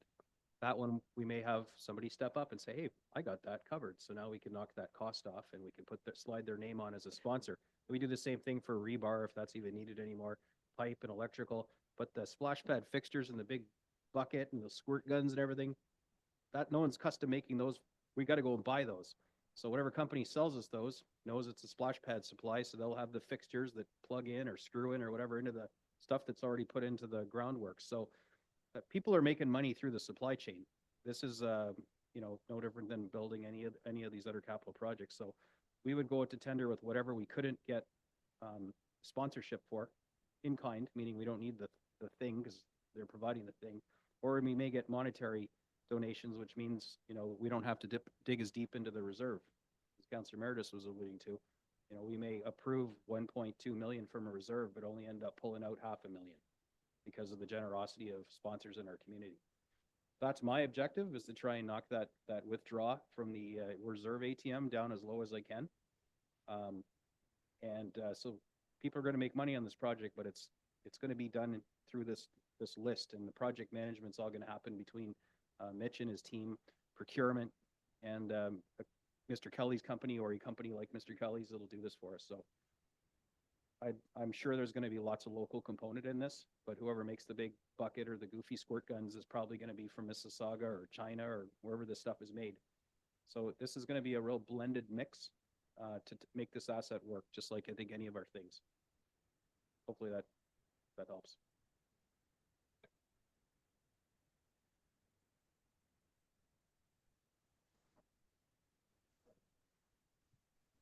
Councillor Meredith. Thank you. Prior to going to budget, will we have any more, I know we had some people come out to the open house on the splash pad. Do we have any more information for the community? Because the ones that went out, I don't know how many people there were, 30 or 40. I got there late. But is there going to be any more communication on the town to have their input on this once again? For you, Deputy Mayor, Councillor Meredith. At this point, there is no plan for additional input from the community. Once we have the finalized feasibility study available, it'll be posted on our website for information for the public to follow up on it.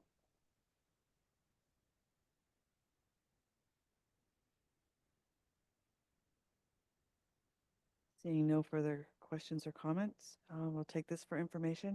I want to thank you, Mr. Kelly, for your presentation and all your hard work. Thanks, everyone. Good night. All those in favor? It's carried.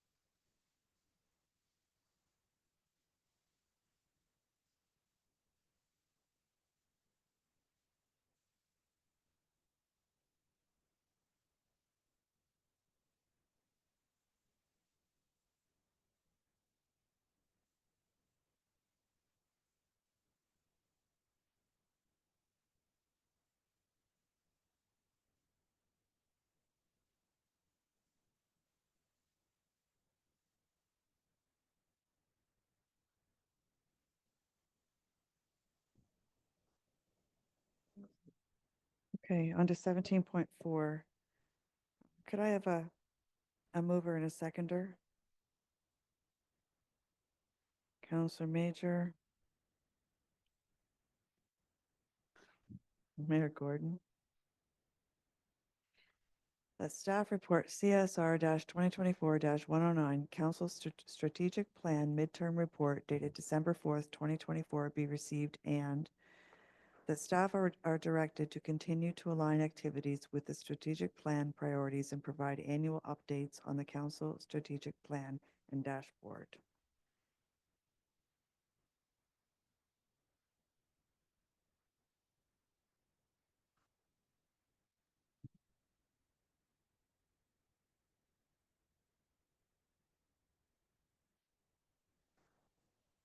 CAO Bund to present.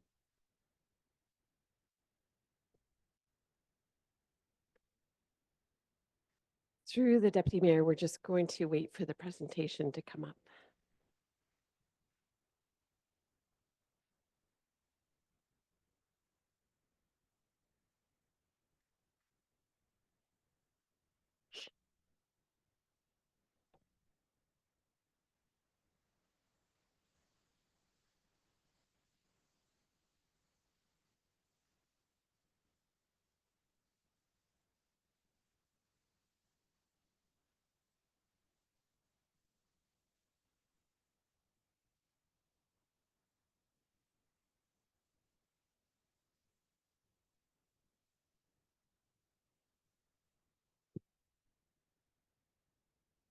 So good evening, Mayor, members of council, members of the public, and staff. So I'm pleased to be here today to be able to present the council strategic plan, the midterm progress report for 2024. Next slide, please.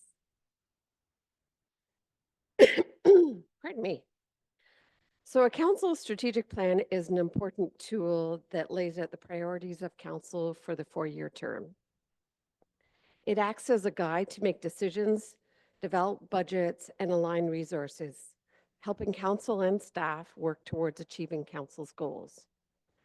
Council met in February of 2023 and determined their strategic priorities for this term of council. And they're listed up there. There are 5 of them: the waterfront development, stabilize and streamline service delivery, infrastructure management, enhance town safety, and workplace culture. Next slide, please. So the midterm report will be available on our website on December 7th, and will provide an overview of the strategic plan and the midterm progress report. So council has just been handed out the content that will be included on the website. When council sets their priorities, they also provide direction on how to measure progress towards their goals. The midterm progress report includes 3 performance indicators per priority, with why these indicators matter and what the midterm results mean. In addition, we have highlighted some of the key initiatives and important priorities that have been completed so far. Next slide, please. So I'll go through each of the priorities and talk about the goals within each. So Midland identity is deeply rooted in its Georgian Bay waterfront. Midland and the surrounding area attracts visitors throughout the year to our parks, trails, and events while contributing to the local economy. So if we can go to the next slide. On the screen, you'll see the 3 indicators that have been identified for the waterfront development. So the first one, the inventory of waterfront parkland. Using waterfront land for public purposes is important for creating a lively community. Public waterfront areas can help the local economy by driving tourism and supporting small businesses. They also make the area more attractive, which helps people feel proud and connected. Midland is centered around its waterfront with 80 acres of public land and 11.5 kilometers of waterfront trails and pathways. The second metric is the usage of waterfront land. Our waterfront is home to parks, trails, the harbor with the public center pier, and our boat launch. Events hosted on the waterfront include our award-winning Ontario Best Butter Tart Festival that attracts 60,000 to 100,000 visitors annually. And lastly, community engagement for waterfront development. Involving the public early in planning waterfront development is important to make sure the community needs and considers and ideas are considered. Getting input from the community brings valuable perspective that helps make the project successful. It also builds trust with the local government, giving people a sense of pride, and shows that their opinions are important. We have planned for formal engagement activities for 2025 as part of our official plan, Waterfront Master Plan, and Midland Bay Landing projects. So next slide, please. So some of the key initiatives and progress for the waterfront development are on the screen, and I'll just talk to them briefly. But we are seeing increased traffic for visiting cruise ships, and we are now an international port. Our events attract 60 to 100,000 people per year to our various diverse events, and again, most notably, our Ontario's Best Butter Tart Festival. We are investing in the waterfront and public art, the center pier beautification, and increasing security at the harbor. Council voted to waive boat launch fees to the Indigenous community as part of the reconciliation efforts. And we have a major waterfront development in planning progress. So Midland Bay Landing will represent more than 40 acres of development land. Next slide, please. So our second pillar is stabilize and streamline service delivery. Making our operations more efficient ensures that we use resources wisely, which improves service quality and customer satisfaction. The 3 performance indicators that we selected for this priority are, if you can go to the next page, please, our customer service metric. So the town created the Customer Experience Office in 2021 to handle simple and routine customer questions right away so that there's no need to, or less need to follow up with departments. The first contact improves customer satisfaction, boosts the town's reputation for being responsive, and saves time and effort for both customer and staff. In 2023, our Customer Experience Office resolved 79% of customer issues on the first contact, meaning 4 out of every 5 inquiries and concerns were addressed right away. And this trend is improving in 2024. Annual savings for shared service agreements. For small municipalities, it's hard to meet customer expectations with the staff and resources available. Shared agreements help improve services and save money by combining resources and from multiple towns. In 2023, Midland and Penetang signed a shared agreement for the Mid-Pen Transit service, saving $50,000. And in 2024, we also completed the building services agreement. the percentage of services available online. We haven't in the past actually monitored this service. So digital services, we know, do make it easier for people to interact with the government and get informations and tasks completed online. So we have, again, haven't tracked this in the past, but right now 55% of our services are partly online and 9% are fully online. We can go to the next slide, please. So key highlights for this priority are development services, and council had received this in 2023, where there were 26 process recommendations and service improvements, including improving cost recovery for development activities. The building services shared agreement was signed, and customer experience office expanded its service to include finance, transit, and parking. As part of our baseline measurement for service delivery and online service, we have created a customer-facing service catalog offered by the town. And lastly, we continue to build online services for our customers and community, including information services such as Where's My Plow, which is probably needed outside today. Thank you. Infrastructure management. So infrastructure management based on effective financial management is vital to ensure the reliable delivery of essential services, supporting the town's economic growth and enhancing the quality of life for residents. If we can go to the next slide. The three metrics that are indicators for infrastructure management are funding secured from outside sources, sorry. And this is the exciting news that we had this year. So we have received over 32 million in funding from for this term of council so far. And securing these external grants and sponsorships helps municipalities build the gap between their financial limitations and the growing needs of the community. The asset condition, asset from regulatory requirements, monitoring asset condition is the best practice for managing the town. And our asset management plan was completed in 2024 and presented to council, which determined 69% of town's assets are in fair and better condition. So despite a significant infrastructure funding gap, this results means that we have time to adjust our asset investment strategy. And lastly on this one, infrastructure funding. So the town currently has an asset portfolio worth $584 million. And we reinvest in our capital infrastructure at a rate of 1.3% annually. The investment levy included in the 2024 budget is 2.7% of the tax rate, and that represents $730,000 in funding for infrastructure annually. We can go to the next slide.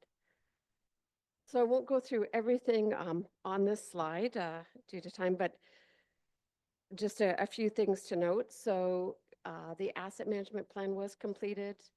We have infrastructure projects that are up on the screen. You know, very exciting that we were the recipient at AMO of the Peter J. Marshall Municipal Innovation Award for our use of artificial intelligence to inform our asset management activities in our water and wastewater infrastructure. And this has also driven other AI-enabled projects in the municipality. In 2024, the town began preparations to update various master plans for our community. And these master plans are comprehensive and long-term visioning tools for understanding and prioritizing services, guiding growth and directing investment and resources to align with community goals, values, and needs. And lastly, again, the town received, was successful in receiving the grant of $32 million. And the infrastructure projects, many of them would not be possible for smaller municipalities like Midland without the support of these grants. So enhancing town safety. Making Midland a safe community is essential for fostering a sense of security and well-being for our residents. Ensuring the safety of community enhances overall quality of life and provides for a more vibrant and resilient community. Next slide, please. The three measures or indicators here are the crime severity index, and the policing measure tracks the number of types of crime and criminal incidents coming to the attention of police. The rate is a count of all criminal incidents reported to and by the police divided by the population. The CSI was reported to be 82.74 by Stats Canada in 2023, and it represented an overall increase of 14.93, which can be attributed to the change in nonviolent crime. And in 2023, the violent crime severity index decreased by 10.54.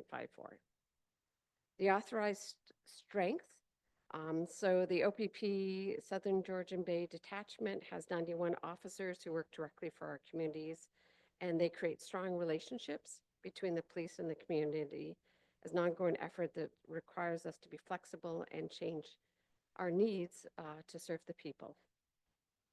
The last one is the call for service. Members of the Georgian Bay OPP Detachment responded to just under 13,000 calls for service in 2023, and that was an increase of 246 calls compared to the previous year.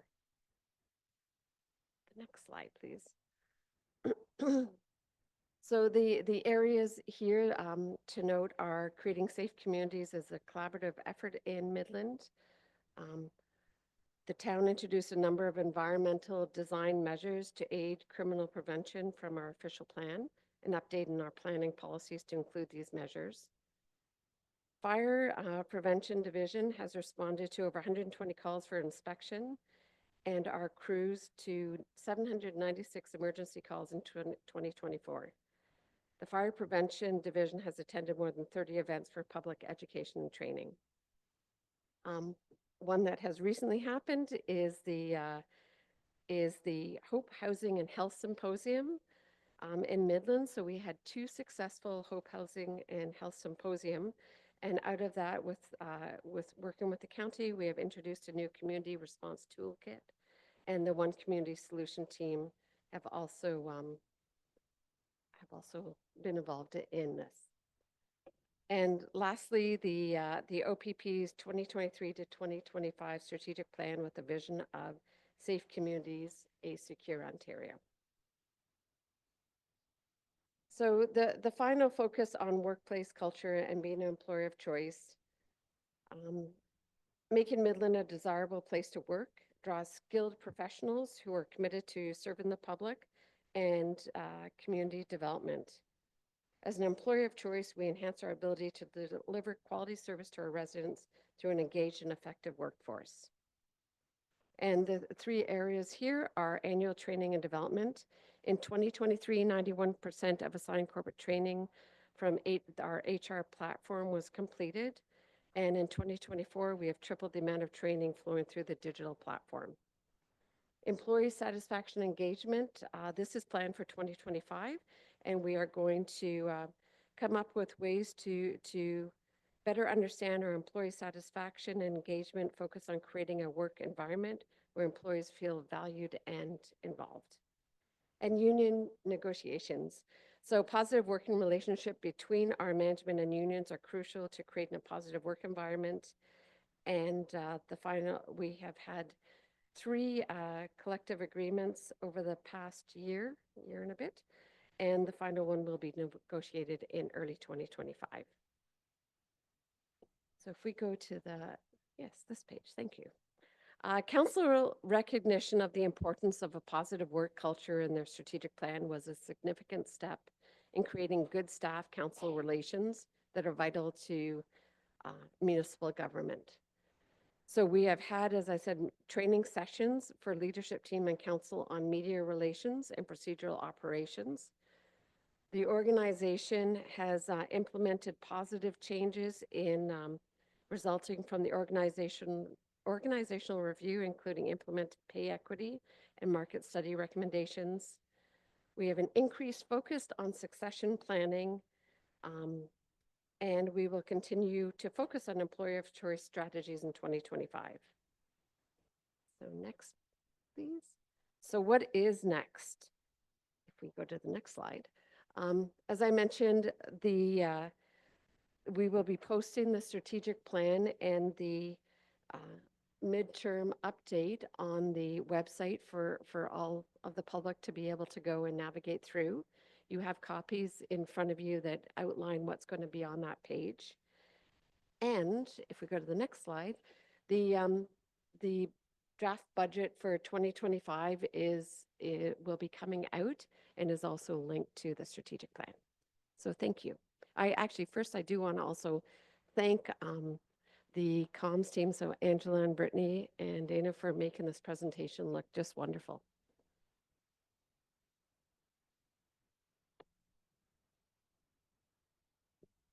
Mayor Gordon. Thanks. It is a really snazzy slide deck. Our old ones were kind of getting tired, so that nice new deck.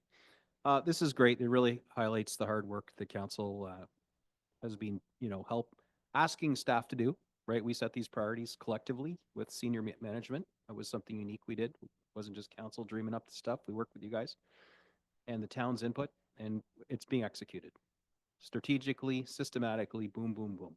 That Midland Bay Landing one is, of course, the biggest one, really, that we'll ever have a chance to do right.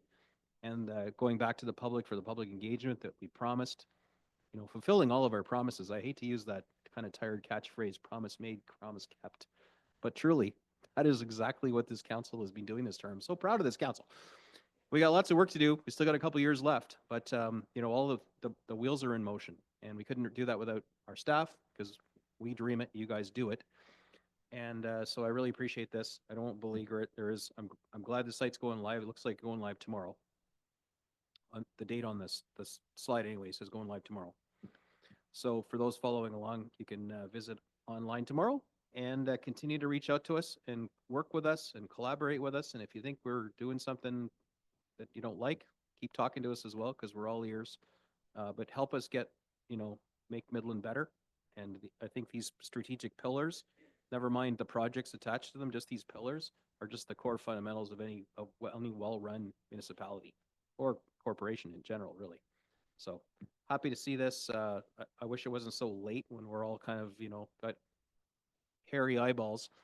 But I encourage folks that are watching online, even if this is another day on YouTube, review this online on the website, because it'll be live then, and you'll see what we've been up to and what we're doing for you and with you. So thank you. Any questions or comments? Councillor Patel. Thank you, Deputy. So I guess I came midway through, but I could see all the progress that was being made and all the great work was achieved. And now we're starting to see the fruits of the labor. So I can see the great workplace culture we have now. And when the draft budget was mentioned, I could see Councillor Meredith's tail or ears pop up. So I'm sure he has a few questions. Thank you.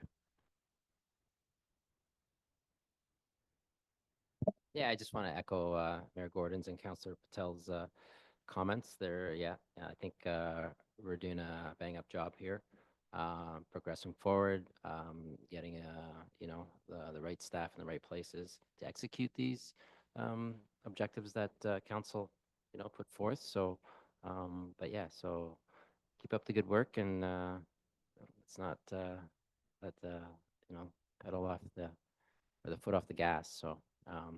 But yeah, looking forward to the budget on December 13th, and from December 13th to January 27th, I guess it'll be lingering. So that's where I say that mental break, on the February 5th agenda, I can't go till 11 o'clock. So be kind to us. Thank you. Councillor Major.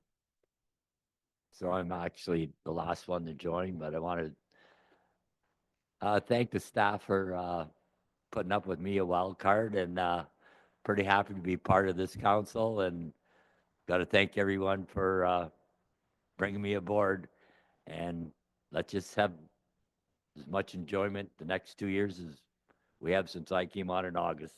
Merry Christmas, everybody.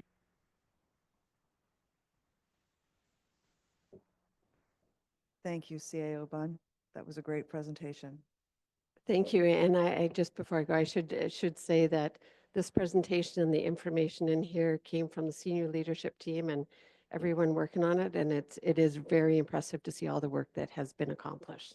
So thank you to all of staff. Thank you, staff. So we've heard the motion. All in favor? It's carried unanimous.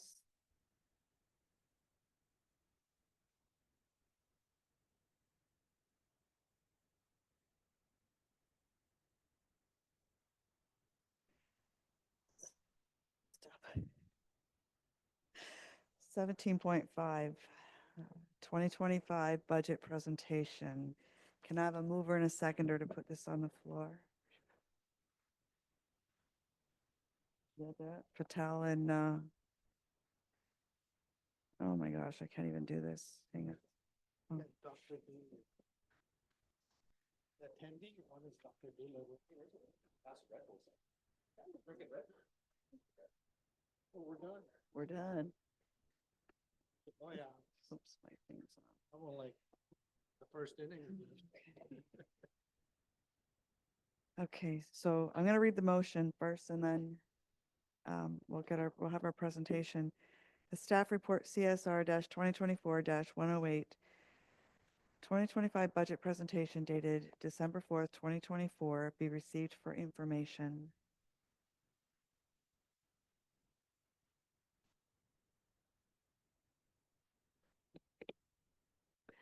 Thank you, Deputy Mayor Prost.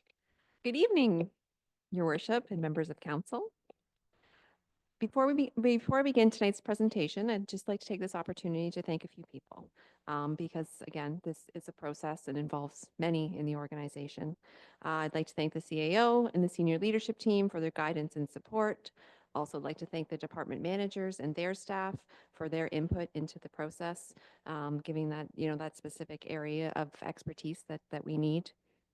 A special thank also goes out to our budgeting and forecasting supervisor, Jacqueline, for all her hard work and patience throughout this process, as well as the rest of the finance team. And last but not least, I'd like to thank the communications team because much like the strategic plan presentation, they do help put this all together and make it look really great. So I really appreciate their help. Next slide, please. Tonight's presentation is designed to be high level and contains just a snapshot of the entire budget document. The key areas of the budget document are shown.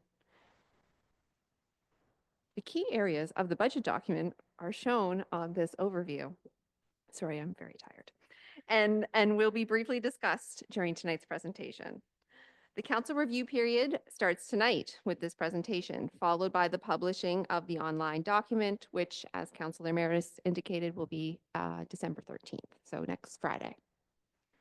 The review period is designed to provide council with more time to read the budget, ask questions, and hear responses from staff before the debate begins. Next slide, please.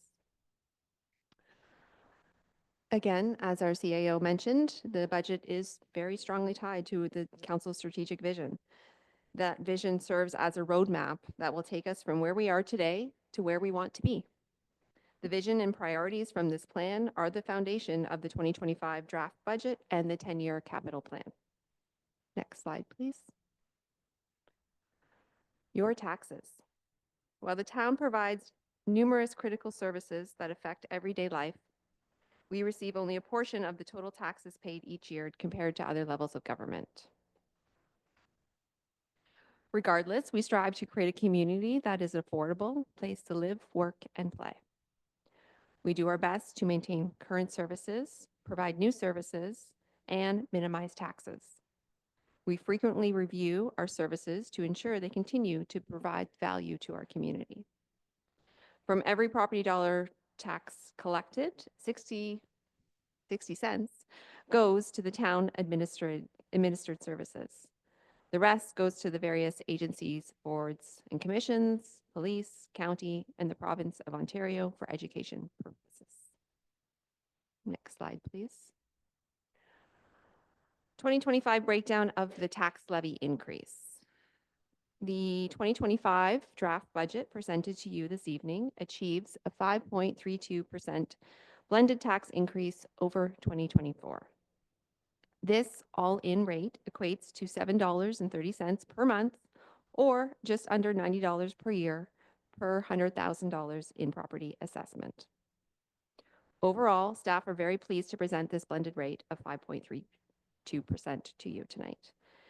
Countless hours were spent developing this budget to ensure that we not only meet the service needs of the community, but that it also balances the service levels with the affordability and property owners' ability to pay. This increase is in line with the overall budget outlook that was presented to Council in September and represents the very recent changes, very recent as in last Friday, to our OPP costs, which along with the significant changes will be discussed on the following slides. Next slide, please.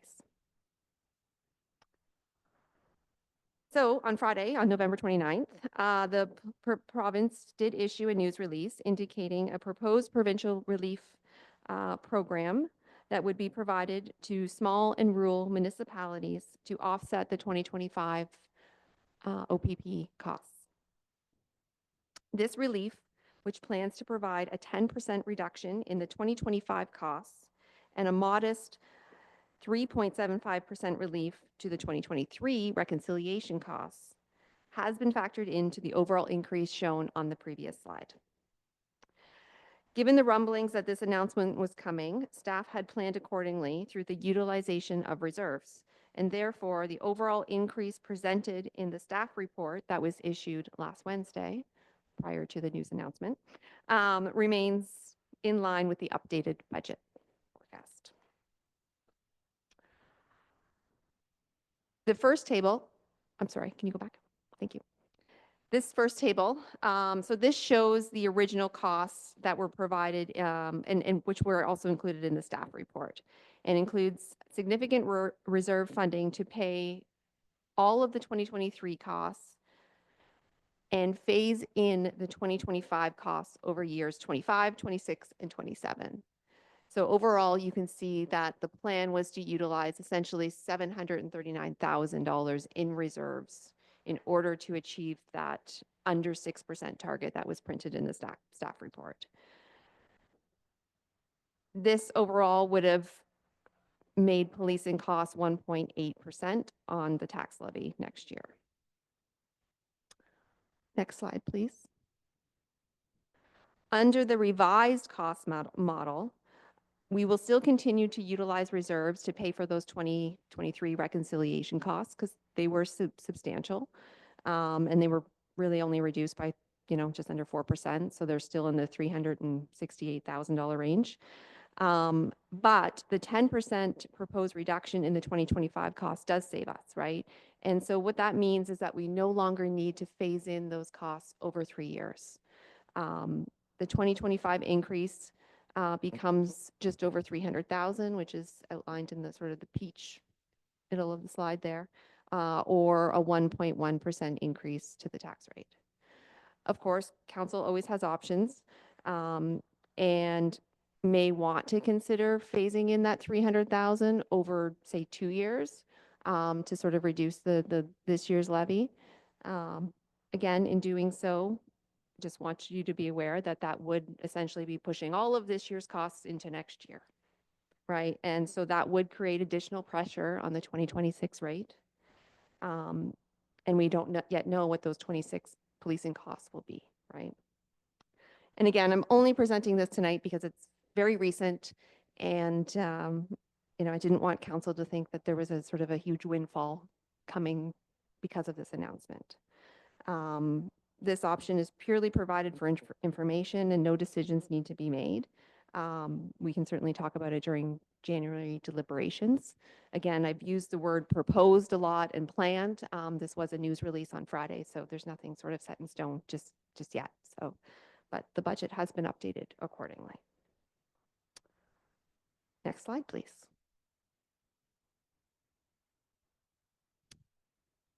That doesn't look right. thinking? Not the right one. Can you go one back? Two back?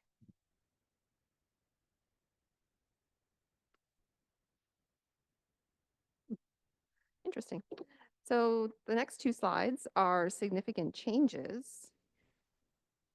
that were there today.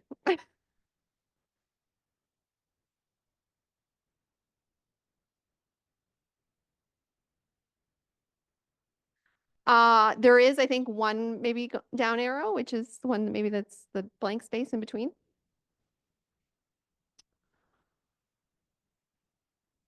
Well, I can continue. So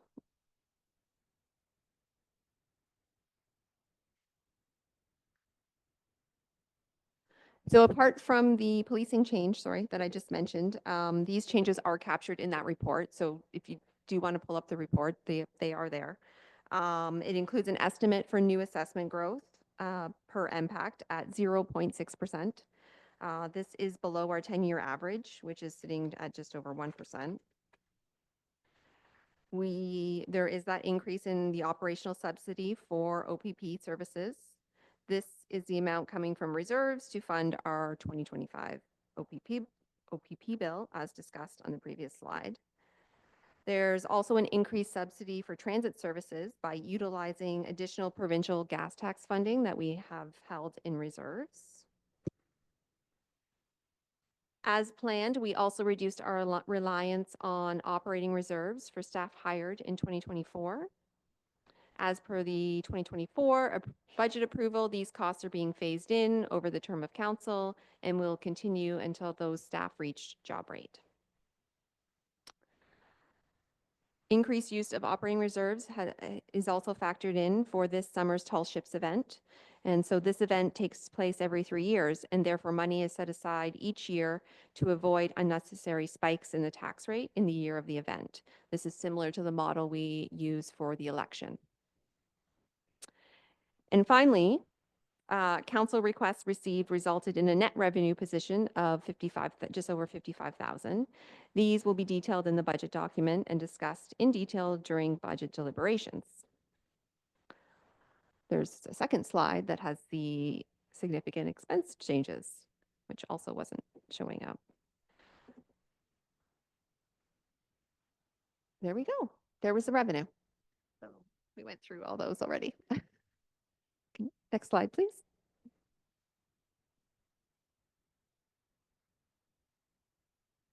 No, we won't go. Oh, there we go. Thank you. On the expense side, these have been largely grouped. And so again, OPP costs have been updated to reflect the new anticipated bill. Increase in cost to maintain service levels are estimated at just under 600,000, which represents a 2.1% tax levy increase. This increase is in line with current inflation numbers provided by Stats Canada.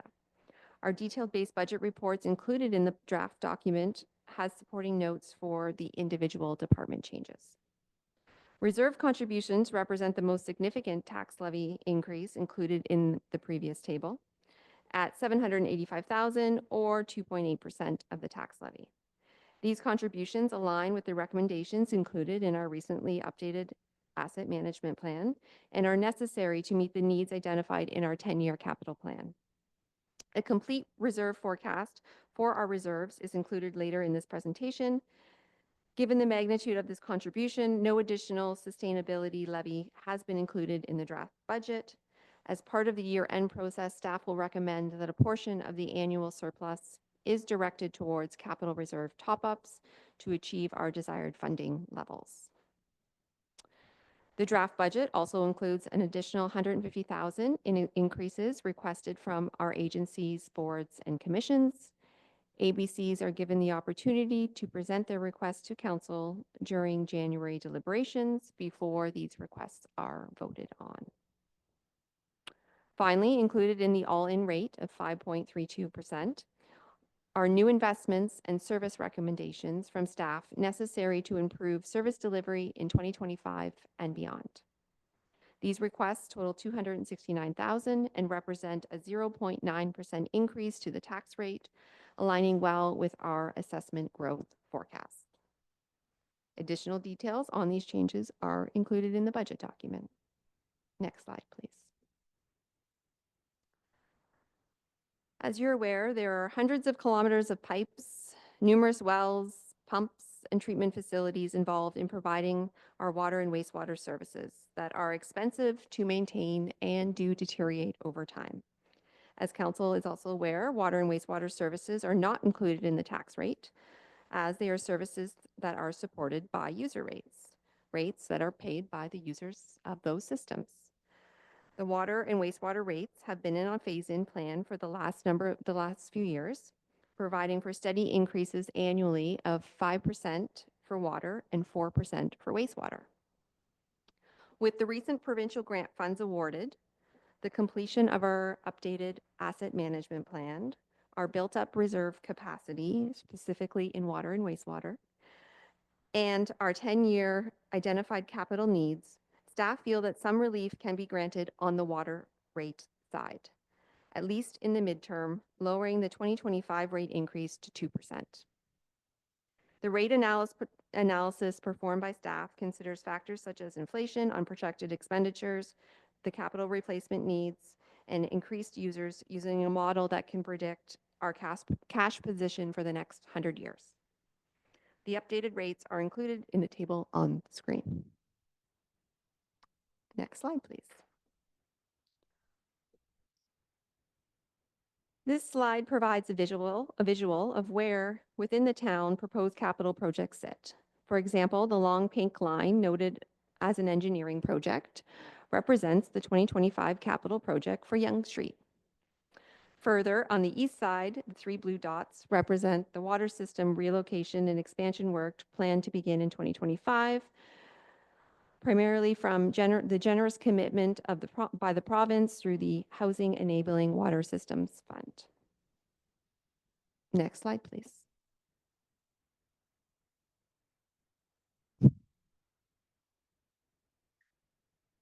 This table identifies the critical infrastructure projects planned for 2025. Combined, these projects make up the majority of our 2025 capital budget.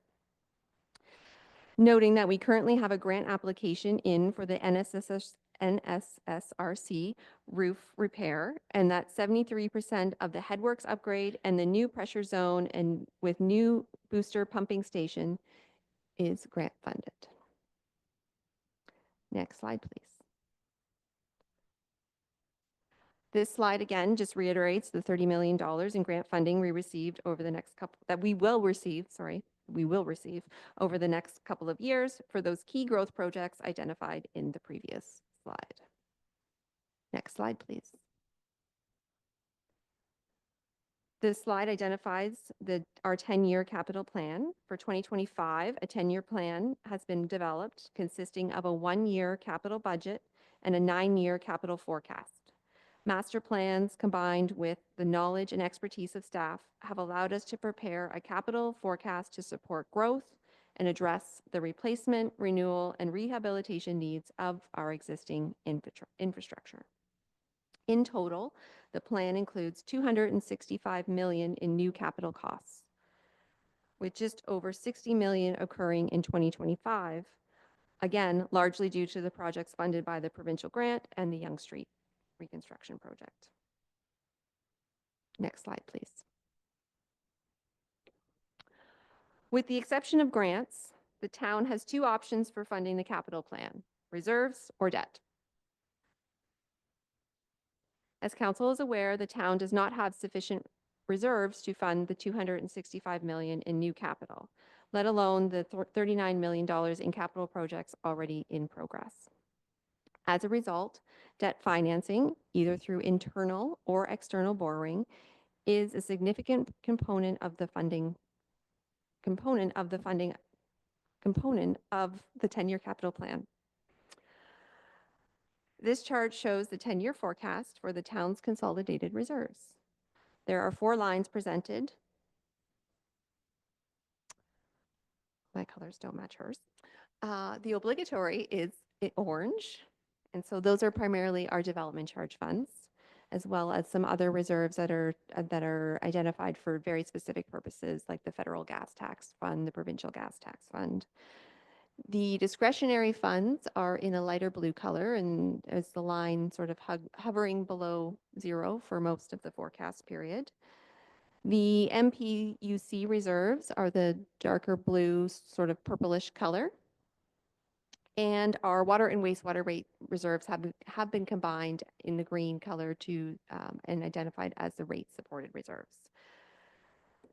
As shown, the town's reserves largely show to be in a fairly positive position for most of the forecast period, but these do include some assumptions.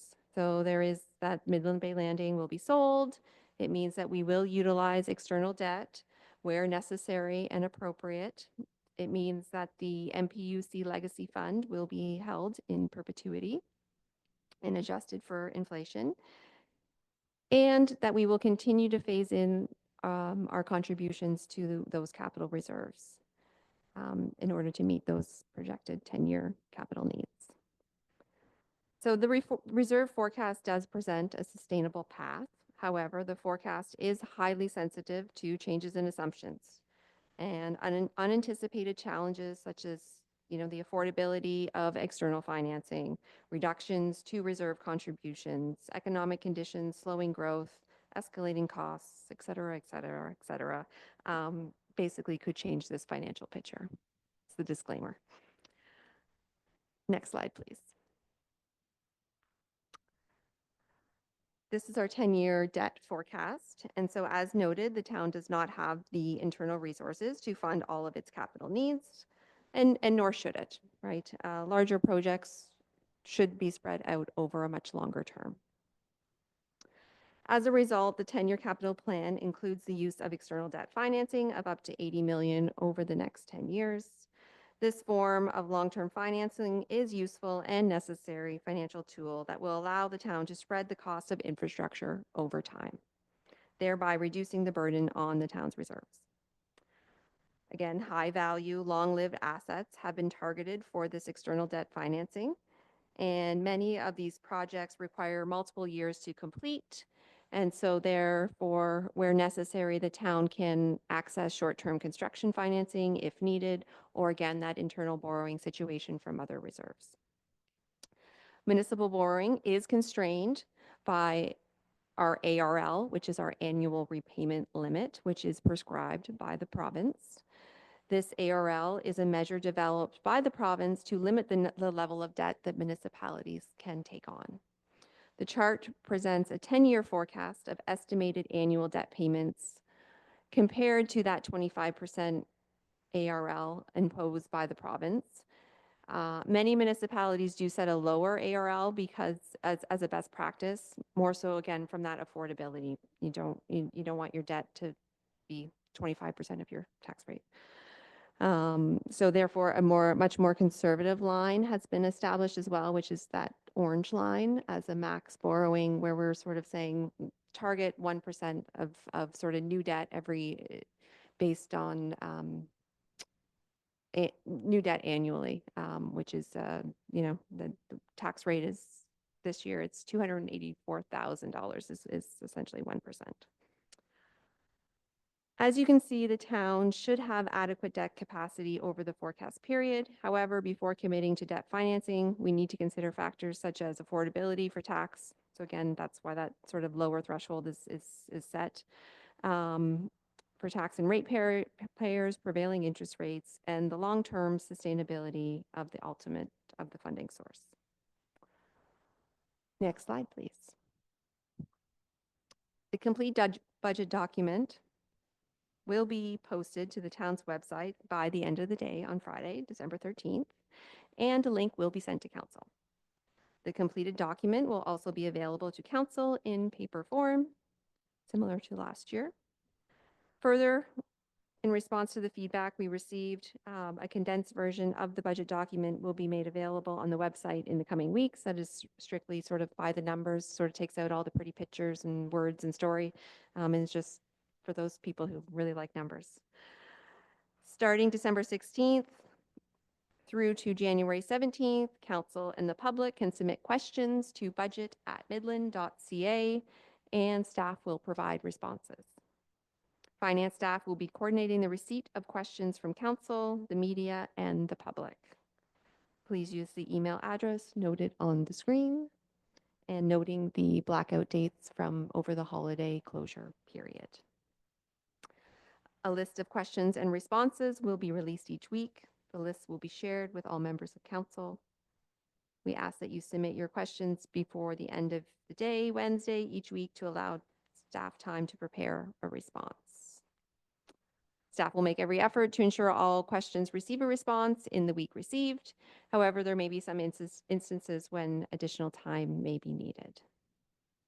On January 15th, we will open the floor for a public meeting where members of the public can express their thoughts about the budget. Budget deliberations will begin on January 28th. 3 days are scheduled currently with the objective of reaching a budget approval by January 30th. This concludes tonight's presentation. If there's any specific questions regarding the presentation or the process, I'd be happy to answer. Thank you, CFO Thank you. Barron. I just want to remind council that this is for information only this evening. Go ahead, Councilor Meredith. Just two short questions. Just short. The MPUC reserve that shown on the screen, and it's dipping downward. Just want to clarify that we're using those reserves for the Midland Bay Landing project. Okay. And the second one is we started at looking at a double-digit budget. We're now under 5%. So, or sorry, under 6%. It's almost midnight. So, as I said, we're under 4%. 5.32. 5.32. Thank you.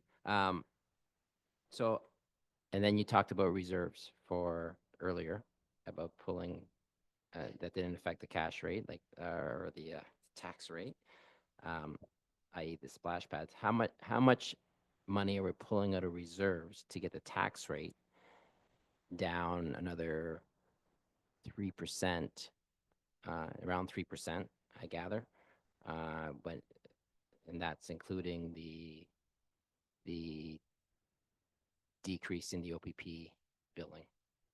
So I'm 2 to 3%, let's say. It's at least 2% because we were standing at 10. Police came down a few. Now we're down under 6. So it's, anyways, do you have a round number of what we're pulling out of reserves, or we should leave that for budget? Or another question, I could email you if you want me to do that. I'm sure you will. That's the I don't have the total. Okay. I don't have the total figure here because I actually don't have the presentation in front of me. But I do have the notes, right? So the significant changes that I went over, right? So we are utilizing, yeah, I don't know if someone has a presentation they could put up. Sorry. Yeah, there were a lot of numbers there. So I There are a lot of numbers. and the slides were going by, so I was trying to do it in my head a little bit, but I'm just trying to figure out, you know, when I saw the under 6%, I'm like, whoa, okay, how do we get down that far? And that's the magic question that I kind of wondering. We're using the reserves, I feel, appropriately, right? So that's where I talk about phasing in costs, right? So you don't want to use reserves to entirely fund an operating cost because it catches up with you the following year. We're not doing that, right? So policing is a good example. So we are using a total of those two numbers combined. It's really late. It's 500 and some odd thousand to fund policing, right? So we're using reserves to entirely fund the 23 costs because when we paid the 23 bill, we didn't know about those costs. We didn't budget for those costs. But we do have a 23 surplus that we can dedicate to those costs. Those costs don't reoccur. They're done, they're paid for. Then we're using reserves to phase in the 2025, or we can use reserves to phase in the 2025 costs, right? Those were the sort of the two options I presented.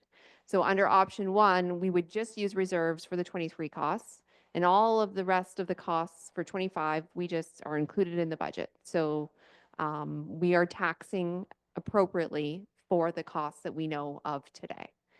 We could use more reserve to phase in those costs over, say, 25 and 26. My recommendation would not be to do that because, as I said, I don't know what 26 costs will be.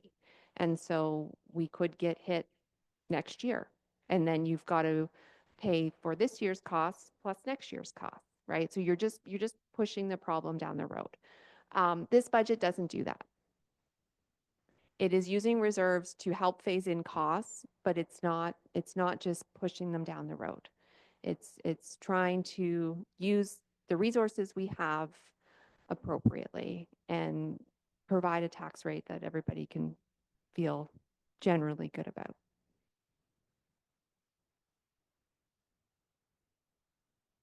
Okay, thank you. And I'm not alluding to using more reserves to get the tax rate down. We'll hammer that out at budget.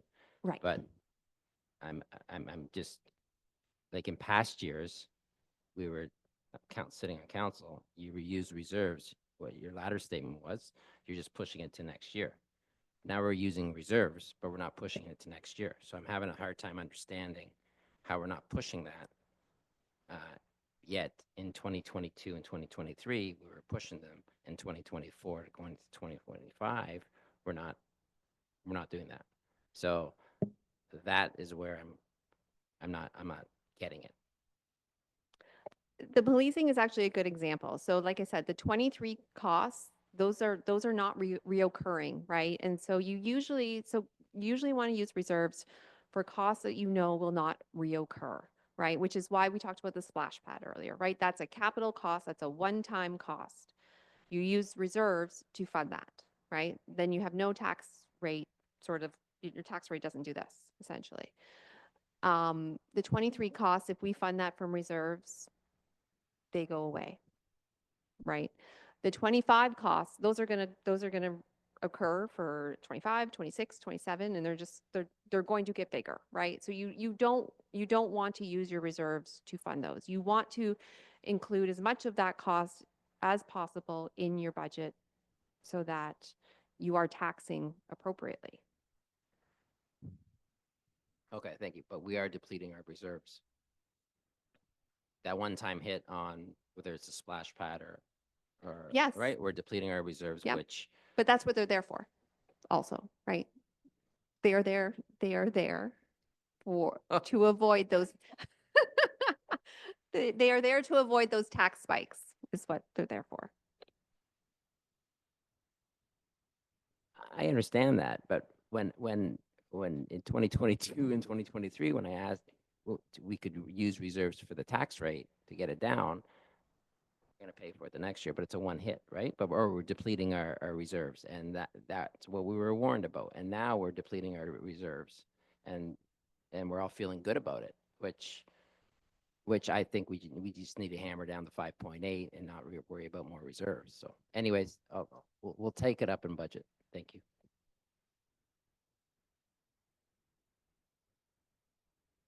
Any more questions or comments?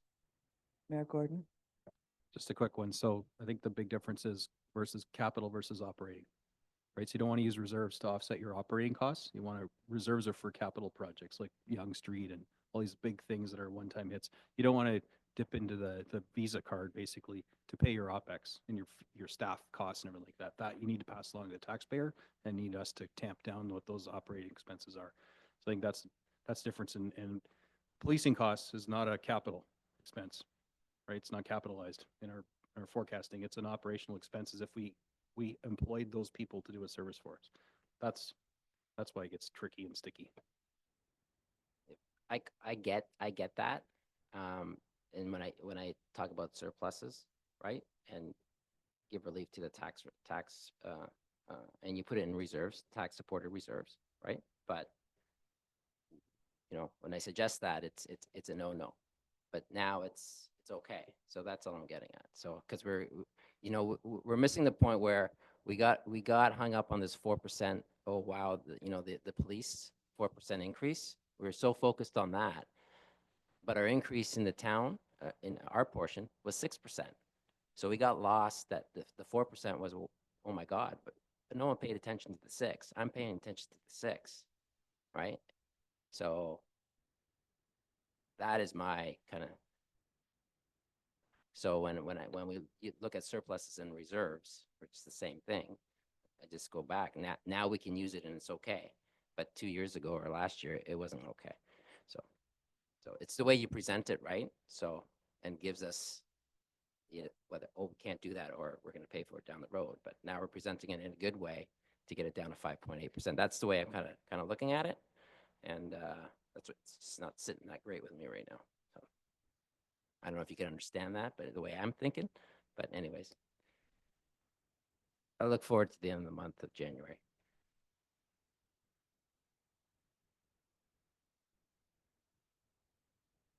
Seeing no more hands up for questions or comments. You've heard the motion. All in favor? That's carried.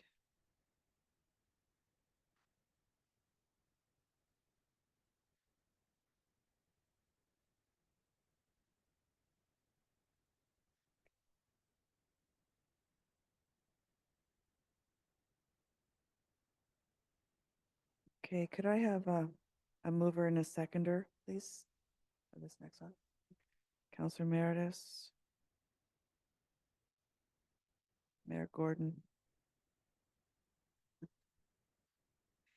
That staff report CSR 2024-97 procurement bylaw update, December 4th, 2024 be received, and that bylaw 2024-58 be passed and enacted.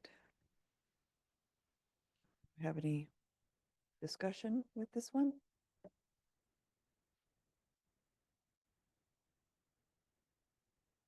Councillor Meredith? I just had a question. I think I mailed this one in. So in this procurement bylaw, I did get the answer, but there's the word significant was the issue in the feasibility study for the fire study, right? In this bylaw, I don't see the word significant, but in the feasibility study, there's the word significant. So is this going to pose a problem? And that was the whole thing about the significant, right? The word significant. And I was expecting it to see in this procurement bylaw, but it's not here.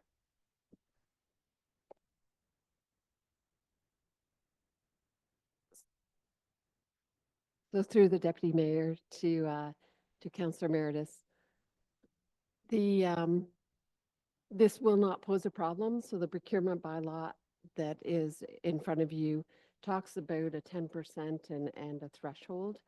And so the procurement bylaw is what we would follow. So it will not pose an issue. And that makes sense to me. But if something comes up on the feasibility study of the fire and where it just says significant, does this line up with it? Through the deputy mayor to Councillor Meredith, yes, it does line up.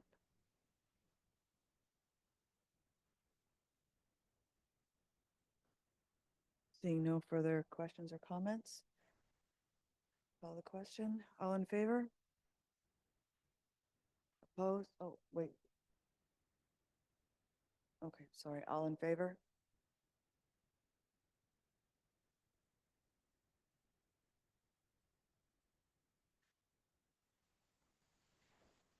That staff report CSR 2024-97 procurement bylaw update, December 4th, 2024 be received, and that bylaw 2024-58 be passed and enacted.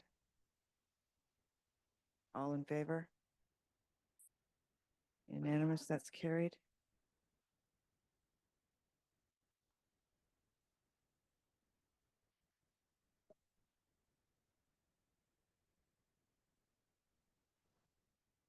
On to 17.7. Could I have a mover and a seconder, please? Could you say which one we're moving and seconding, please? 17.7 CSR 2024-116 Emergency Management Program. The Emergency Response Plan bylaw and terms of reference. Thank you.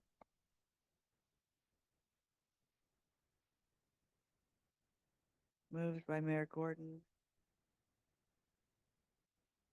Seconded by Councillor Patel. Okay, open the floor for questions or comments. Councillor McDonald. Thank you, Deputy Mayor Prost. I requested that this report be pulled because of the importance of it. And I was hoping to have it addressed, but not realizing we'd be this late, but we're all here. And I guess what I was thinking along the line of for instance, we lost all power in the last snowstorm. How would our emergency management program serve the residents of Midland? A scenario sort of thing.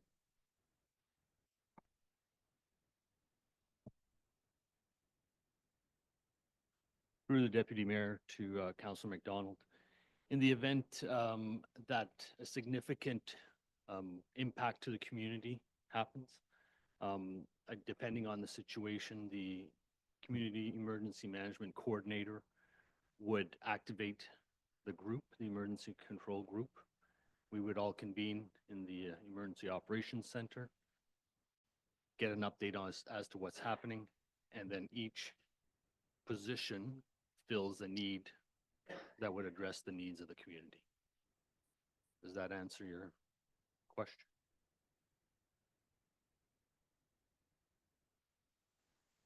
I'm just going to accept the answer. Vaguely, it's vague, right? I just need to be reassured, and I'm sure I feel confident that it's under control, but the outline of how it's happening is vague to me. I guess I don't need to know because I'm not involved. If you know what I'm saying. No, you don't.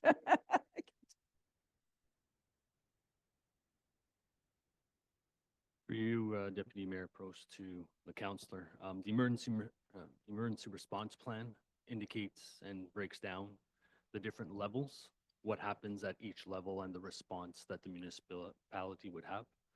The emergency control group is made up of heads of council, different members of senior staff, outside agencies, NGOs, in order to address the issues. It's a scalable issue, or it's a scalable program, I should say. So it'll address issues and only a few people would be involved.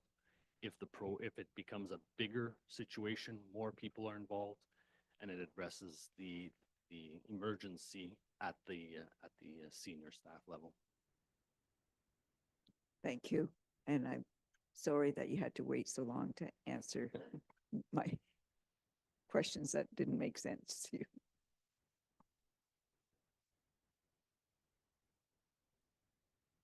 Any further questions or comments?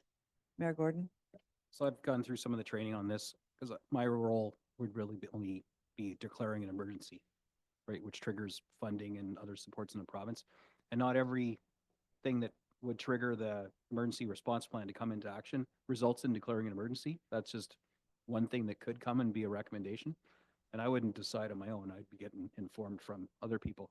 So it really, this could be anything from a small plane crash, right, that impacts just maybe one little block of houses in our community, to a tornado that blows through Midland and keeps on trucking across the bay into Penetang. We work collectively with Penetang and there's mirrored responsibilities and everyone's trained up on this plan. And it's quite comprehensive, and they go through a scenario. Matter of fact, there was one already to test this out, and they have a pretend emergency. It could be the cruise ship sinking in our harbor, right? There's all kinds of all hands on deck for that. So it's hard to really easily encapsulate without making up a scenario on the fly. But there's a couple of examples where the emergency response plan would kick in. A really snowy weather day where we're just behind and not clearing out driveways. They're not, no one's meeting at the yacht for that. But if it's, you know, we got like what Muskoka got, whatever that was, 2 meters of snow, that might actually trigger a meeting because, you know, we don't even have the plows for that or enough bucket trucks, and we'd be calling in the county and other municipalities. So this document is quite the read, but it doesn't have an example. I think what you're looking for, and you know, if this happens, this is the meat and potatoes are all in there, and I think your trust in the fire chief and the crew and even our staff who all have little vests and everything they wear. And there's scribes and everyone has these different roles to play and everyone's cross-trained.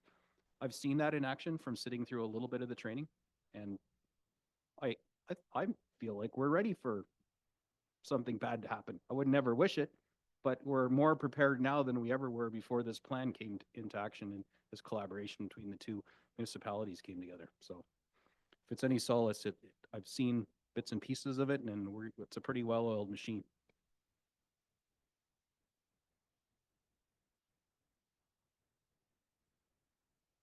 Seeing no further questions or comments, all in favor? Unanimous, that's carried.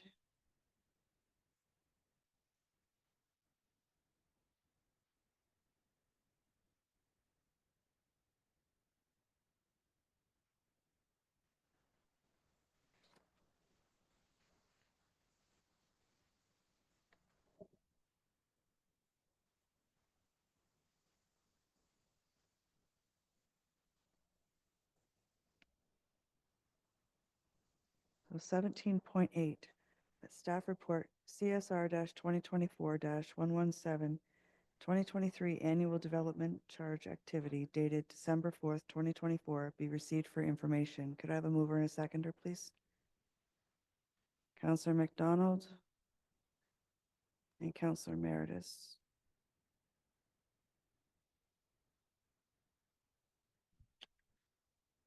Do we have any questions or comments? Councillor Meredith. I may as well ask the question because I asked the question previously. So through you, Deputy Mayor Prost, to CFO Barron. So the question is, like, do the development charges collected fund only the services related in attachment 1 of this report of the reserves?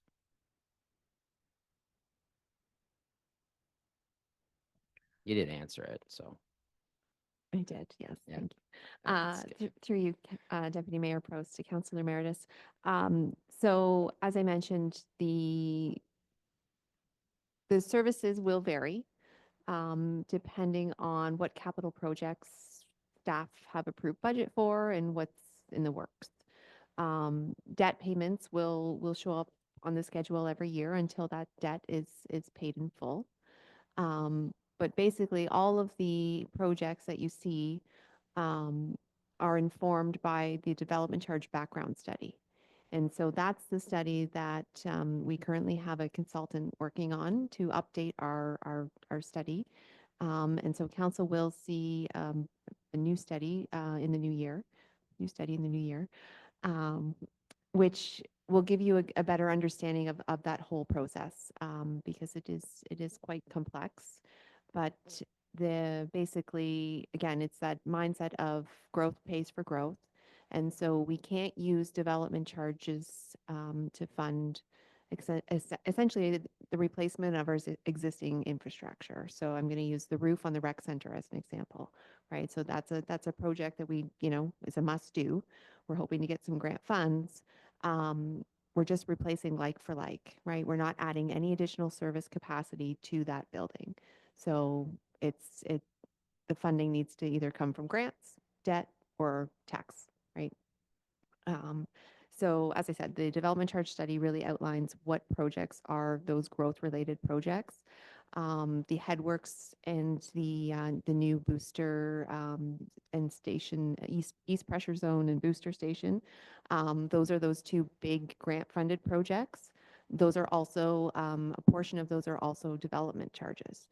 So our portion of those projects is actually very little.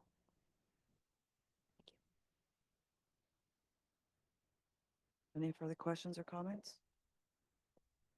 Seeing none, you've heard the motion. All in favor? Unanimous, that's carried.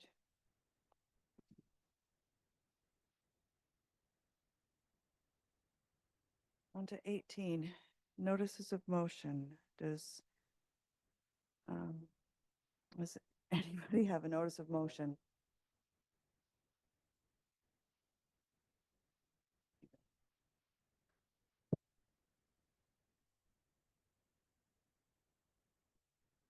Nineteen, general announcements. Does anybody have an announcement? Counselor Major. This weekend, I think 10 o'clock Saturday morning, week 2 of Silver Stick. There'll be some really good minor hockey. You can go up and say hi to Ross McConnell and Tim Merkley and the gang and enjoy the rec center, enjoy some hockey. Mayor Gordon. I'm always good for a few, but it's getting late here. So I just want to thank everyone that came out, our residents and the participants at Hope Housing and Health. I'm sure Councillor McDonald will probably elaborate too. But it was a really well-attended meeting. It didn't quite go like we thought it would. Really didn't focus on downtown safety issues. It was a lot more about systemic issues that are largely out of our control or almost entirely. But it doesn't mean we don't want to hear them, right? It's frustrating because it's not something we can fix locally. But we heard them, and so did our panel. And you can too if you missed it, because there's a video and it's online, and you can see that on the town site. There's a really good one too that was made by town staff that has some people with lived experience. So if you haven't seen that, check it out. And that feeds nicely into number 2, which is coldest night of the year. I put a team together again. That is the fundraiser for our homeless shelter. It is for a guest house shelter. They are not fully funded from the province through the county. There's a big chunk, I think it's like 30%, that they have to raise money through philanthropy and donations and begging and whatever they can do to try and, keep the doors open and the lights on and the food in the fridge. So coldest night of the year is a fundraiser. If you're looking for someone to sponsor, I put together a Town of Midland and Friends team. So it pretty much opens up to everybody and anybody. Come out and walk with us if you'd like on the actual event date in February, or just give money. And you'll show up on my team thing. If you go to my website or my Facebook, you can see the link to sponsor me. I'll also send one out to town employees through the, the all staff email. But don't feel, town employees that are listening, if you are, don't feel obliged to do this. Nobody's going to get guilted into this. It's just voluntary. If you'd like to, every little penny helps the shelter. And the last one is if you frequent the LCBO, which some people in our municipality do, I'll be there ringing bells the next 2 Fridays for the Kettle campaign for Salvation Army, another worthy cause. If you don't have any pocket change, no big deal, because you can tap to donate. And there'll be 3 different tap numbers. I think it's like 5, 10, and 20. But I'll be there, and if you want to bend my ear, yell at me for something dumb we're doing, or if you shake my hand for something good we're doing, or donate to the Salvation Army, please come and see me. I'll be doing a couple of 4 to 6 p.m. shifts at the LCBO. And other than that, Merry Christmas. I just want to add to the Salvation Army Christmas Kettle. They're very short of volunteers this year.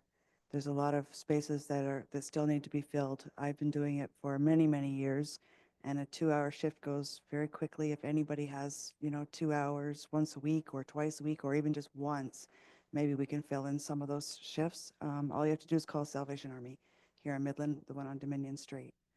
So if anybody has any time, it's well worth it. And Merry Christmas. Councillor McDonald. Thank you. I would like to elaborate a little bit on the Hope Housing and Health symposium. Was spearheaded. It really started at noon. That part was spearheaded by the chief librarian, Trish Hayes, who conducted a roundtable discussion. It was well attended by a lot of service providers, and a summary of the questions was presented.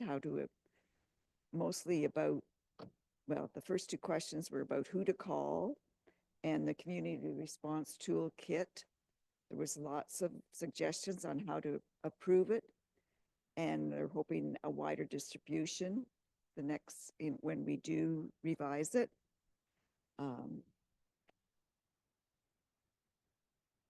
at 3 o'clock, it was opened, the service providers set up information tables, and that was reviewed or got, as a chance to be viewed by many of the residents who attended.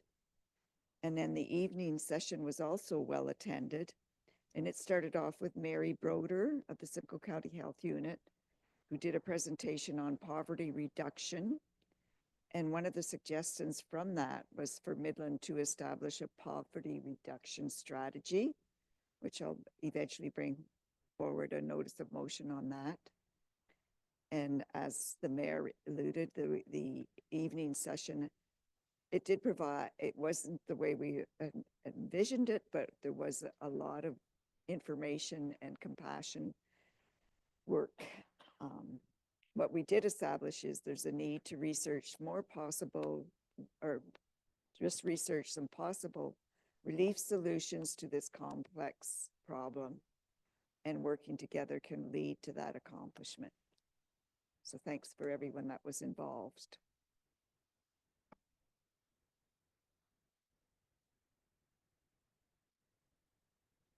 Councillor Meredith. Thank you. This past Friday, we had the annual tree lighting ceremony downtown in Midland. It was a huge success once again. I'd like to thank the BIA and the town staff for all their efforts with the decorating the tree and so forth. And we had the Santa Claus parade, which was another successful, crazy kind of day for not only the town staff, but the people on the floats, the parades, the kids. It hampered the attendance a little bit, not as attended as last year, but the ones who came out, thank you very, very much. And we all got to see Santa, and a huge thank you to the town ops team who, you know, with and I believe Mitch put out the. I believe it was your email that you put out for the 6-hour delay because of the Santa Claus parade and clearing the streets. It posed some problems and some you know, backups but you know, for clearing out the main street as quickly after the Santa Claus parade, the merchants did appreciate the timely effort on that, on getting those parking spots cleared from snow. So. Considering all the you know, the snowstorm and all the not barriers, but I don't know what the right word there is. But anyways, a big thank you and a success from the tree lighting to the Santa Claus parade to managing the snow on the weekend. Thank you. Councillor Patel. Through you, Deputy. So I guess we're reaching the end of the road here. It's midnight. The journalist is running out of pages to write on. I've been paying attention. And Feliz Navidad.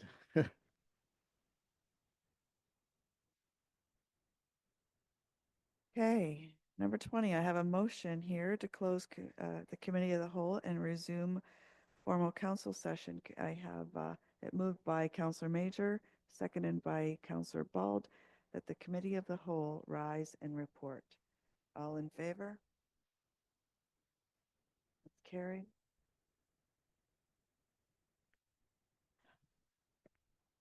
Mayor Gordon. I think we just want to crawl into bed, not rise and report. I've got a motion here moved by Councillor McDonald, seconded by Councillor Major, that the recommendations of the committee of the whole for the meeting on December 4th, 2024 be adopted as resolutions of council. All those in favor? Any opposed? It's carried. All right, next, we're now into back into the council again, moved by Deputy Mayor Prost, seconded by, this is the tree, Patel. Councillor Patel, thank you. That a tree be planted in memory of Deputy Mayor Jack Conton and Councillor Jim Downer at a location to be determined within the town of Midland in the spring of 2025. Take it away, Deputy Mayor.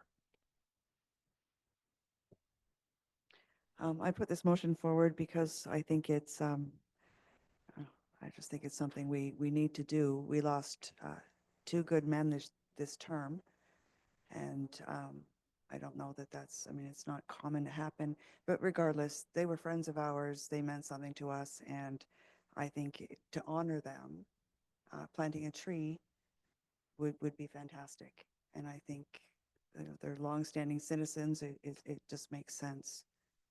And I hope that council will agree with me.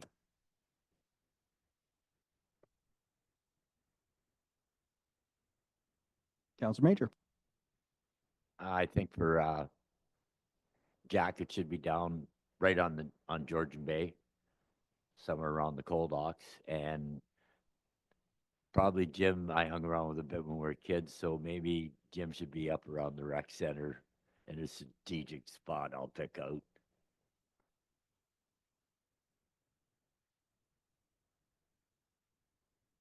All right, I'll call the question. All those in favor? Any opposed? Carried. All right, the next one's long-winded. It's mine. I'll read it, but flip the chair over to the deputy mayor. I don't want to make you have to read this. So there, passed. Moved by me, seconded by somebody. Councilor McDonald. This is a cut and paste, and I don't type like this normally, folks, but this is one that's going around. Whereas municipalities face growing infrastructure needs, including roads, bridges, public transit, water systems, and other critical services which are essential to community well-being and economic development, and whereas the current sources of municipal revenue, including property taxes and user fees, are insufficient to meet these increasing demands for infrastructure investment, and whereas the province of Ontario currently collects the land transfer tax, LTT, on property transactions in municipalities across the province, generating significant revenue that is not directly shared with municipalities. And whereas the federal government collects the goods and services tax, GST, on property transactions, a portion of which could be directed to municipalities to address local infrastructure needs. And whereas redistributing a portion of the provincial land transfer tax and GST to municipalities would provide a predictable and sustainable source of funding for local infrastructure projects without creating a new tax burden on residents or home buyers. And whereas that distribution of a portion of the existing land transfer tax and GST would allow municipalities to better plan and invest in long-term infrastructure initiatives, supporting local economic growth and improving the quality of life for all residents. Now, therefore, be it resolved that Midlands Town Council formally requests that the provincial government to consider redistributing a portion of the land transfer tax collected on property transactions to municipalities, and further that Midland Town Council calls on the federal government to allocate a percentage of GST collected on property taxes to municipalities, and further that this redistribution of the land transfer tax and GST should be structured to provide predictable and sustainable funding to municipalities, allowing for better long-term planning and investment in infrastructure projects that benefit local communities, thus ensuring that local governments receive a fair share of the revenues to address critical infrastructure needs. And further, that copies of this resolution be forwarded to the Prime Minister, Justin Trudeau, Premier Doug Ford, the Ontario Minister of Finance, the Minister of Municipal Affairs and Housing, our local Member of Parliament, MP, and Member of Provincial Parliament, MPP, and that copies of this resolution be forwarded to the Federation of Canadian Municipalities, FCM, of which we're a member, and the Association of Municipalities of Ontario, AMO, for their endorsement and advocacy. Folks, this is one of these many chain letters that goes around to municipalities seeking municipal endorsement. I'm perhaps a bit more optimistic that the province might consider this when they get it, but, you know, in reading the news from yesterday, you know, the leader of the opposition, who by all accounts many believe will become our next prime minister, basically kiboshed it and basically called us all greedy. And I don't know, I could cite his words. They're actually very, very disrespectful, but I won't. You can read them today in the article. Bottom line is, it doesn't seem to be appetite right now, at least while they're shaking, trying to get votes to pass along GST to municipalities. That might change when and if they form government. However, I'm still asking that we pass this and add our voice to the chorus, because there are two really tangible ways to help municipalities who can't run deficits like our provincial and federal big brother and dad. We need other ways to do this other than picking our ratepayers' pockets. So, understanding there is only one taxpayer, the things that are coming from this are basically taxes, land transfer tax, and GST. So that's my pitch, asking for a signature or the permission to sign this and send it off. Councillor Meredith.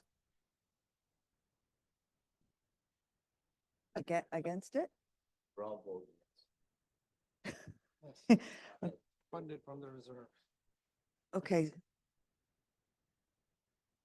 You've all heard the motion. Sorry. You got it. No, I'm not. No, I want that. I want the motion. Oh. Sorry. All in favor? Staff raising. Sorry. Praise the Lord. You never know. 100% of the shots you don't take on net don't go in. Okay, I've got a motion here moved by Deputy Mayor Prost, seconded by Councillor McDonald, that the following bylaws, bylaw 2024-58, provide policies for the procurement of goods and services, construction, and to repeal the previous bylaw 2018-52 be as amended, and bylaw 2024-63, adopted emergency management program, the emergency response plan for the town of Midland, and to repeal bylaw 2013-17 be passed and enacted. All in favor? Any opposed? Passed. Carried. Moved by Councillor Bald, seconded by Councillor Patel, that the bylaw 2024-64 being a bylaw to adopt the proceedings of regular council meeting in closed session held December 4th, 2024. I'm going to get this done before December 5th. Be passed and enacted. All those in favor? Yeah. Sorry, your mic's not working. And last but not least, moved by Councillor Meredith, seconded by Deputy Mayor Prost, that this regular meeting of council with closed session adjourn at 11:55 p.m. All those in favor? That is carried. We are adjourned. Merry Christmas, everybody.